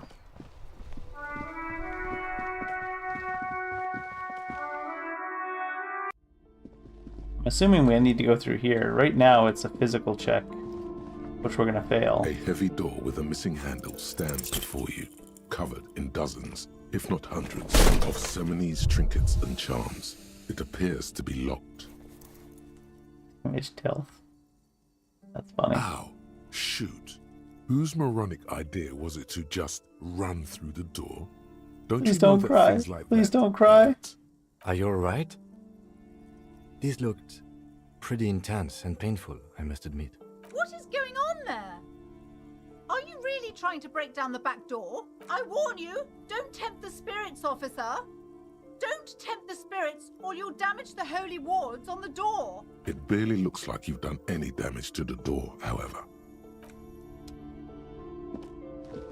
She's not going to be very helpful now, is she? You've hurt yourself now. I told you not to mess around back there. What are you even trying to accomplish, you fool?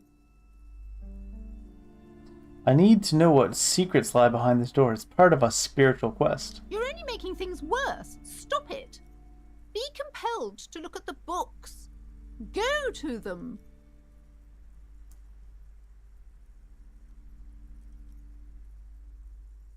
Skill points and drama to open this weight skill check.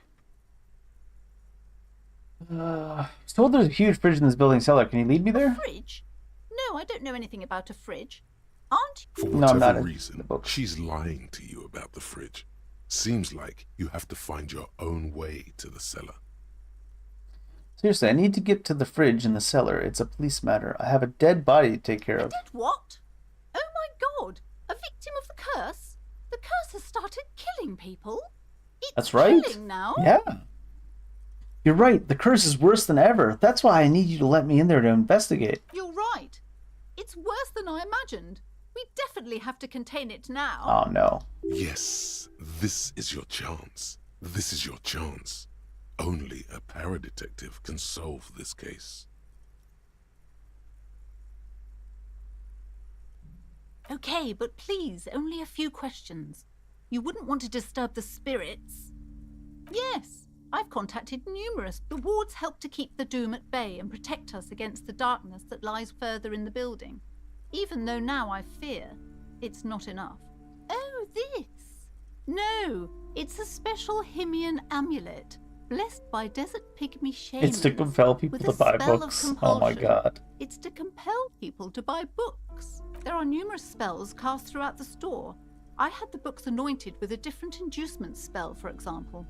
It's guaranteed to boost sales, 15%. Desert pygmy shamans. That sounds like a rather The woman before you scans the store. Annette, yes, my daughter. I hope she wasn't slacking off again with her nose in science fiction. Tell me, was she at her post doing her job like a proper girl? Of course. Wonderful. Did you talk to her? Yeah. Great. On a scale of 1 to 10, how compelled were you to buy books after talking with her? 10. My precious, her dedication brings joy to my heart. If you have children, I hope they turn out as great as my Annette. But the way you're handling her strikes me as wrong. Mind your own business, sir. Damn. In our society... Denial is the way she copes with criticism. The woman before you scans I need the to get store. points in drama to use that. To even try that. Or I gotta find another way into the basement.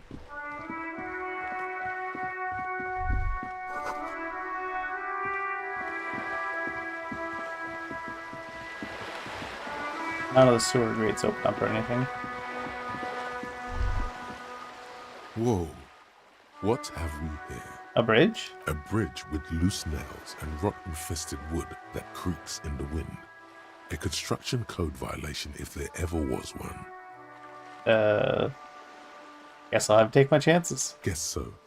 Just be careful out there. One false step could cost you dearly.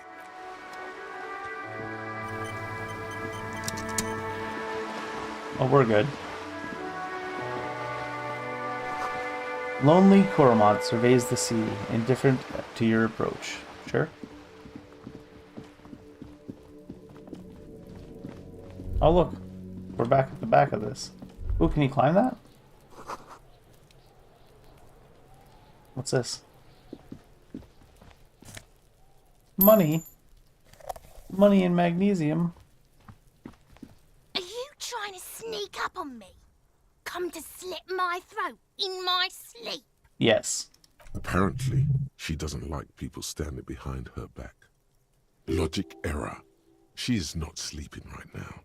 Pigs come to take me out? Trying to snuff me out? No. Then why are you sneaking up on me like that? Okay. Garden hose. There must be another way Oh my into the God. building. Jesus Christ, why is he yelling? Was that like an echo thing from standing near this? What the hell was that? Chairs and tables eaten by rain and rot. Orange bum hat.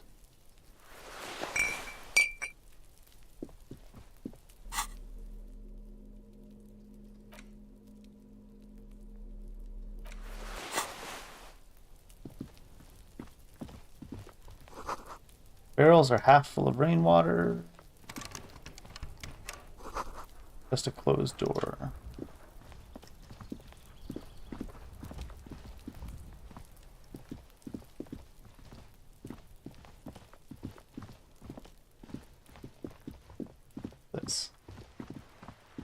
This is a wall on the side of an apartment building. I'm a big fan of the conceptualization checks for the most part anyways, so I'm not that worried that I have low conceptual. So the frame of a motorcycle in repair and the tools used to disassemble it. Girl up there, did she spill the paint? Cape Side Apartments. Rue de St. Gilles Line. A sturdy metal door guards the southwest entrance to the apartment building. The door rattles against your knuckles. A sturdy metal door. The door rattles again, but this time you hear an elderly woman's voice calling out from inside. Stop banging on the door! I'm not letting any more strangers inside. Hold on, who am I speaking to? Doesn't matter who I am.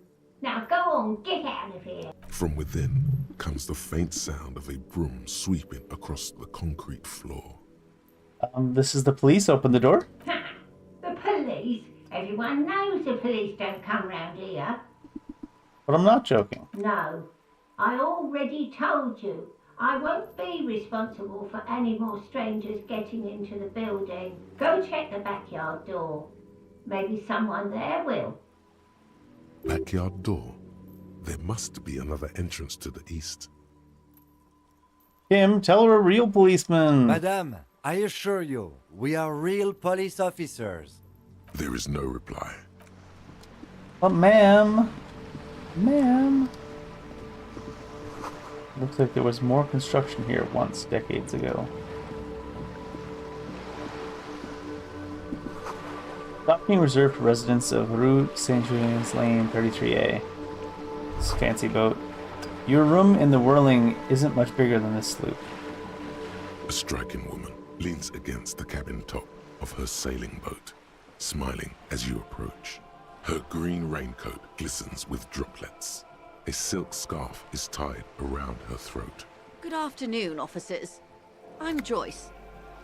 Joyce L. Messier. I represent the board of Wild Pines, the owners of the harbour. All right, we were looking for Gentleman Joyce. must be from the RCM. Get your hand, sure. I'm glad to see you here. The grip is tight and cold. Like steel. There is strength there.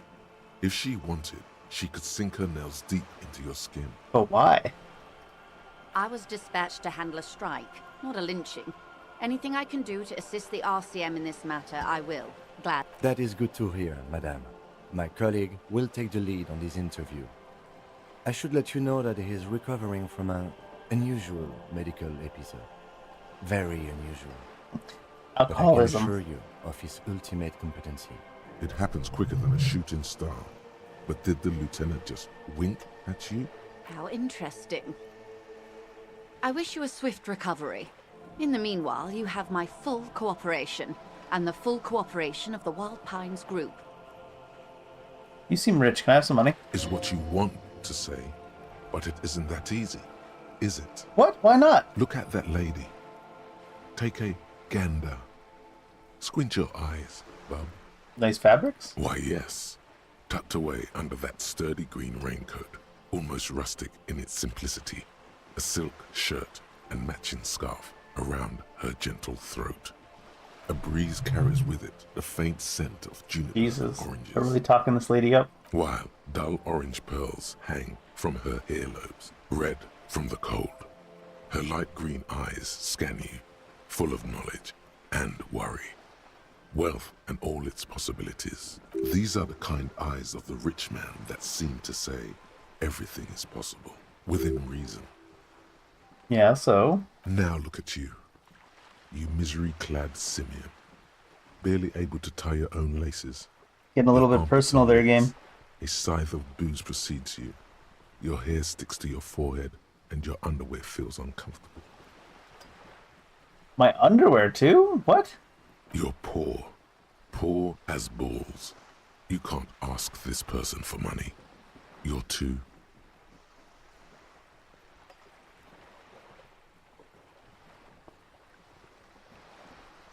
I'm not ashamed. But you are.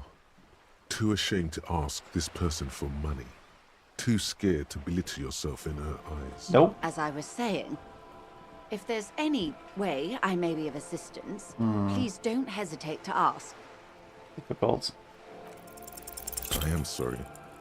It just doesn't come out of your mouth. What does is... Surprisingly eloquent, really. The last one, not the first three. Money. Excuse me? I didn't hear you. No, I didn't. Of course. Alright. You're on a boat. Why, yes I am. Not a lot of people on boats, are there? Of course there are. We're on an archipelago. How else are you supposed to get around? Wait, this is an archipelago? Yes, we are. We are on Le Caillou. Technically, the neighboring Ozone and Fas a la Mer island groups are archipelagos, while La Caillou, by contrast, is a single fertile landmass, the fourth largest island in the world. It is not an archipelago. Wait, I thought this was an island. Okay, if you want to get technical. The point is, we're all on islands here, and sail is still the most expedient way to get from one island to another, especially when you're in a hurry to resolve a strike. I haven't seen anybody else on boats, though. I haven't seen anyone else drive a souped-up Capri Kenema motor carriage either. Actually, that motor carriage has been specially issued to serve as a patrol and pursuit vehicle. It's for crossing long distances in the greater Revachol industrial harbor. It's not a toy. Neither is this. A toy, I mean. It's a machine for crossing long distances in the Bay of Revachol, between the city and the islands. You need to make this lady admit she's only riding around on this boat because she's rich. Yes, I do. Before you do, it would be pertinent to ask other questions. Gather more info on this boat of hers. You got a fucking license for that boat? Officer, I assure you I'm a highly qualified pleasure craft operator. The crowns of her teeth are porcelain, white as the boat's hull as she smiled. Her nonchalance might be related to something called the Wayfarer Act, a law that says she doesn't need a license. Sly Fox, you're not aggressive enough to harass her further on this. Fine. Does she have a name? The boat? No. It is called Cordelati 19 because that's the type of sloop it is. What kind of boat is it? It's a pleasure craft. A 19 pacer. My Fine. sloop? I like it a lot. I'm enjoying this part of the interview. It has so little to do with the murder we're investigating. Shut up, Kim. Let's talk about the economics of this boat you're on. My, the E word. You mean to say that it's a symbol of conspicuous consumption? That I'm a member of the ruling class?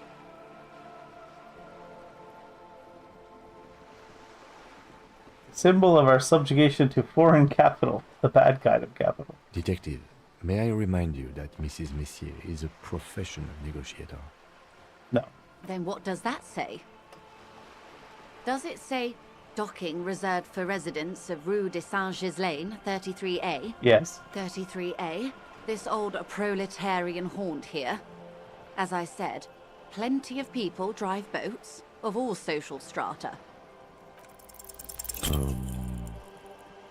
How many of these checks in a row am I gonna fail that are like 70% plus? Feels like I'm playing XCOM. She takes a sip. Uh-huh. Okay. Something's about to happen. In here? Of course. Nothing happens for quite a while. They will come from my head, the arguments. As they do. The thoughts happen inside his brain. Wave your hand next to your head. It'll help. It doesn't. Keep waving your hand slowly. My, it's as if there's a tiny spinner on the side of his head and he's reeling thoughts out. Except he isn't. Keep doing it. Oh, come on. Lieutenant, I truly don't The game doesn't let you get understand what is unhinged, happening otherwise it tries to game end you. It's kind of rough. I told you his methods are unconventional. Swear to God, I'm usually sharp. I just fail every 70% check in this game. here. Your marbles on glass, dear. What are you talking about It was anyways? quite a while ago, but I think... Yes, we were discussing my fast, large, ineluctably middle-class boat. Oh yes, very middle class. Think of a handle on the boat thing. Good. Alright. Down to business, I guess. You know something about these tattoos? That's the man who was killed. I'm afraid this is a Almost discussion takes for the photo once and we've cleared the stops. lynching question. So you know something about the tattoos? Better not tie the forestay to the backstay on this. I hope there is something else I can help you with. What about the strike? Everything. Right up to, but not including, trade secrets. And then what is your role? I believe the official title is Senior Labour Negotiator. In practice, I'm a grocery clerk. I relay the union's demands to Wild Pines and return with Wild Pines' counteroffer. And how are the talks going? They're not. That's the problem. The union stopped all negotiations a week ago, after that awful lynching took place. Wait, she just admitted that the lynching and the strike are connected. Well, sure. Now they won't even let me into the harbour. There's a 2-meter-20 racist behemoth blocking the gates. So the strike is connected to the lynching? Yes, I believe there is a connection. But that's a subject for later. How are all these things a subject for later, lady? Like, obviously the lynching's connected. I don't know. They want you to progress it more first. Tell us more about this behemoth. What can I say? The union employs a giant covered in tattoos. A racist giant. I guess that's part of their big tent organization now. How were the talks going before the lynching? Let's say I was not making the kind of progress I'd hoped for when I first arrived. And when did you first arrive? I arrived 3 weeks ago. Yes, in the middle of February. The bay was still partially frozen then.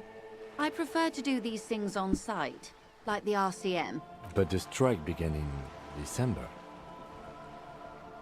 I wasn't the original negotiator here.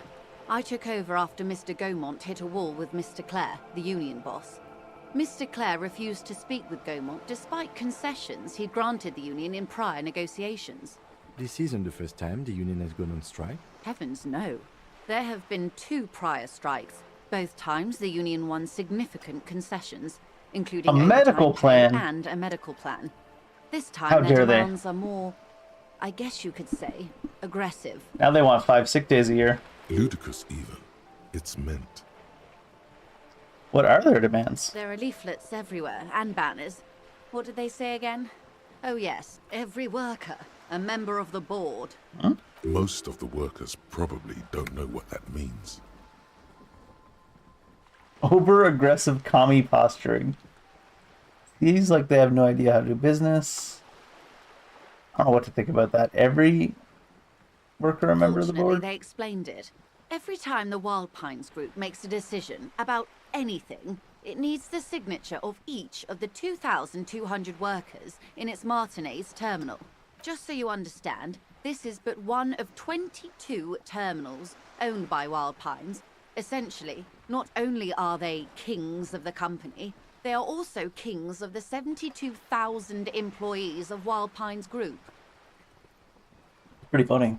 They're having a blast. But how can they afford it? After 4 months, my assumption was they would prefer a more practical solution. What are you gonna do? I'm not sure.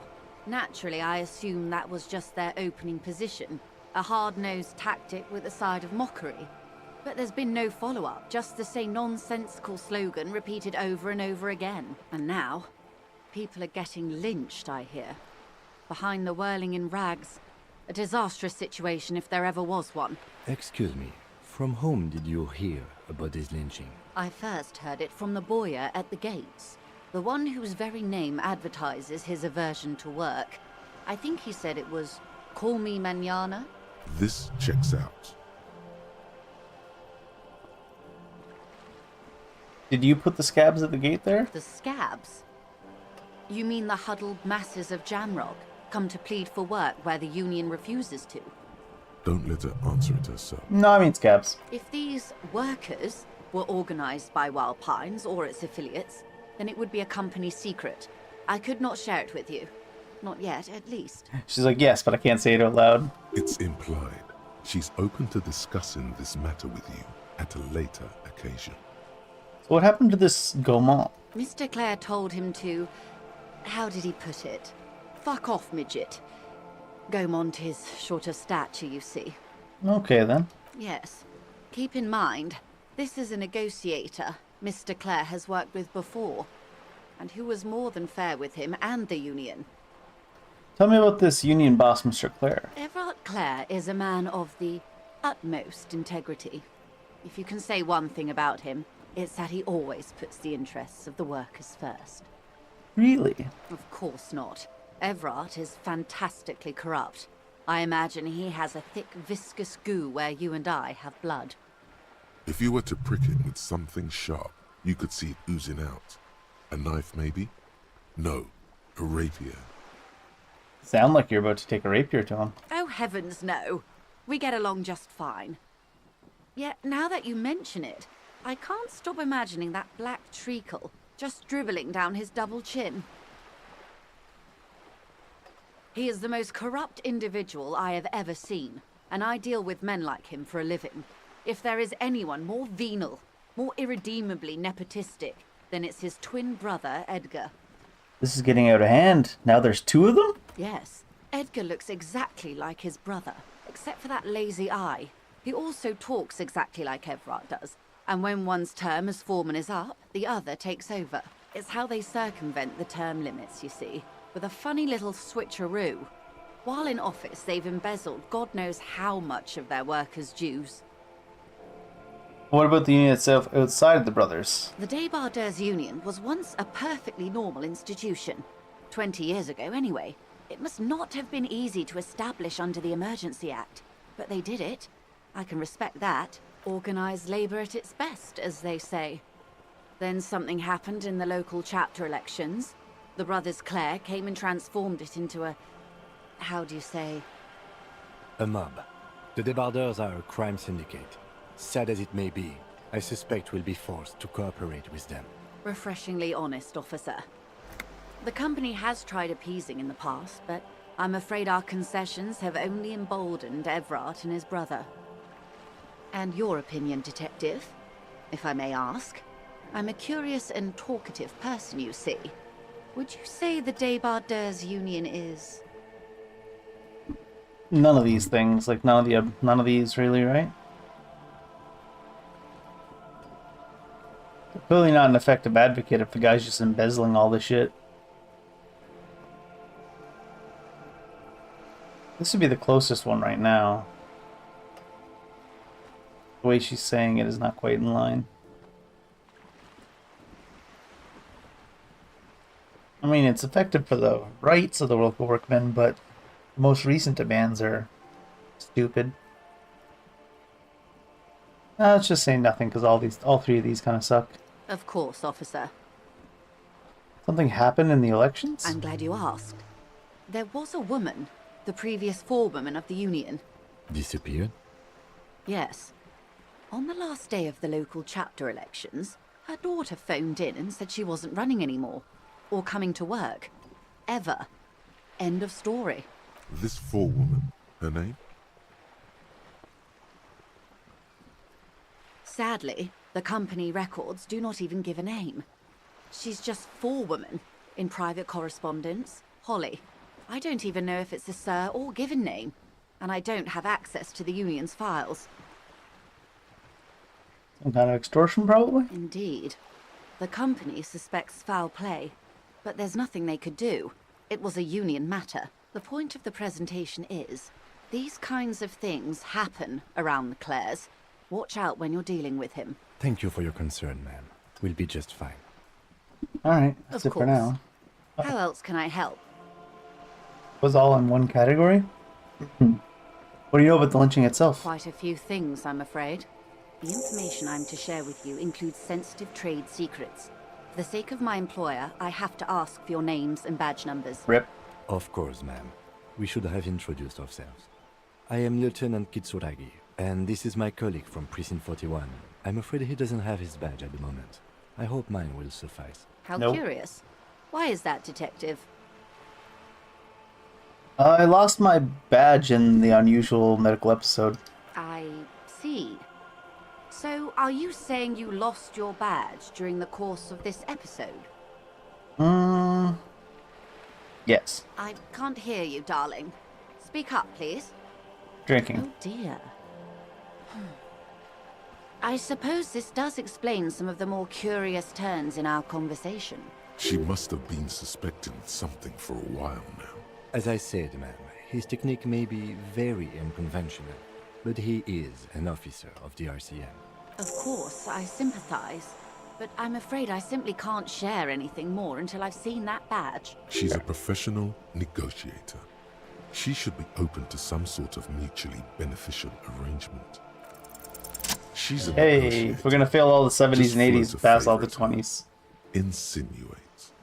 Surely there's some other way to demonstrate our law enforcement credentials. I will be frank with you. If I'm going to break protocol, I need to be able to justify it to my superiors. They're going to want to see something very tangible. Like what?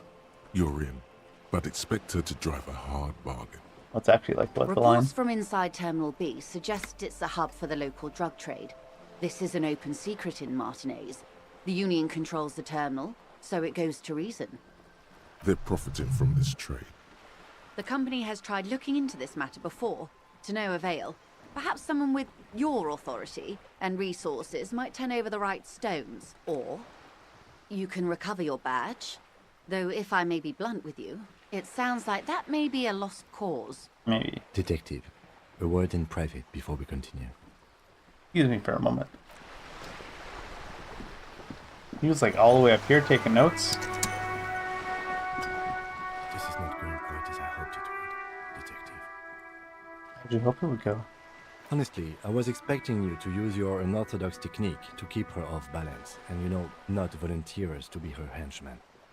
Well, maybe if I didn't fail that like 70-something% chance and pass the 20-something. So we're henchmen now. This woman is running circles around us.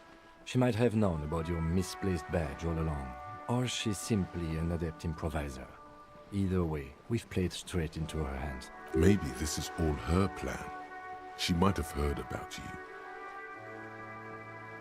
We could just, find my badge. Oh, that would be fantastic, but do we have the time? The world is large and your badge is 8 by 6 centimeters. The situation might have changed drastically by the time you locate it. Time is of the essence. You could request a new one from your station, but that would literally take months. Somebody must have more ears on the ground. She could have known about my condition. I wouldn't go that far. Her reaction did come off as sincere to me. I think she's just quick to adapt. She's a professional, after all. So what do you propose? That we don't investigate the drug trafficking? No. If there is reasonable suspicion, we must investigate. Otherwise, she could claim we are siding with the Union, or that we are on their take. We'd never hear the end of it. What I propose is, we ask her, then we investigate, briefly.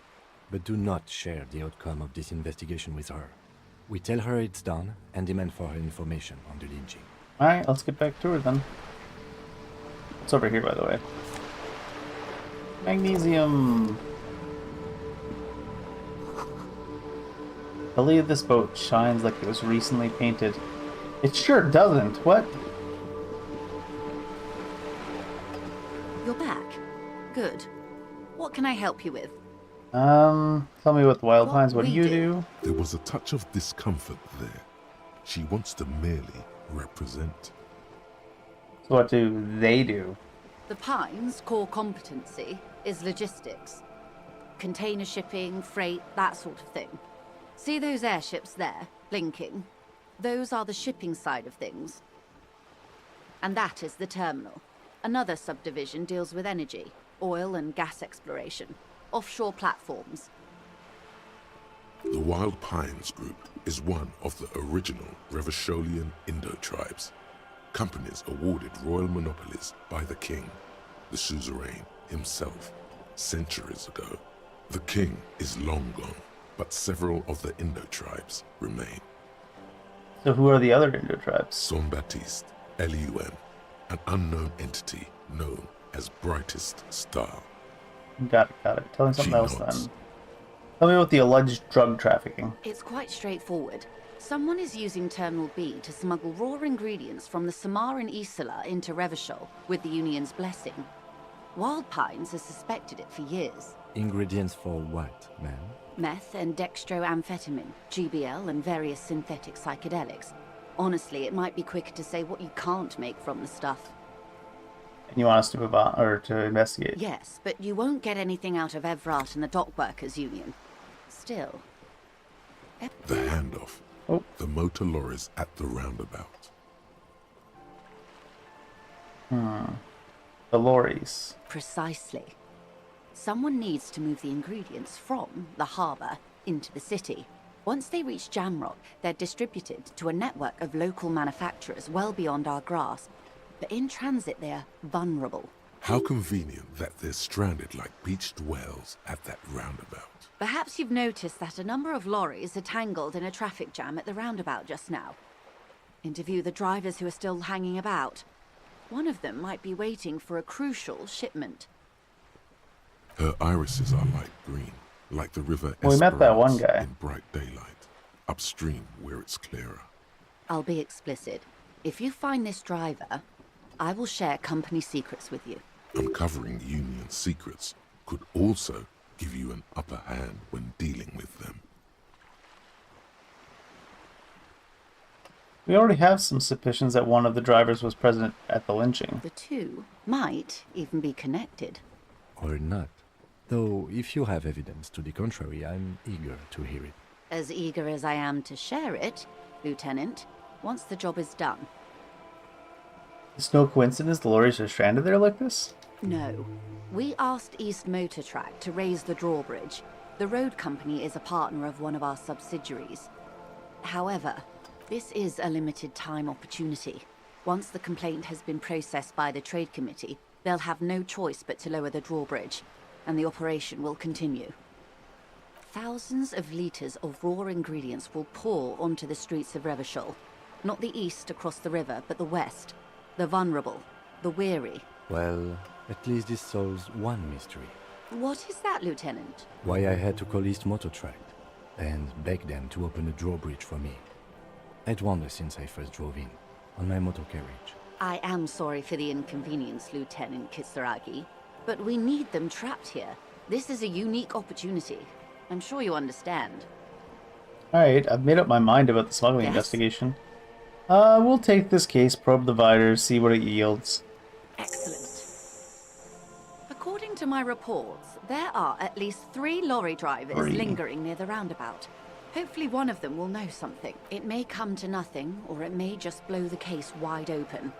I can keep the drawbridge up for a few more days at least. You should have the time you need.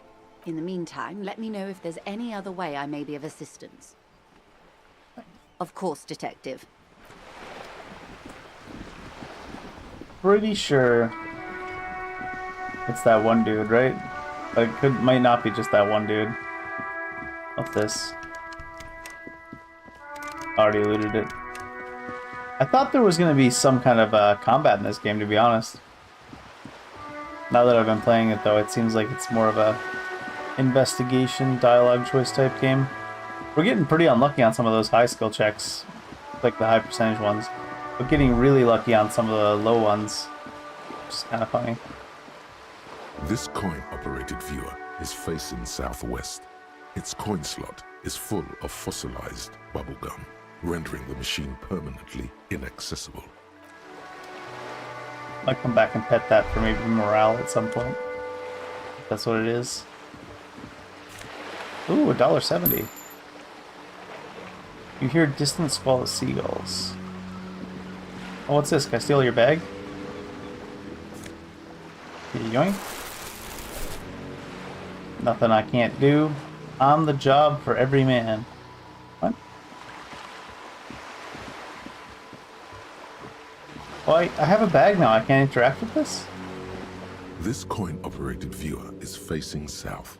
The instruction manual says to insert 25 centimes. Why place a tourist attraction in the middle of such poverty? There was a revitalization project in '49. A design studio tried restoring Martinez to its pre-war glory. It didn't stick. Oh, They what got happened? as far as the street lamps and the statue on that intersection. That's it? Then something went sour. I suspect that something was Evrard Claire, the union leader. He muscled them out. It's how it usually goes around here. Can't we do something about it? We should have done something about the union 10 years ago. That ship has sailed, officer. We'll leave for now. I was supposed to be able to... I clicked on this garbage can before and it said if you had a bag, you can use it. Maybe I have to hold it? Oh, I do.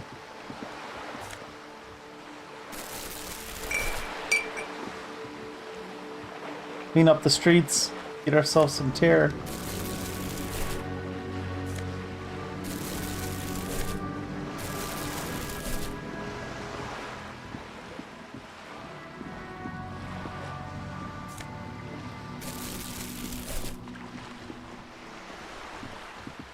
Run faster. This outfit we've got is something else. A splatter of bullet holes lines the wall.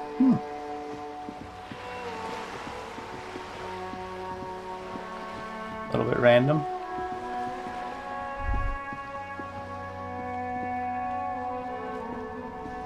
Have you no shame?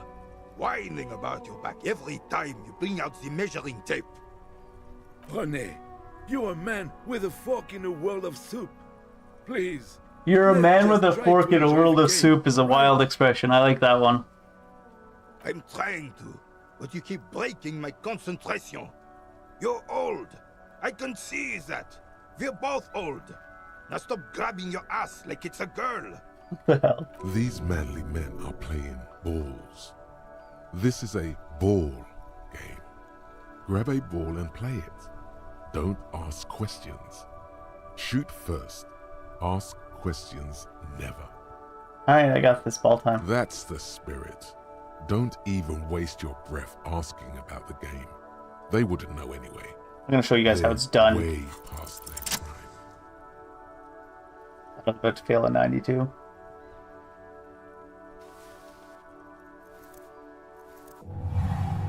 What's going on? You are immediately surprised by the ball's lack of weight.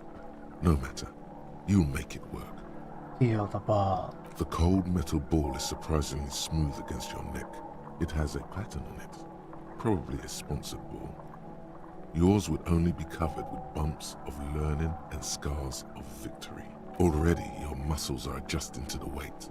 The nervous system calibrating until you... The man ball is ready. What the hell? A single entity. The man ball is ready. Take in the surroundings. A chilly breeze ruffles your hair as you stand there, feet firmly planted. All sounds, smells, even the wind, everything fades until the only thing left is the union of man and ball. The union of man and ball. Oh man, there's time for a last glance inward. Who am I? An embodiment of pure motion, a fine-tuned locomotor running at maximum efficiency. The inertia can be controlled or contained. No more than a bullet leaving a gun. Let go. Be the bullet. What's even happening?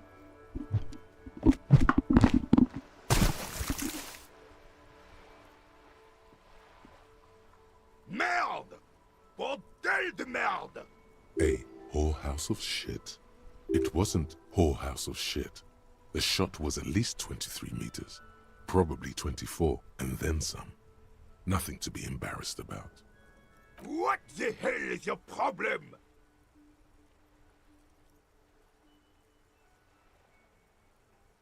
Not weak right triceps, that's for sure. I don't care if you are a cop. You do not just ruin someone's game. It's so goddamn disrespectful.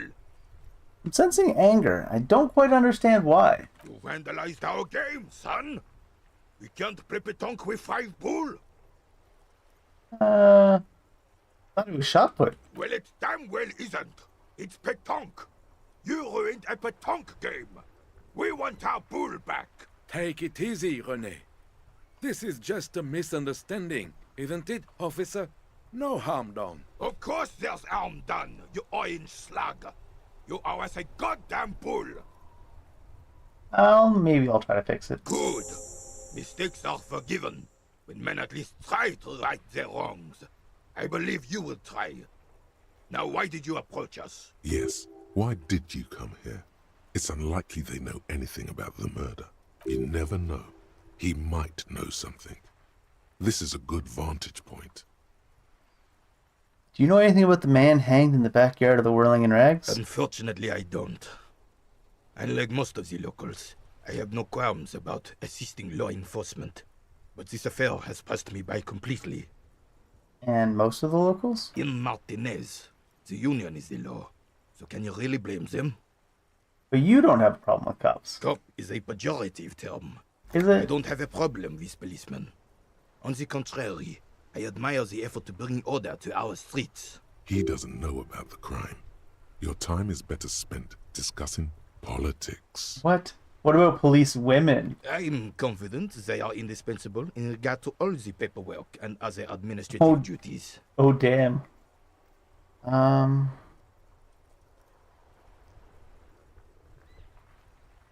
Not to mention keeping the station tidy and the men fed and happy, right? No man can afford to turn his eyes to the horizon if his rear isn't secured.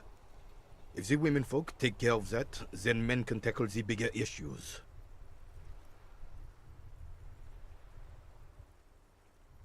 Great minds think about like, I guess, I don't know. The RCM doesn't discriminate.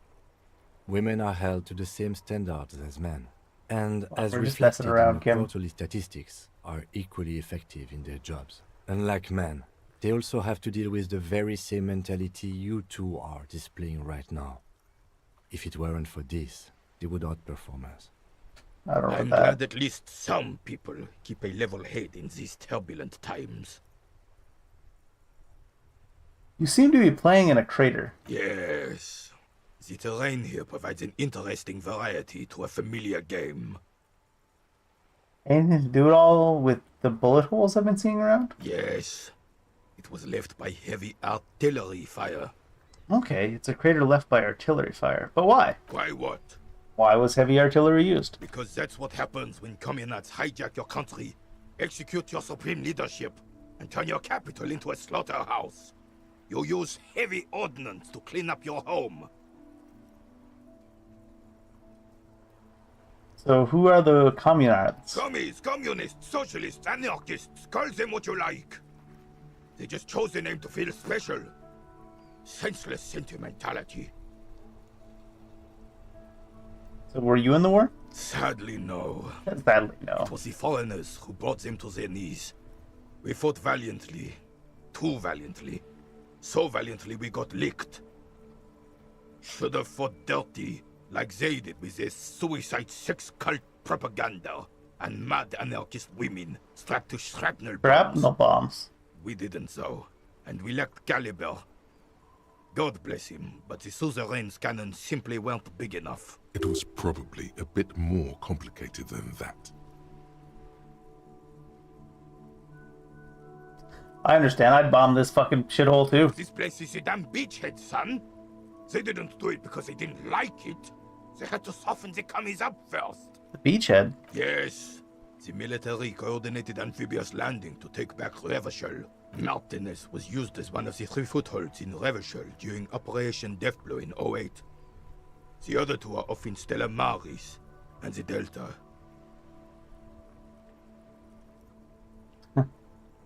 Shake your head and look down at the crater. This here is Blood Ground, where coalition boots first made landfall and cleaned those rabid dogs out.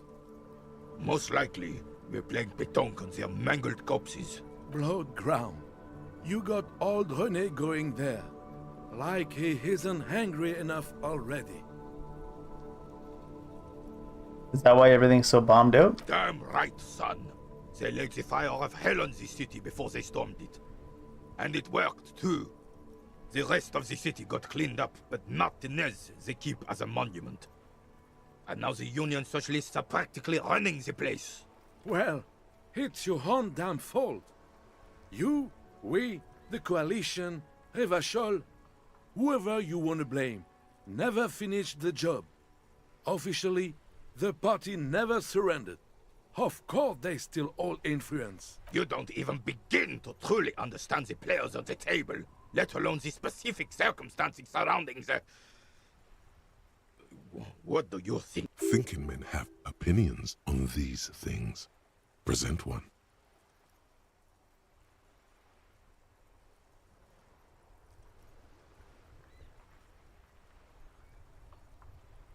Foreign powers cleaned up our mess and now they rule us. I'm sorry it had to be them.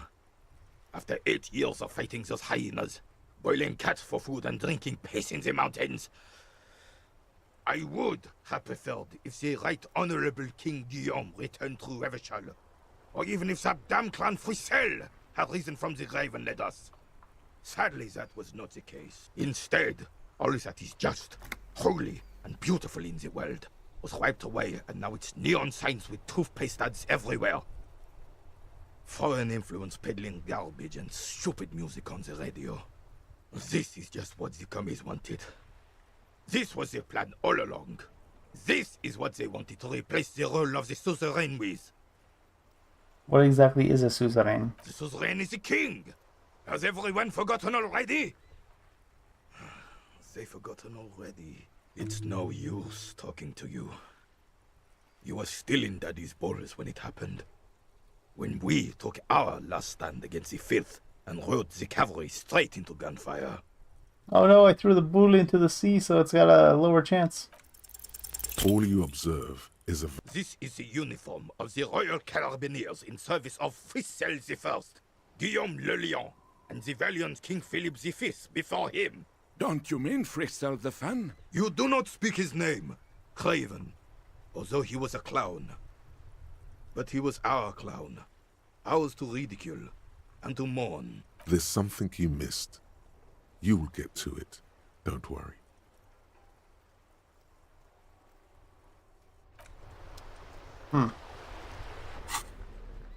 Many skill checks, many fails.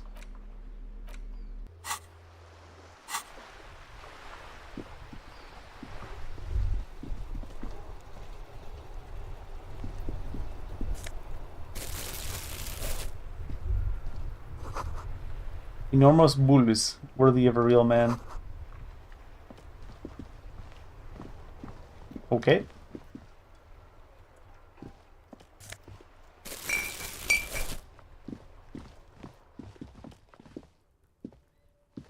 An old call box with a matrix of push buttons lists all the companies in the East Delta Commerce Center. East Delta Commerce Center. What the hell? This must be the name of the doomed commercial area. This button looks new, but... This button looks new. It's probably not connected yet.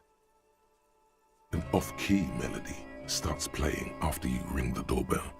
Then a woman picks up the receiver. Kuno, please stop calling here. Grown-ups don't have time for your stupid games. She thinks you're the gremlin child. What would he say to this?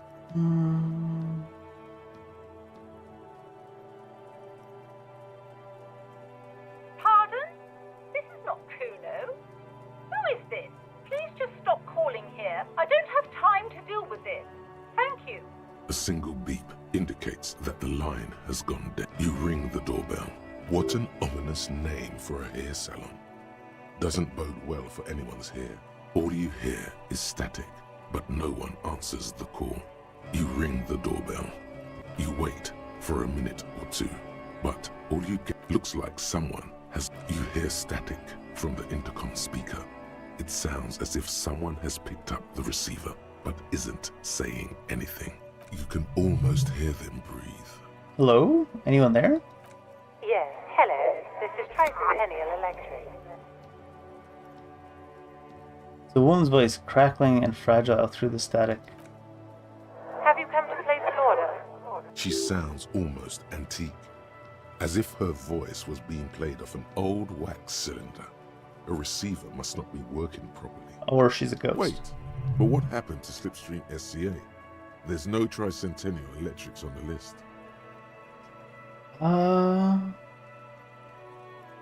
Yes, I've come to place an order. My God. The lieutenant exchanges a look with you. Sorry? It's you. My God. I didn't think I would hear your voice. She must be mistaking you for someone else. Who cares that you don't remember her? Just go along with it. Yeah, it's me. Here I am again, crawling back into your life. Michelle, just please. Why did you even call? I don't understand. You've been gone for months. I thought you didn't care. Going full manipulation. Of course I care. It's just that I've been going through some tough times. Ever since I came to work here, it's been different. As if my mind's been wiped clean. A spot of static overrides her words. When she speaks again, it sounds like she's submerged.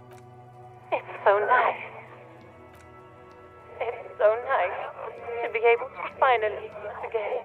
Forget about... She sounds like she's about to cry. Hello? She doesn't answer. You said it was nice. What's so nice about forgetting? Silence. The only thing you can hear now is static and waves washing ashore on the bay. Just... I get it. You don't want to talk to me. No one ever wants to talk to me. Another seagull passes by. It's getting cold standing here, staring at the silent call box. It must have been some kind of faulty wiring. We should maybe stop playing with this doorbell. It looks ancient. Alright, it's a goodbye then. You press the number sign on the keypad that terminates the call. 12 Wax name cylinder, cards on the slipstream call box SCA. read. Silence. Silence. Nothing happens. Silence. No one answers you. Whatever she says, Uh-oh. it can't hurt you. You're a different person now. Stronger, healthier, and... alright, maybe not healthier, but it's a bonus that you've drunk so hard you can't remember any of your past relationships. Nice.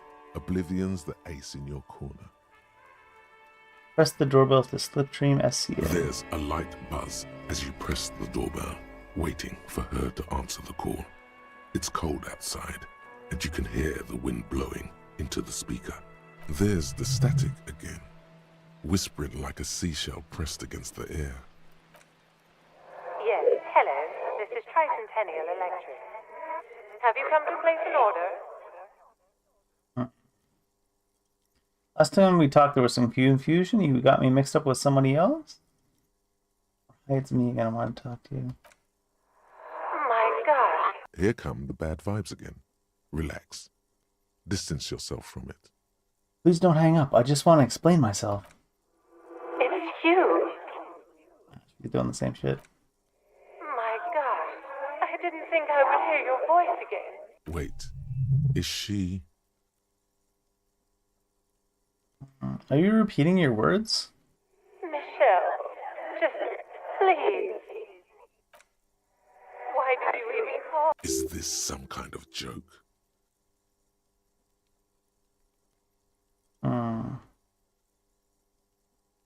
Doesn't matter what I say, you're just going to continue, right? The voice from the intercom doesn't answer, but you can hear her breathing. Wind blows into your microphone again, crackling and echoing in the box. Is it over? Can we talk now? Ever since I came to... Oh. As if my mind's been wiped clean. It's so nice to be able to finally forget it. And then it hits you. You're recording. She tries again not to cry, and still doesn't succeed completely. Her quiet sobs sound old and distant, as if her voice is being played off a wax cylinder. Go ahead, ancient recording, cry then. Her sound melts into the static from a long-distance phone call.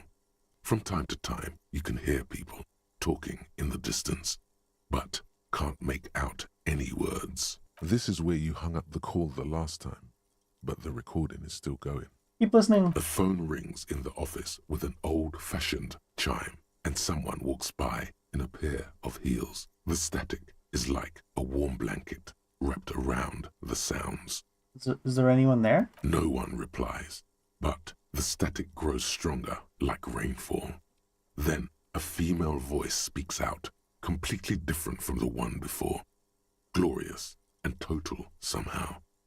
Crawling inside your head. Her words are too cold to comprehend.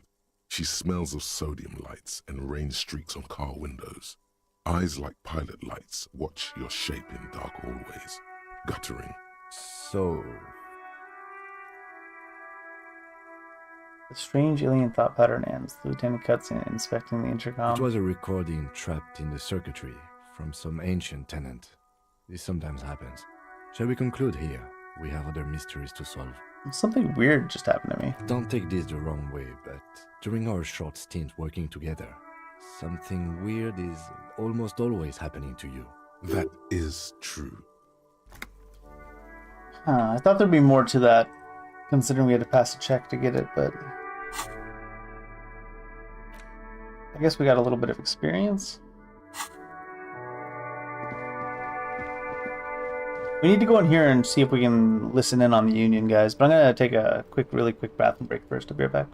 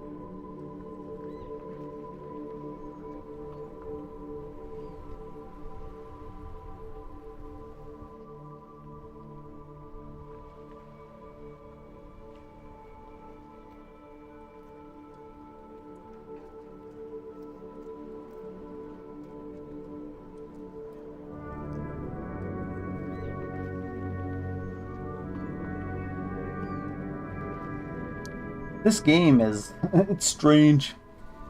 I'm not sure if... because we don't have any money either. Are we not going to be able to sleep at night?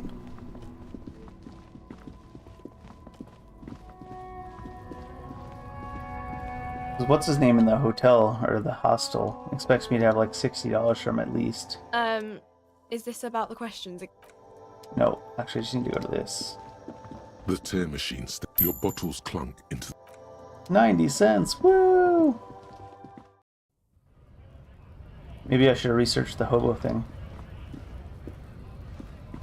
Looking for something? I'll come back to him actually, after. Weird that they autosave right there.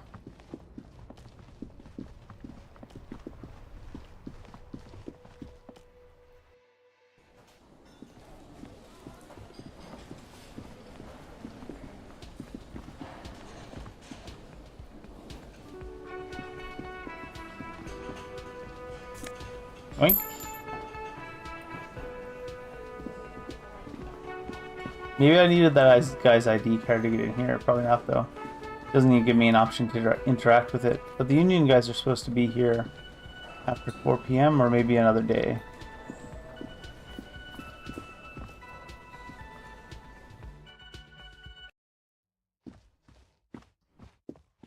the door is closed.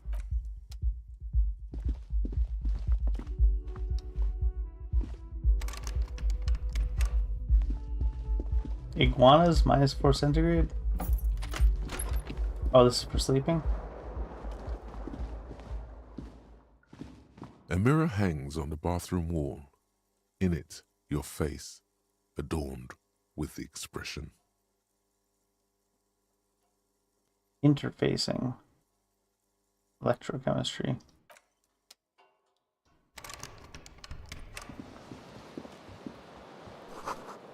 Kim tries not to look at your broken down bathroom door. Yeah. The bed is cold and not. The option to go to sleep becomes available every night. Oh, I see. That's how it works. The fan stands still.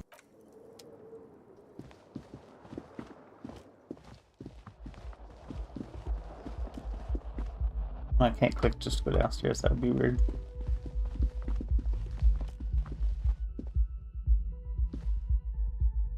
He's like slow walking over to that.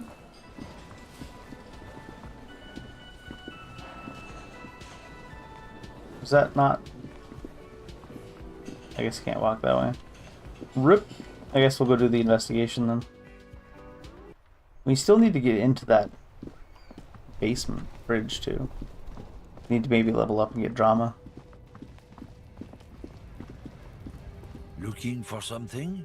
It's about not. Oh, we Not had this sheep. argument already. Actually, neither ostriches or sheep bury them. Whatever. Go back to your college class. I'm not the only one. People who've studied this thing. So, lately we the problem? Cultural victory. It's what the keeps of. It's true. Also, you need to realize. Don't push you. I'm pretty sure I had that conversation before. They're shit, man. They're I shit, don't man. let anything pollute my body. But you smell full of booze and cigarettes. What's the difference about narcotics? You know where that shit comes from? Sarah Miriza, Safre, Ilmara. They take the money from our local junkies here and then use it to outcompete us in the manufacturing sector. Hmm. They know they can't beat us in a fair fight, so they have to get us to weaken ourselves somehow. It's racial sabotage. Maybe this guy will help Racial us find the people economic smuggling. sabotage. If he feels this strongly about it. So I take it you're not smuggling drugs out of Martinez? Not in, not out. I'll never betray the purity of my tribe. So you're telling us that you don't know anything about drug smuggling through Terminal B? I don't know shit. And if I did, I wouldn't tell you. Wait, why wouldn't you tell us if you're so against it? Why are you still hanging around here? Most of the other lorrymen have left. What do you think? I can't leave the lorry unguarded. Stuff's been getting looted lately. It's those little kips sneaking around at night. If they touch my stuff, the bosses will be on my ass like ass cancer. There was a bunch of spilled boxes in the back of a big lorry nearby.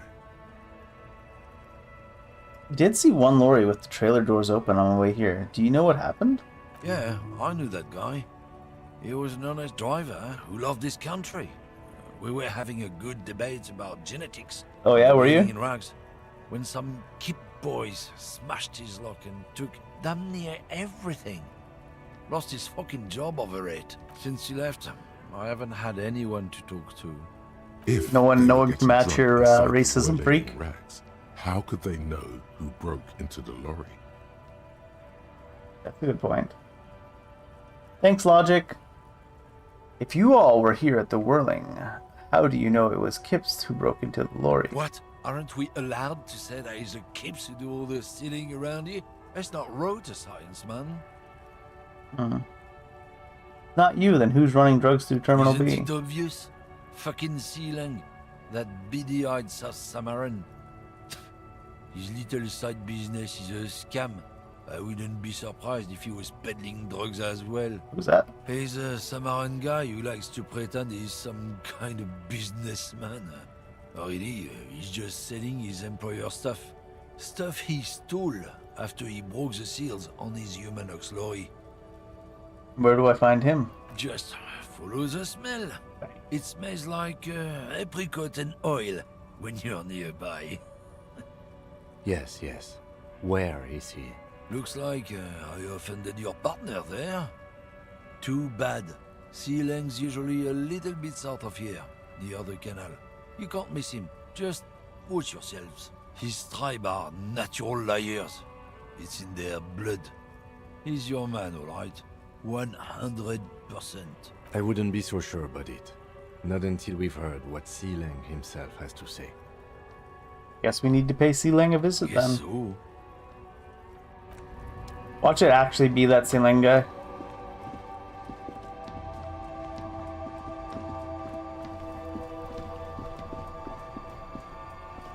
I am a gander and a Amilom. and a gatherer. Feel like a traveler.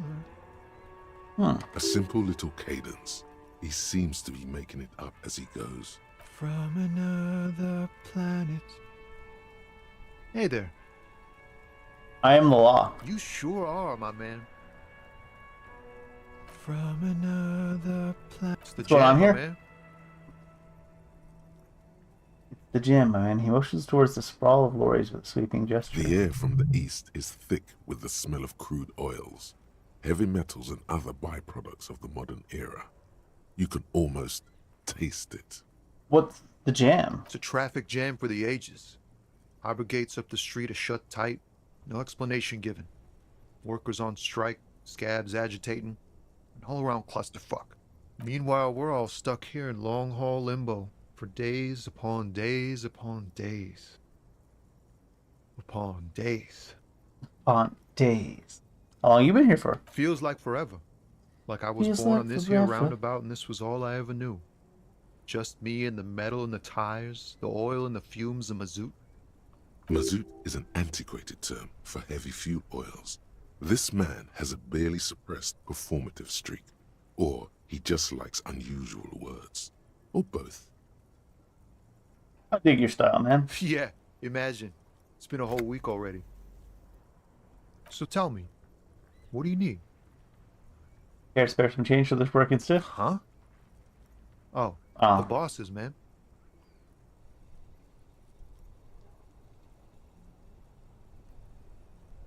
You're broke, got it. What else do I have to ask here? No. What you need? The strike has like asterisks around it. You seem like a man who knows about drugs. Ah, man. Me and narcotics go way back. Had some good times surfing the psychic waves of my own consciousness, you know? But those days are behind me. There are other addictions in my life now. Why the inquiry, my man? Let me be straight with you. I'm trying to figure out who's smuggling drugs. We have a credible lead, sir. Someone on this roundabout is waiting for a bulk shipment from the harbor to load it on their lorry and drive it to Jamrock. Not me, man. No way. I don't need any trouble. Shit's bad enough anyway. This jam's got folks up in arms, and I'm afraid it's headed toward a conflagration.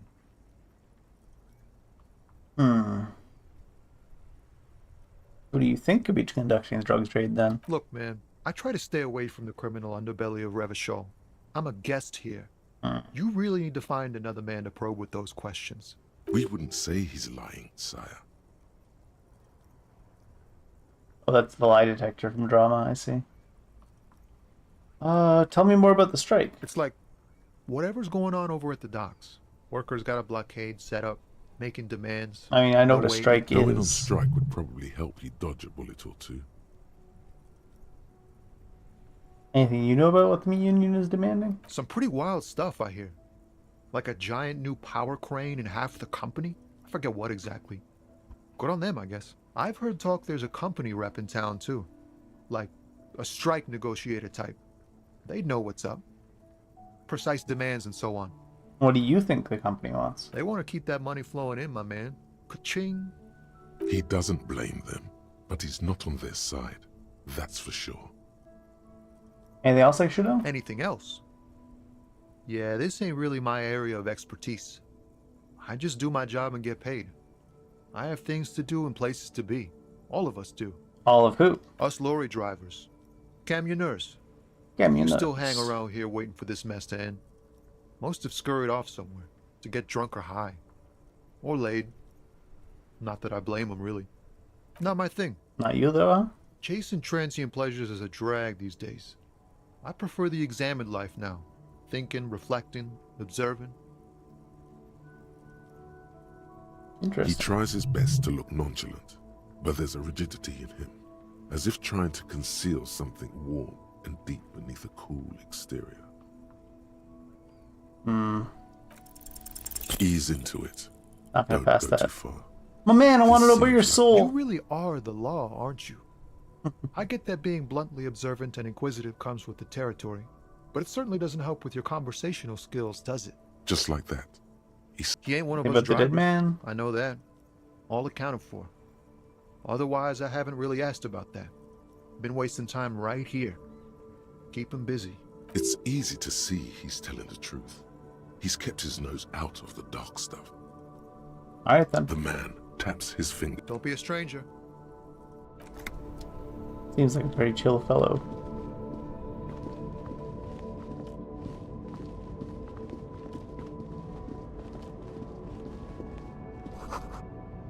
Bold slogan. Human ox covers the truck.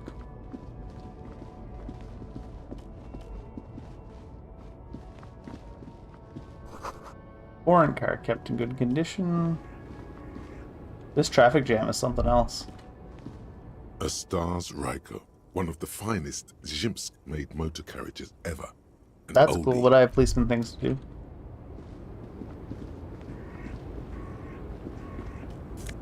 Yoink. Like stealing from the back of a lorry.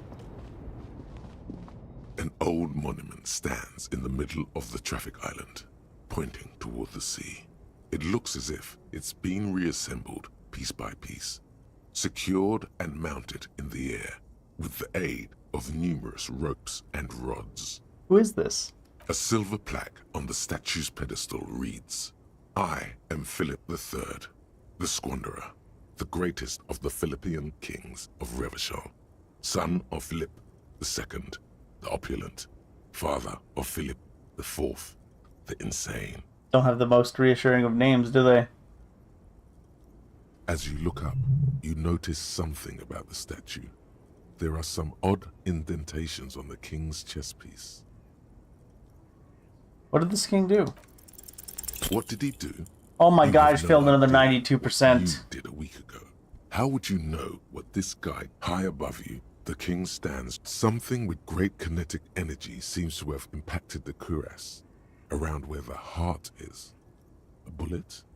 Someone shot him in the heart. Interesting. Lieutenant, has someone shot the king? Okay, I can't see it, but I take your word for it. What do you think? Well, Martinez is riddled with bullet holes. This place saw a lot of action during the revolution. But the statue is recently renovated, so maybe a joke? Target practice or a political statement? Maybe it's connected to the murder? Probably not. Political? Why not?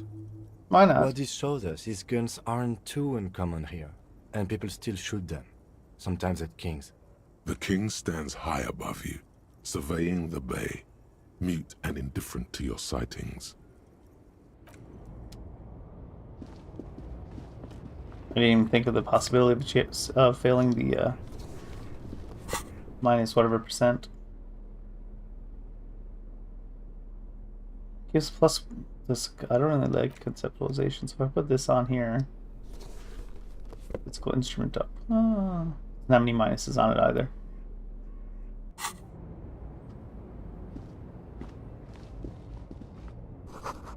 Ruins full of snow. No one lives here anymore.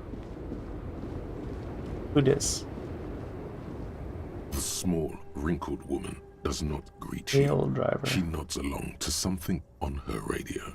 A photograph is clutched in her hands, and there is a warm smile on her face. The photo, an ambrotype from the turn of the century, as golden as her smile. Excuse me, ma'am. I'd like to ask some questions. No response. Wherever this woman is, your words fail to reach her. Tap your fingers in front of her face. If you want her attention, you may need to be more forceful. Where am I? Who are you? It seemed rude to snap my fingers while I didn't go with it first. Actually, I was hoping you could tell me who I am, because I don't know that. Never mind. I remember now. I'm still stuck in that traffic jam in the 50s. Wait, what's so bad about the 50s? The men have small jaws and everything is made out of plastic. Men have small jaws. Why do you need plastic? Small jaw energy. The world out of amber. Where else would you be then? Or when else would you be Back then? in Methka, during the time of the revolution. The sidewalks and cafes are filled with young people. I was on my way to see a new Boyadero picture starring Gabriel Buenguerro. Until you came along, that is. So I take it you were a mess when you were young? Someone was. Someone was. Someone? Are these not your memories? They are someone's memories, boy. What difference does it make if it's me or not? He's been watching too many Arnold Schwarzenegger movies. Total They're Recall. beautiful. That is all that matters. Beautiful and true.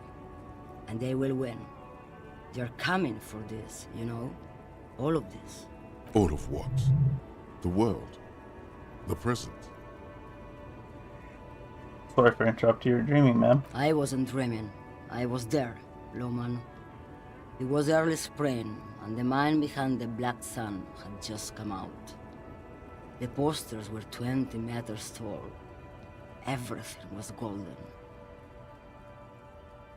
Her eyes narrow and she appears to take your measure. While you, people, were tearing each other apart over your petty little revolution, in Methk, it was a golden age.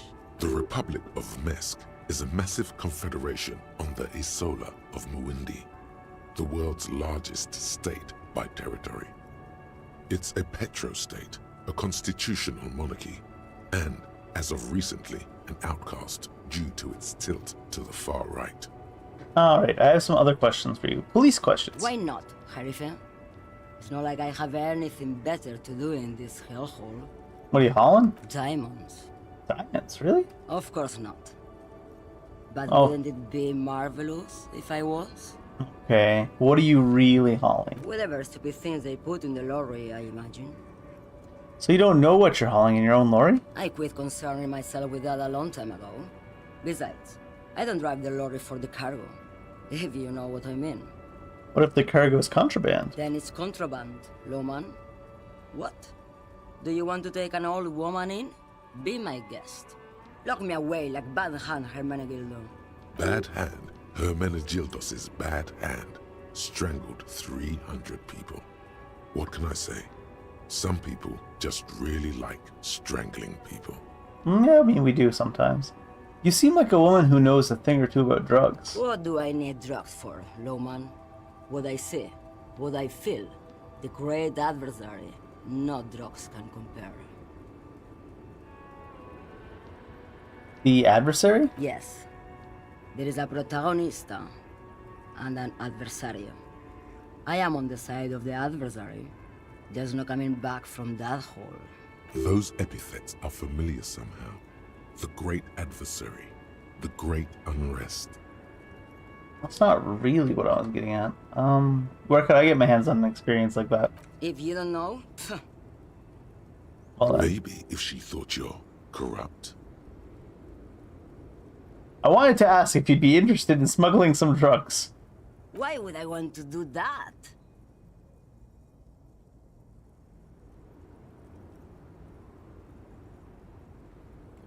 Middle of the criminal lifestyle? Lowman, what in the name of God are you talking about? Fine, let me put it another way. Are you smuggling drugs? Maybe. Probably not. Makes no difference to me either way. You said earlier you don't know what you're hauling. Could it be drugs? Just this month, I made half a dozen trips from Saramiriza to Grat, on the U41A. What do you think they take from Saramiriza to Grat, Lowman? Drugs? No, Lowman. Diamonds. If you had to guess, who do you think smuggling drugs? Easy. He's the skinny man who thinks he's a poet. Never trust a poet. Also, he's the only one I can see from here. Also, he's the only one I can see from. That's oh my correct. god. There is no visibility of any of the others. Why are you still waiting here if you're not involved in the drug trafficking? Where do you want me to go? This isn't so bad. I can listen to music, or the seagulls. Look at all the colors and the futures of this world. It's a good palate cleanser, this jamboree. Or I can just relax and let my mind carry me back where it will, to the Great Plains. I think we're done here, no? I guess. Yes, go. Enough jamboree. I need to get back to Mesquite.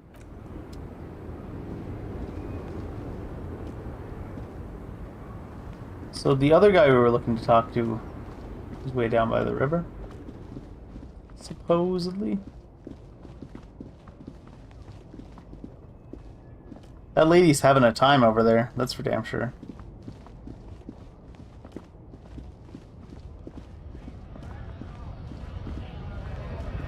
I'll probably interact with him now too. Didn't I loot this already? Does someone keep dropping change here?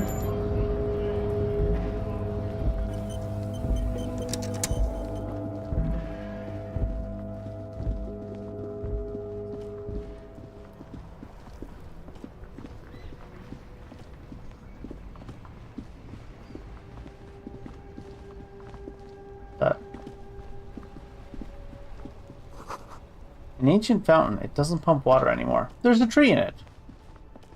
I guess I could have figured that out without actually reading.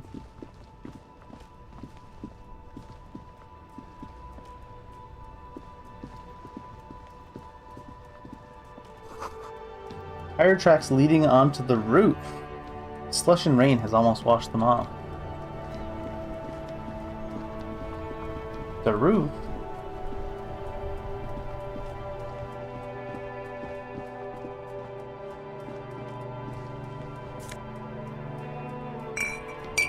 Nosophed. Fingerless gloves. Interface. Oh, this gives interfacing. This gives electrochemistry.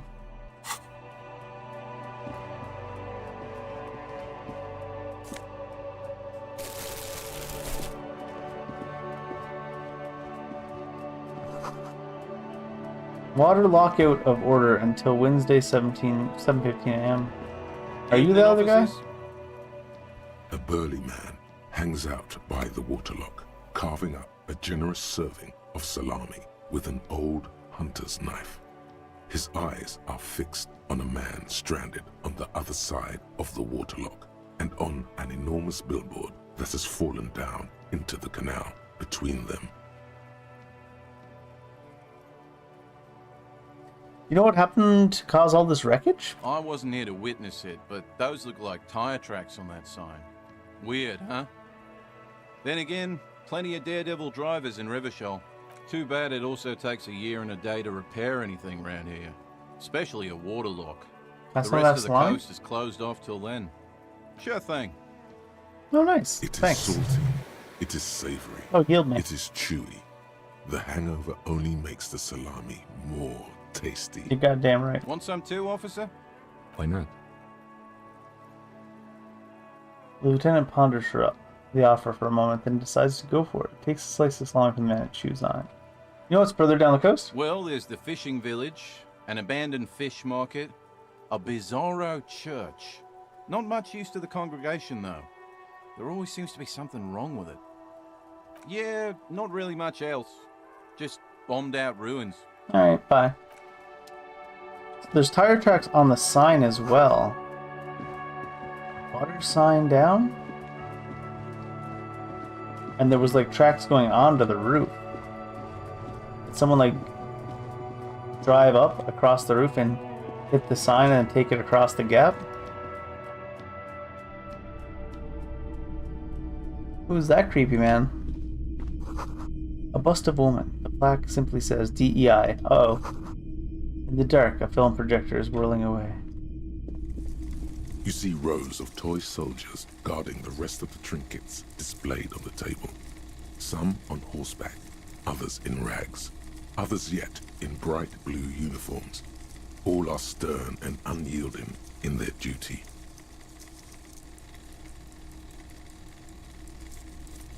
Big men on big... I used to be very serious about my Franco-Nigerian nights. Blue They're not all blue. These figurines also wear gold coats and caps, complemented by orange trousers. They are variously posed, wielding swords and rifles with bayonets. Wait, this looks like Rene, the old guy who was playing Tonk. This is what the loyalists looked like, yes, at first. Then they wised up and got camouflage. Are these royalist soldiers? Which ones? Ah, those. Yes, they are. Ah. I find the paint yeah. job a bit gaudy, but children like the bright colours indiscriminately. Figurine rags. This set of soldiers isn't meant to look impressive. A few have rifles, but most of them carry pistols. Some even shovels and tall sticks. Are these even soldiers? You're probably talking about the revolutionaries, yes? Yes, they are soldiers, revolutionary soldiers. I think their poverty has been exaggerated for effect. When you place them next to the royalists, it doesn't seem like they could possibly win.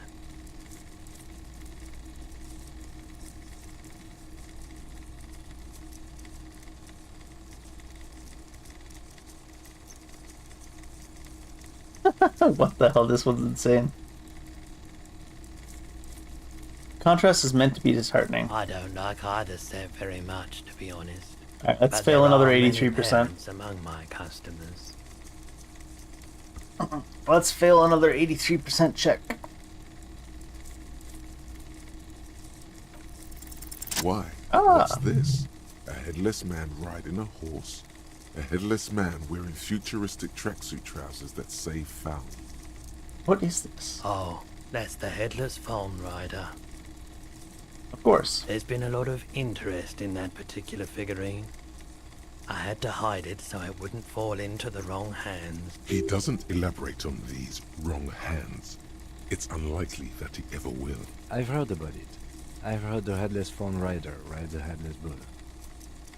Yes, there are several competing versions of the story, but I believe this figurine is a more canonical representation. Sorry, what are we talking about again? The headless phone rider. It's an urban legend about a man who rides the streets of Revachol sporting a fawn tracksuit. As you can As see, you he's see, headless. He's missing his head.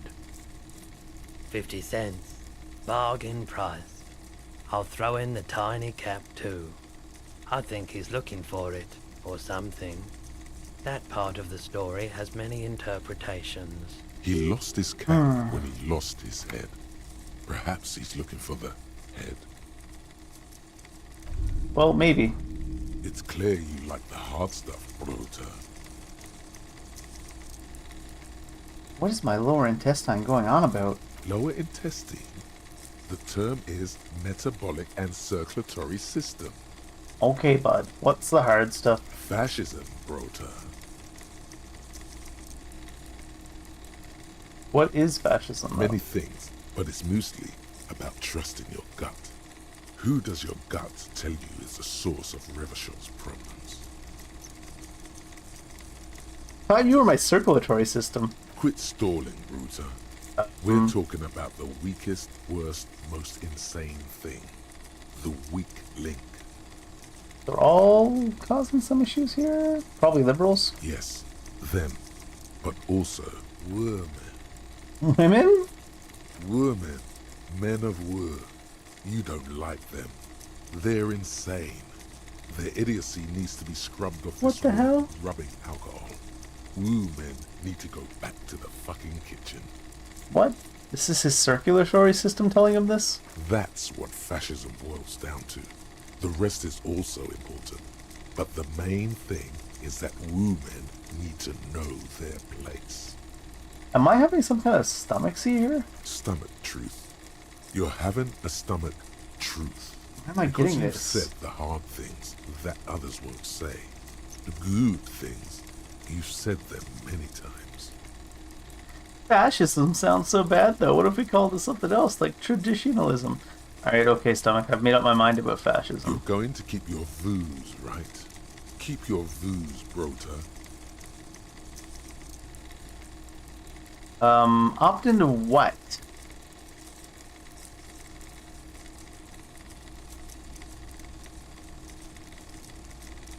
Fascism?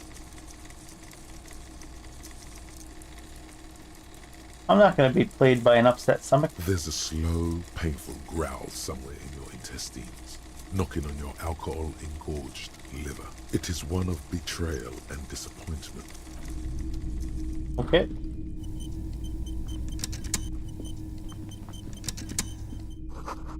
Some kind of machine. An antique cash register? Mostly military wear, with a few more eccentric fashions. Typical Martinez streetlight sits among assorted floor and table lamps. How much for the streetlight? 700 real. A bargain, I dare say. Sounds about right. I imagine it wasn't easy sawing that off a street lamp. Hey, I don't know where it came from, but it's not every day you get to buy and sell something so extraordinary. Got a actual price tag on it. Where'd you get this? It was brought to me to be altered. We are not here to investigate the theft of city property. You have to admit it's rather clever what he's done with it. I just realized if this is the pawnbroker, he might have my The gun. boomboxes on the shelf look well-loved and well-traveled. Chipped, dented, they stare at you with the unblinking eyes of their tape reels. One especially catches your eye. Deep gold and amber plastic with a big old handle on top. A classic boombox that says Stereo 8 approved. Stereo 8? Just make sure it works before you buy it. Upkeep. This Stereo 8 approved machine here. Is the Harman Welshie W2. Made in Vespa. Designed in Seoul. Plays all reel-to-reel formats. 2mm, 8mm, 12mm. It's even got a little radio in there. It'll set you back 12 real. Are you sure this is all in working order? Absolutely. I've tested each one myself with recordings of speech. Found sounds and music from a variety of genres. Even though I don't really like music. That's dedication then. That's all. Alright, let's see if he has our stuff. It's not often that I see officers from the RCM in my pawn shop. What can I do for you?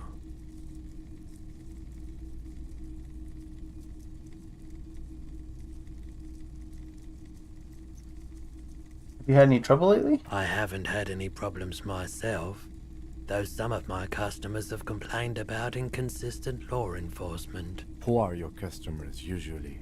All kinds of people come through here. Locals, travelers, people looking for a deal, people looking for a keepsake. People who are terminally bored. Peepo. As you can see, I have a wide selection of goods for everyone to choose from.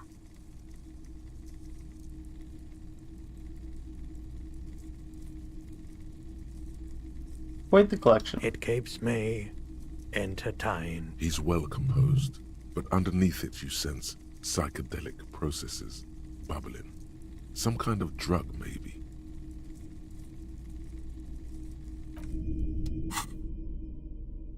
Electrochemistry. Some kind of glove, maybe. Hello again. How can I help you? Feeling warm and enthralled by the movement of light. Glove while the win. line continues to race forward. Lucky bastard. He's probably on Parolidon. It's tough to come by on the street. Parolidon? What's that? A drug developed by the military to treat and prevent radiation sickness. Is that why he looks like a ghoul? It has side effects, and it makes your eyes turn yellow.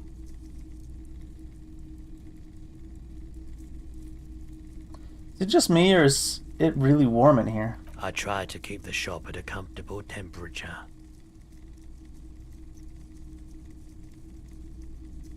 Chill out, man. I'm a chill cop who just wants some of what you're having. Parolidon is just something you know, since the People's Power disaster. I was with the Emergency Relief Brigade. Had to take it for radiation sickness. He's taking it for mental and emotional, not physical pain these days. Must have been rough. There's a reason why everyone's tried to forget any of it ever happened, and why no one has tried to repair or replace the pile. So much disappointment, and early deaths. Cancer mostly. And we knew all that was coming even as we were cleaning up as best we could. Whose fault was it that the generator had failed? No one's. Everyone's. A bunch of poor people built themselves a primitive nuclear reactor, hoping for the best. What do you think is going to happen? The People's Pile, what's that? A bad idea. Some poor leftist built a particle decay generator in hopes of bringing affordable electricity to underserved communities. It malfunctioned. Radioactive waste everywhere. Probably some of it in you too. Could be. The People's Just lead, Pile actually. was a Type U particle decay generator that failed immediately after entering service, releasing radioactive waste into River Esperance. Why did it fail? An emergency valve defect resulted in steam pressure blowing the turbine, taking the fuel containment vessel up in the explosion. Both the faulty design and lack of finances contributed to the catastrophe. Tell me more about this emergency relief brigade you were part of. We were an all-volunteer force, self-organized, tried to help the fire brigades contain the spill. On the patch, gamma radiation lines crossed with a red drop of blood. I lived by the river since I was a small boy. The Esperance didn't have the art to let it all go to shit without trying to do something to help out. There wasn't much the volunteer force could do, however. We wasted years in the river mud, years getting sick. How did you end up running a pawn shop? The cleanup happened 15 years ago. I was young then. Later, my second aunt died. Left me this shack and all the assorted junk in it. So I came to Martinez. I like the theory more than the story. Outward movement, not vortices. Yeah, you gotta get in on those vortices, my man. Do you happen to have any guns, like the ones carried by cops? Someone else came here earlier today asking the same question. Oh. I promptly sold her the gun you pawned a couple days back. Was it the rich lady? Oh, morale's critical.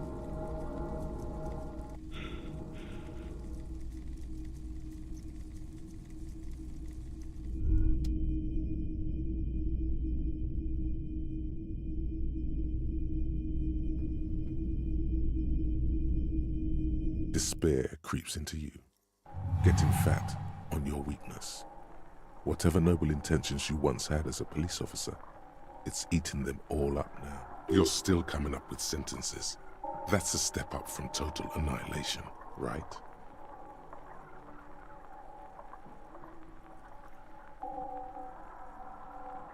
So we're just running out of shits to give. Waste my life protecting humans. They don't deserve I it. don't dispute that you have been charged with protecting the people of a particularly challenging district. But poverty does not make one a loser. Poverty is just poverty. Nothing you can say would make you feel any cop gives up.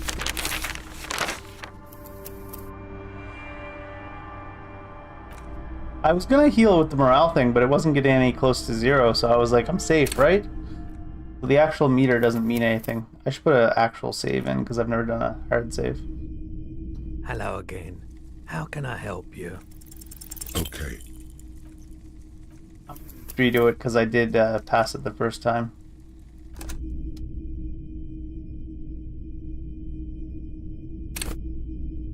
Hello Can again. Kim rescue from that? How can I help? Feeling warm and enthralled. A drug developed by the military. I try to keep Rolodon is Oh, just shit. some. Well. I was with He's taken from men. a bad. The people's pile was the type you part an emergency valve deep We were on the path. I lived by. There wasn't much the volunteers a read. So much. No one. A bunch of poor people. The click. So I came to my. I like the thing. Yeah, you gotta get in on the... Someone else came here earlier today asking the same question. This is a pawn shop, and it did feel as if you've met before. Oh God. The lieutenant shifts from one foot to another. Alert. Was the buyer a policeman too? She didn't seem like a policeman, although she kept referring to herself as a pig, which was odd. I found her interest in the gun a bit obsessive, but I was just happy to get rid of it, and of her. Truth be told, she was terrifying. Terrifying, huh? Right, so let me get this right. You sold your sidearm, issued by the citizens' militia, and now a civilian is running around the streets of Martinez with it?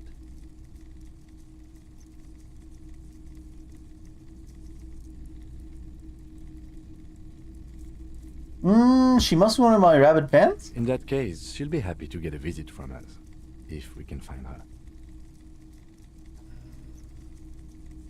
I sold you my gun? You were adamant about getting rid of it, officer. Said you were undeserving of a service weapon of the Revachol Citizens Militia. And I don't like keeping guns around the shop for long. Off the charts photon emissions. The unhealthy kind.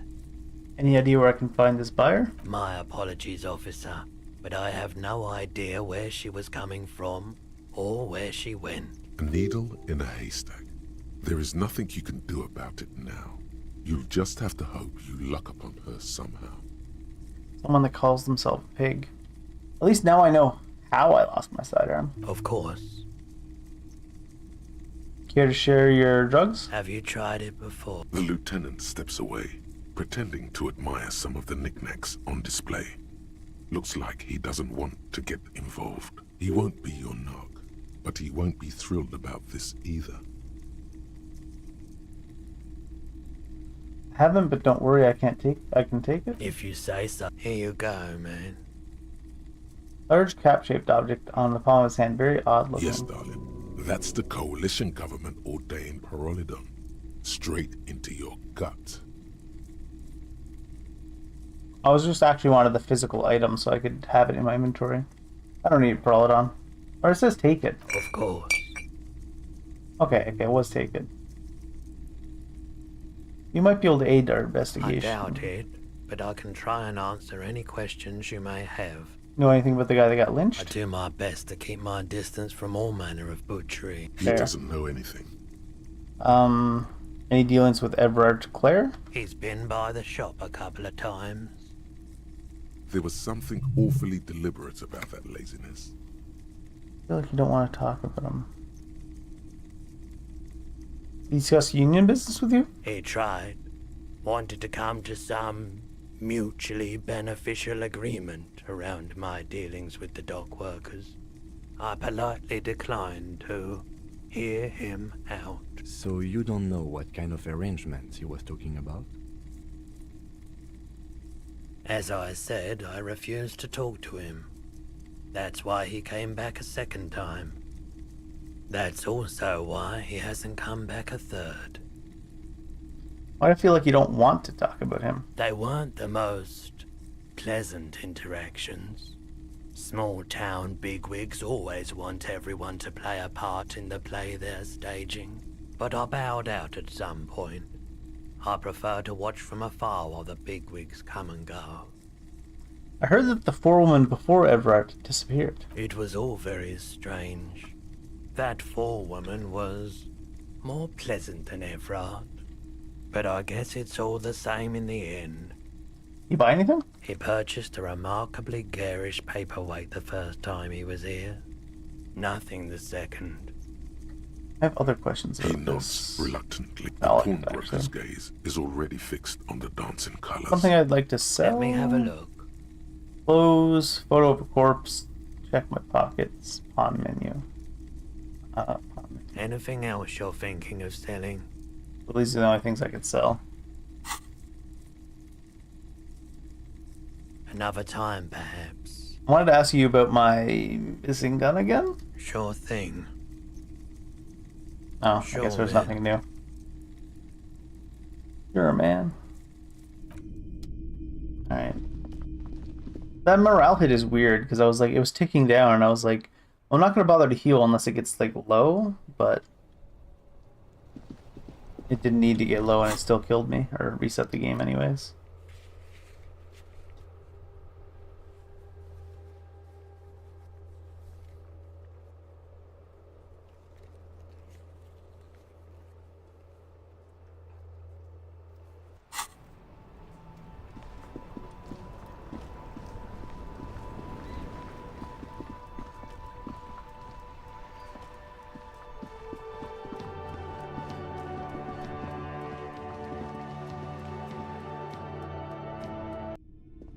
What did I need? Drama? Hello again, esteemed officer, and welcome to Crime, Romance, and Biographies of Famous People. Oh, it's -1 again because I gave smartass parenting advice.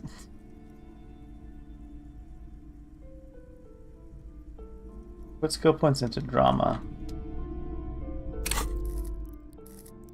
Did I already have at least... No, I didn't even have a single point in drama.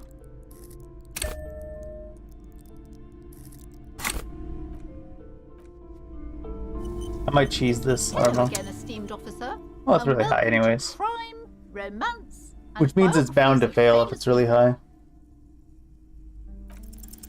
Slither up to her, you silver-tongued fiend. The whole drama? Show her what world-class perfidy looks like. Ma'am, I've come here to help. I've handled paranatural situations before. Are you sure? Don't think I haven't seen charlatans before. I have returned from the void, a paradetective from a long line of paradetectives. You're no paradetective. You look nothing like one. And you're clearly a drinker. Pardon me for being so blunt, but... You look like one. Hey now, hey. You need the booze to focus, alright? The lieutenant keeps his usual stony calm. He silently picks out his notebook.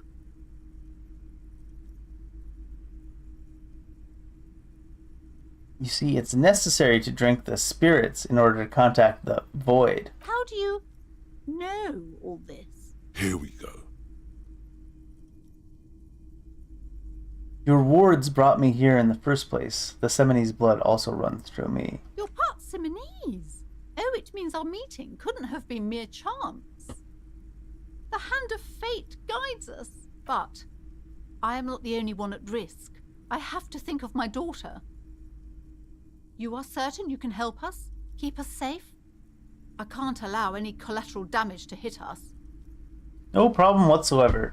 Your family is safe. The phantoms are no match for me. If you promise, good officer, then you might be our last hope. Do you swear it? On my honor. Thank you, sir. There's one more thing I haven't told you about yet. The entity. The entity. Do not act surprised.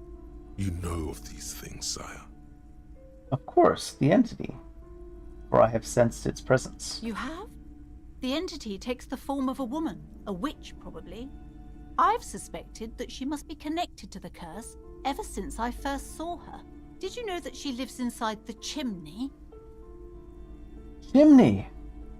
Passage between heaven and hell, of course! Yes, that chimney is part of the building's central furnace, and it's enormous. She has barricaded herself behind some metal security curtains. God knows what she's doing there. Some unnatural magic, I assume. You should go find the entity and ask what happened to all the companies in the building. What is the source of this curse? Here's the key to the warded door behind the curtains. Take it. Oh, and please do return to me after you've looked round. I'm quite anxious to know what she has to say about the curse. What you discover in there. What you discover? Probably just office space. And the damn fridge. Don't be scared. Farewell now.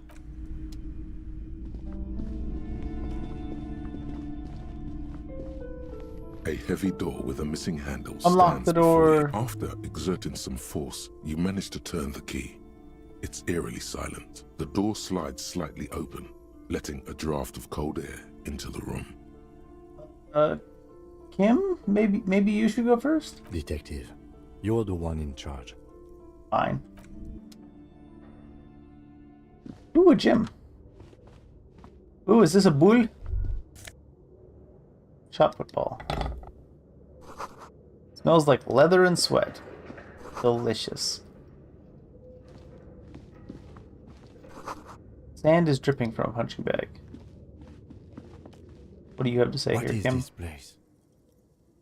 Oh, it's an adventure. No, it's a gym. Well, yeah, Though I guess. It looks like no one's been here in ages. I doubt the electricity still works. Good thing we have a flashlight on us. Don't forget to take it out of your bag before we move on. Some specks of dust shimmer in a ray of streetlight falling from the window. Other than that, the room is dark. An eerie feeling rises in your chest. What if there's a reason why no one's been here for ages? A reason like the entity? Yes, because it's closed. Oh, okay, fair enough. No need to look for supernatural explanations where a banal one will do. Now let's move on, shall we? Yes. I guess.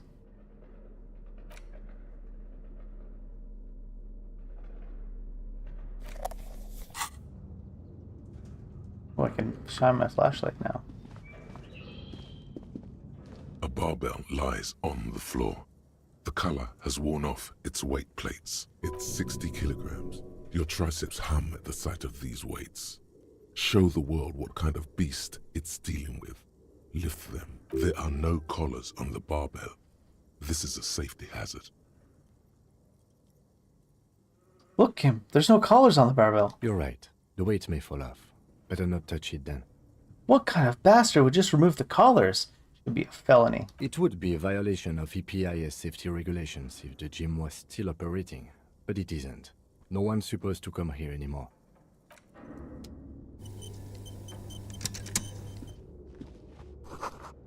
Orno wall bars, they look unsafe. Imagine not safe scumming so far yet, and then using safe scum on this. On the floor, like a dog for its master. What happens if we fail this lift? Crack back. Ooh! You manage to hoist it off the ground, but the barbell feels wobbly and dangerous. Your hands slick with sweat. Turns out you're no beast, just an old man with bad form. Fuck you, stupid barbell. Oh, it's gonna kill me if I don't heal. I think. Despair creeps into you, getting fat on your weakness. You're still coming up with sentences. That's a step up from total. He watches you melt down stoically. From nothing you can say would make you. Cop gives up.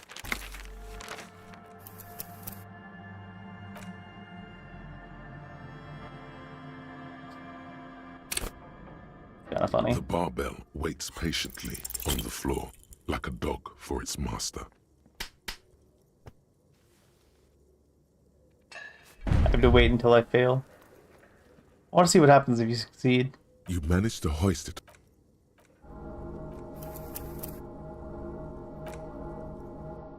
Only 17% shouldn't be impossible. The barbell waits patiently on the floor, like a dog for its master. He like slaps his chest. It's kind of funny actually. You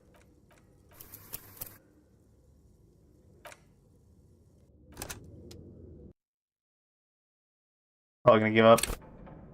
The barbell waits patiently on the floor like a dog for Couldn't its be master. much worse than 1 in 5 odds.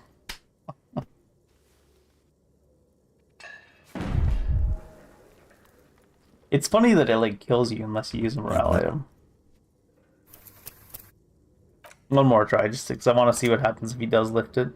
Probably nothing. You probably get 5 experience points or whatever. The barbell waits patiently on the floor Yeah. like a dog for its master.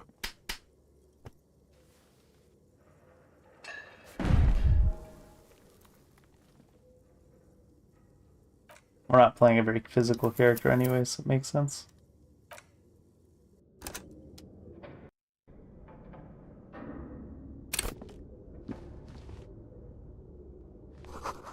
Worn out wall bars. Mark wall bars. Hallways blocked by old window panes and debris.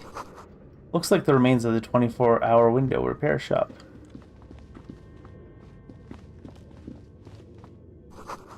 Wild animals stare at you in the dark, stuffed and mounted. A large demijohn full of strange liquid. Air recorders covered in spiderwebs remind you of blades. I mean, they are rotor blades. A naked mannequin torso, a strange yellow color. Blue velvet, soft to the touch, moth-bitten. Very descriptive. Steel rotor blades bearing a Slipstream logo. Skis with Slipstream pointed on the laminated top layer. Production schedule filament memory.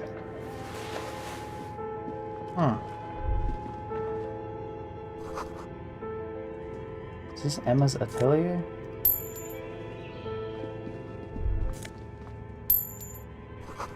But where are the clothes it used to display? Your flashlight slides over an old green chalkboard covered in scribbles, Hmm. sketches, and schemes like some ancient cave mural. Interesting. Some of the writing has faded with age, but you can still make out sections here and there. Photos and drawings have been pinned to the board. Let's make These drawings. live, pointy-eared creatures appear to be different types of Welkins. You make out all translucent Welkins, with organs shining under their skin, and even ether Welkins, hailing from the vast emptiness of sidereal space. You should adopt one of those Welkins as your persona. One of the Welkins, towering among the rest, appears to be different, however. What is going on? Examine the Welkin. This is important. It's Vara Hamira, a high Welkin, his face white and Are we just scarred making like up this cracked lore? marble. This is clearly a Welkin supremacist. The note says, all non-Welkin races will be purged. The Haldor, the Twarg, the humans, and even headless men, all of them, purged. Imagine a world filled only with Welkin, Green Welkin, Dread Welkin, and the High Welkin to rule them all. An inordinate amount of time has gone into drawing these little Welkin creatures. So Welkin supremacist. Mm-hmm. Political commentary. That one has a great beard, too. Why would he spend so much time on this? Some people really like building a world, I think. Even if it's just for a game. Well, this has been educational. Let's move on from the Welkins. Just look at those details. The photo Photos. collage depicts barren, icy landscapes wrapped in perpetual night.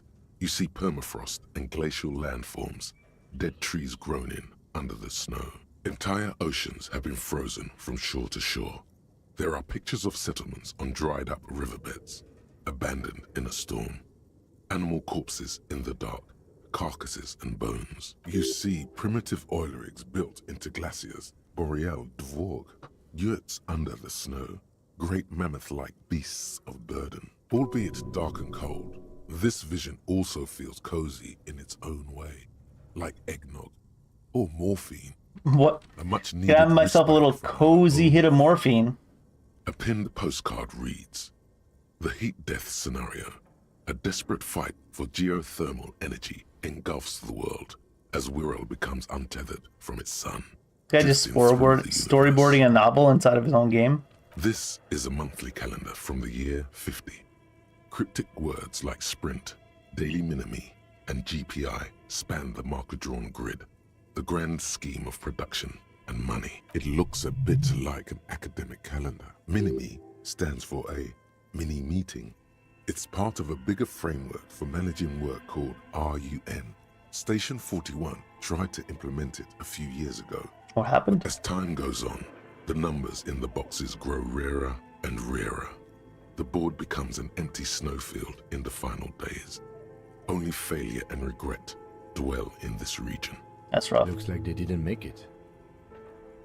A note in the bottom left corner of the chalkboard says, "See the prod schedule filament for details." The handwriting is only partly legible, but you can still make out 3 slogans: "Call in, tune out," "Wirral untethered," and "Heat death of the universe." The full text reads, "Heat death of the universe is the..." Does seem like a storyboard. This appears to be some kind of machine with a cube-shaped heart and a wired framework. The keyboard has a rectangular on-off button. A piece of paper still hangs from the printer. The radio computer. Just sitting here without anyone inside. What he means is that these things cost money. Why would anyone just leave it behind? But we are looking for a fridge, and we are pressed for time, so... On the other hand, it's not that I'm not interested in abandoned radio computers. I guess. This is the Ream Civic radio computer, model RC5120. Do you think I should turn it on and step away? Definitely turn on the machine. The machine lights up like some prehistoric animal stirring from its slumber, revealing fluorescent play and print keys on the keyboard. The hatch on the machine's central compartment is wide open. Look inside the compartment. Empty like a beehive without its brood. Some cables have been left dangling, disconnected. The filament you have would fit perfectly inside the compartment. Like a smooth draw, the filament slides into place. On the keyboard, the play key starts blinking. A bar of fabric right above the keyboard starts producing a soft hum. The sound of static seeps through the machine's planar magnetic driver. The static gets louder, slowly filling up the abandoned hall, until a voice speaks out. What the heck? And old, cutting into the air. Good evening. Fortress accident en rue de Saint-Ghislaine. This is East Insulindian Repeater Station 1. Please repeat. Is this the production schedule?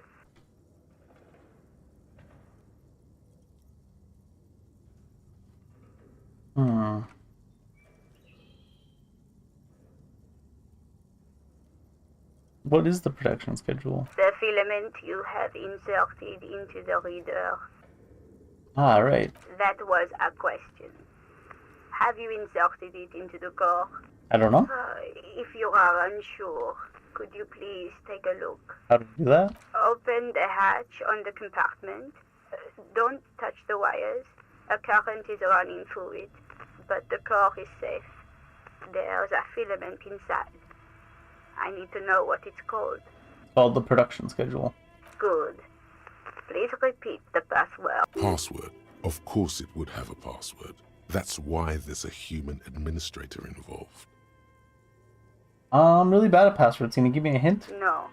Aw. A hint system is not part of the protocol for repeater stations. I don't know the password. Received. I will register this login attempt. Don't worry. Passwords have a way of turning up sooner or later. Fortress accident. Is there anything else I can do for you today?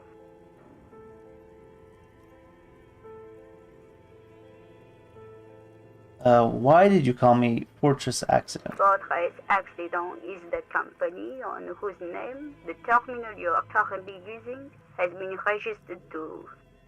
Any other information about this company? One moment. Fortress Accident SCA produces revolutionary interactive call-in radio games. That's what the catalog says. That's not bad. And what's this interactive call-in radio game? Any other questions? Are you machine or alive? Yes, I am alive. I am 74 years old and my name is Yvonne. She repeats passwords. Programming people are all paranoid. Yvonne, my partner tells me that you're here because all radio computer guys are paranoid. They are merely cautious. It's my job to protect their filaments as a password repeater at the East Insulindian Station. Okay, but where are you? How do you know where I am? I work as a repeater at the East Insulindian repeater station. It's my job to know where you are, Fortress Accident. As for me, well, I am sitting in my cubicle, surrounded by a wall of radios. Now, please tell me if there's anything else I can do, Fortress Accident. That's all for Thank now. you, and goodbye. Tiles on the cube are still smoldered. Tiles on the cube are still smoldering, casting the framework in a soft glow. The speaker comes. Good evening. Please repeat. Good. Please repeat the password. Still no. I am contractually I'm afraid we are not doing that. Now, can you please repeat? Proceed. Don't worry. Fortress Accident. Thank you. Tiles on the cube are still. Alright, we gotta come back with that This when we get the old password. fireplace is covered in lines drawn in blue and red marker. See this? The mesh spreading over the stone like blood vessels on alabaster skin. It looks ghostly and strangely ancient. The whole thing resembles Kadran mosaic tiles. Very pesantic. Hold on. How do I know what Kadran mosaic tiles are supposed to look like? History classes, students with their textbooks open, studying the roots of our civilization.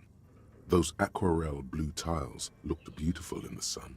What am I looking at? Radio frequencies, it seems. UKV 123.6, UKV 123.7, UKV 123.9. Radio Some frequencies written for notes, what? unclear. It looks like a cardiovascular system split into veins and capillaries. Very advanced. So we're dealing with something medical? You think so? The web is comprised of radio stations, all lead back to one red heart, titled The Game Master Frequency. A note says, this one can listen in on any station it wants. Interesting. They must have had massive airwidth. These things don't come cheap. Who's the game master? Someone very important. Thanks. A conductor for the hundreds of story threads that pass through the Game Master's frequency.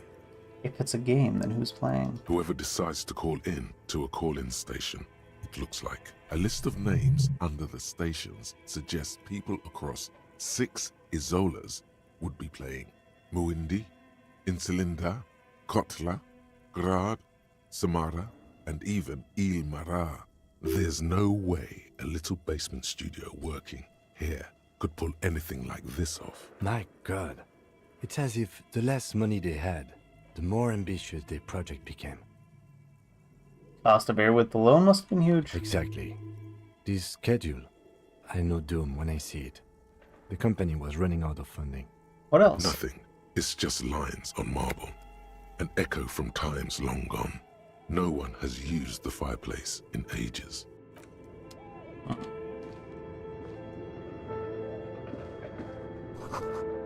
Scribble Cost Notebook. Developers of the most advanced RPG in the universe. Well... Okay.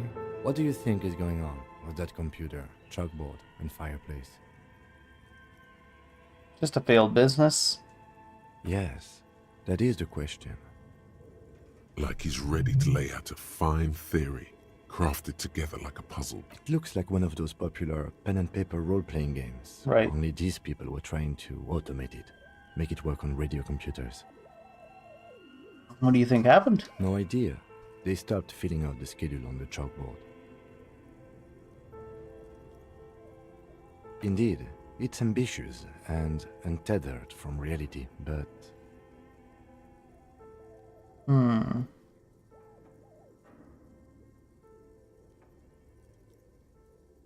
The world is cold and lonely. This would keep it company. Let's finish it? It's too late for that, I'm afraid.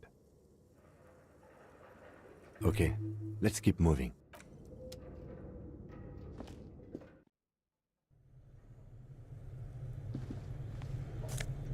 Oh, money. Magnesium. Oh, it really does look like a polar bear. What the hell? A thick layer of coal dust covers the furnace, coloring it pitch black. What is this thing? Is it a furnace? Looks like it. Looks like an old central furnace used to heat the building. It's connected to the chimney. No one has used it in ages. No signs of any recent fire. Only dead rats. It's dark and grimy here. In the darkness you can hear chatter. It's coming from above. A voice or several voices talking to each other. Near the smoke chamber, upstairs. The echo is so prominent, it's impossible to discern what the voices are saying or what's producing them. What are you doing?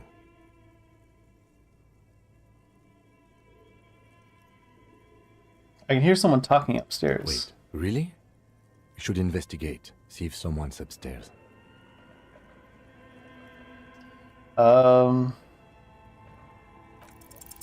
Muster all your strength and yell. How do I keep failing these like 70s? You're dehydrated, hungover. The chatter from the chimney continues on as before. You seem to have made no impression on whatever's up there. Then again, maybe it's worth actually trying something up there. Yeah. Maybe you should let your voice rest, officer.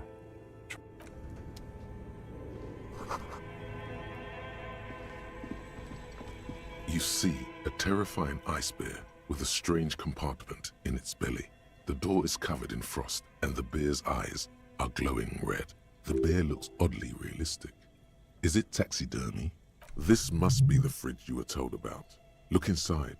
See if it's big enough for the corpse. A gust of freezing cold air rushes to greet you. You hear a low grumble as the bear regulates itself. This is the inside of a refrigerator. The lieutenant takes a peek inside. His hand has found the holster of his gun. Relax, Kim. It's a fridge, remember? Of course. A giant ice bear-shaped fridge. Just what we were looking for. Let's see what's inside. The shelves are empty. All you see are crumpled ice cream wrappers with the brand name, Revachol Ice City. A handwritten note has been attached to the door. Take the note. You pocket the note and the little fridge magnets keeping it on the door.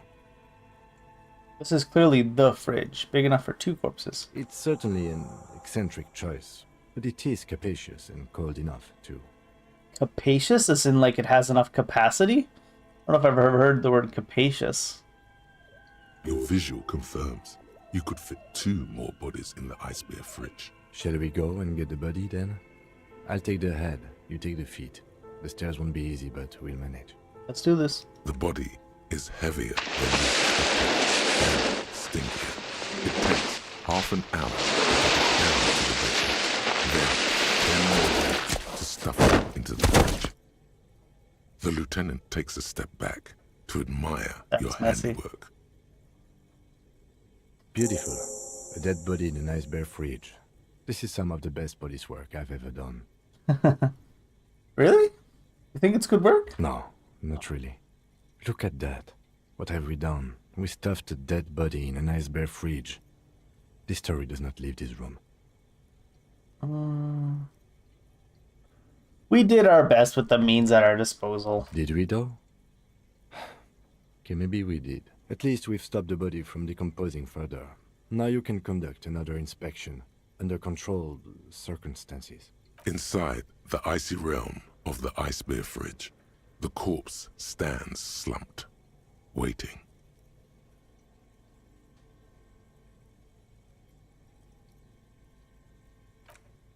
Unfortunately, I don't want to get too involved in that story beat right now, because I think it's time to call it for the day. This game is not what I expected it to be. It's much more skill checks and reading and stuff like that. I thought there was some combat in the game, but I guess there's not. At least so far. Maybe there is at some points later. But in any case, the RNG has definitely not been on my side with some of these skill checks. I don't know if I'm going to play this one tomorrow, or if I might play something else for a bit and then come back to this. It'll depend on what kind of mood I'm in tomorrow, because I'm going to want to be in the mood to sit down and play this game for a while. So probably be this, but I might play something a little bit more action-y tomorrow and then get back to this later. In any case, I'm heading out. Have a good evening, afternoon,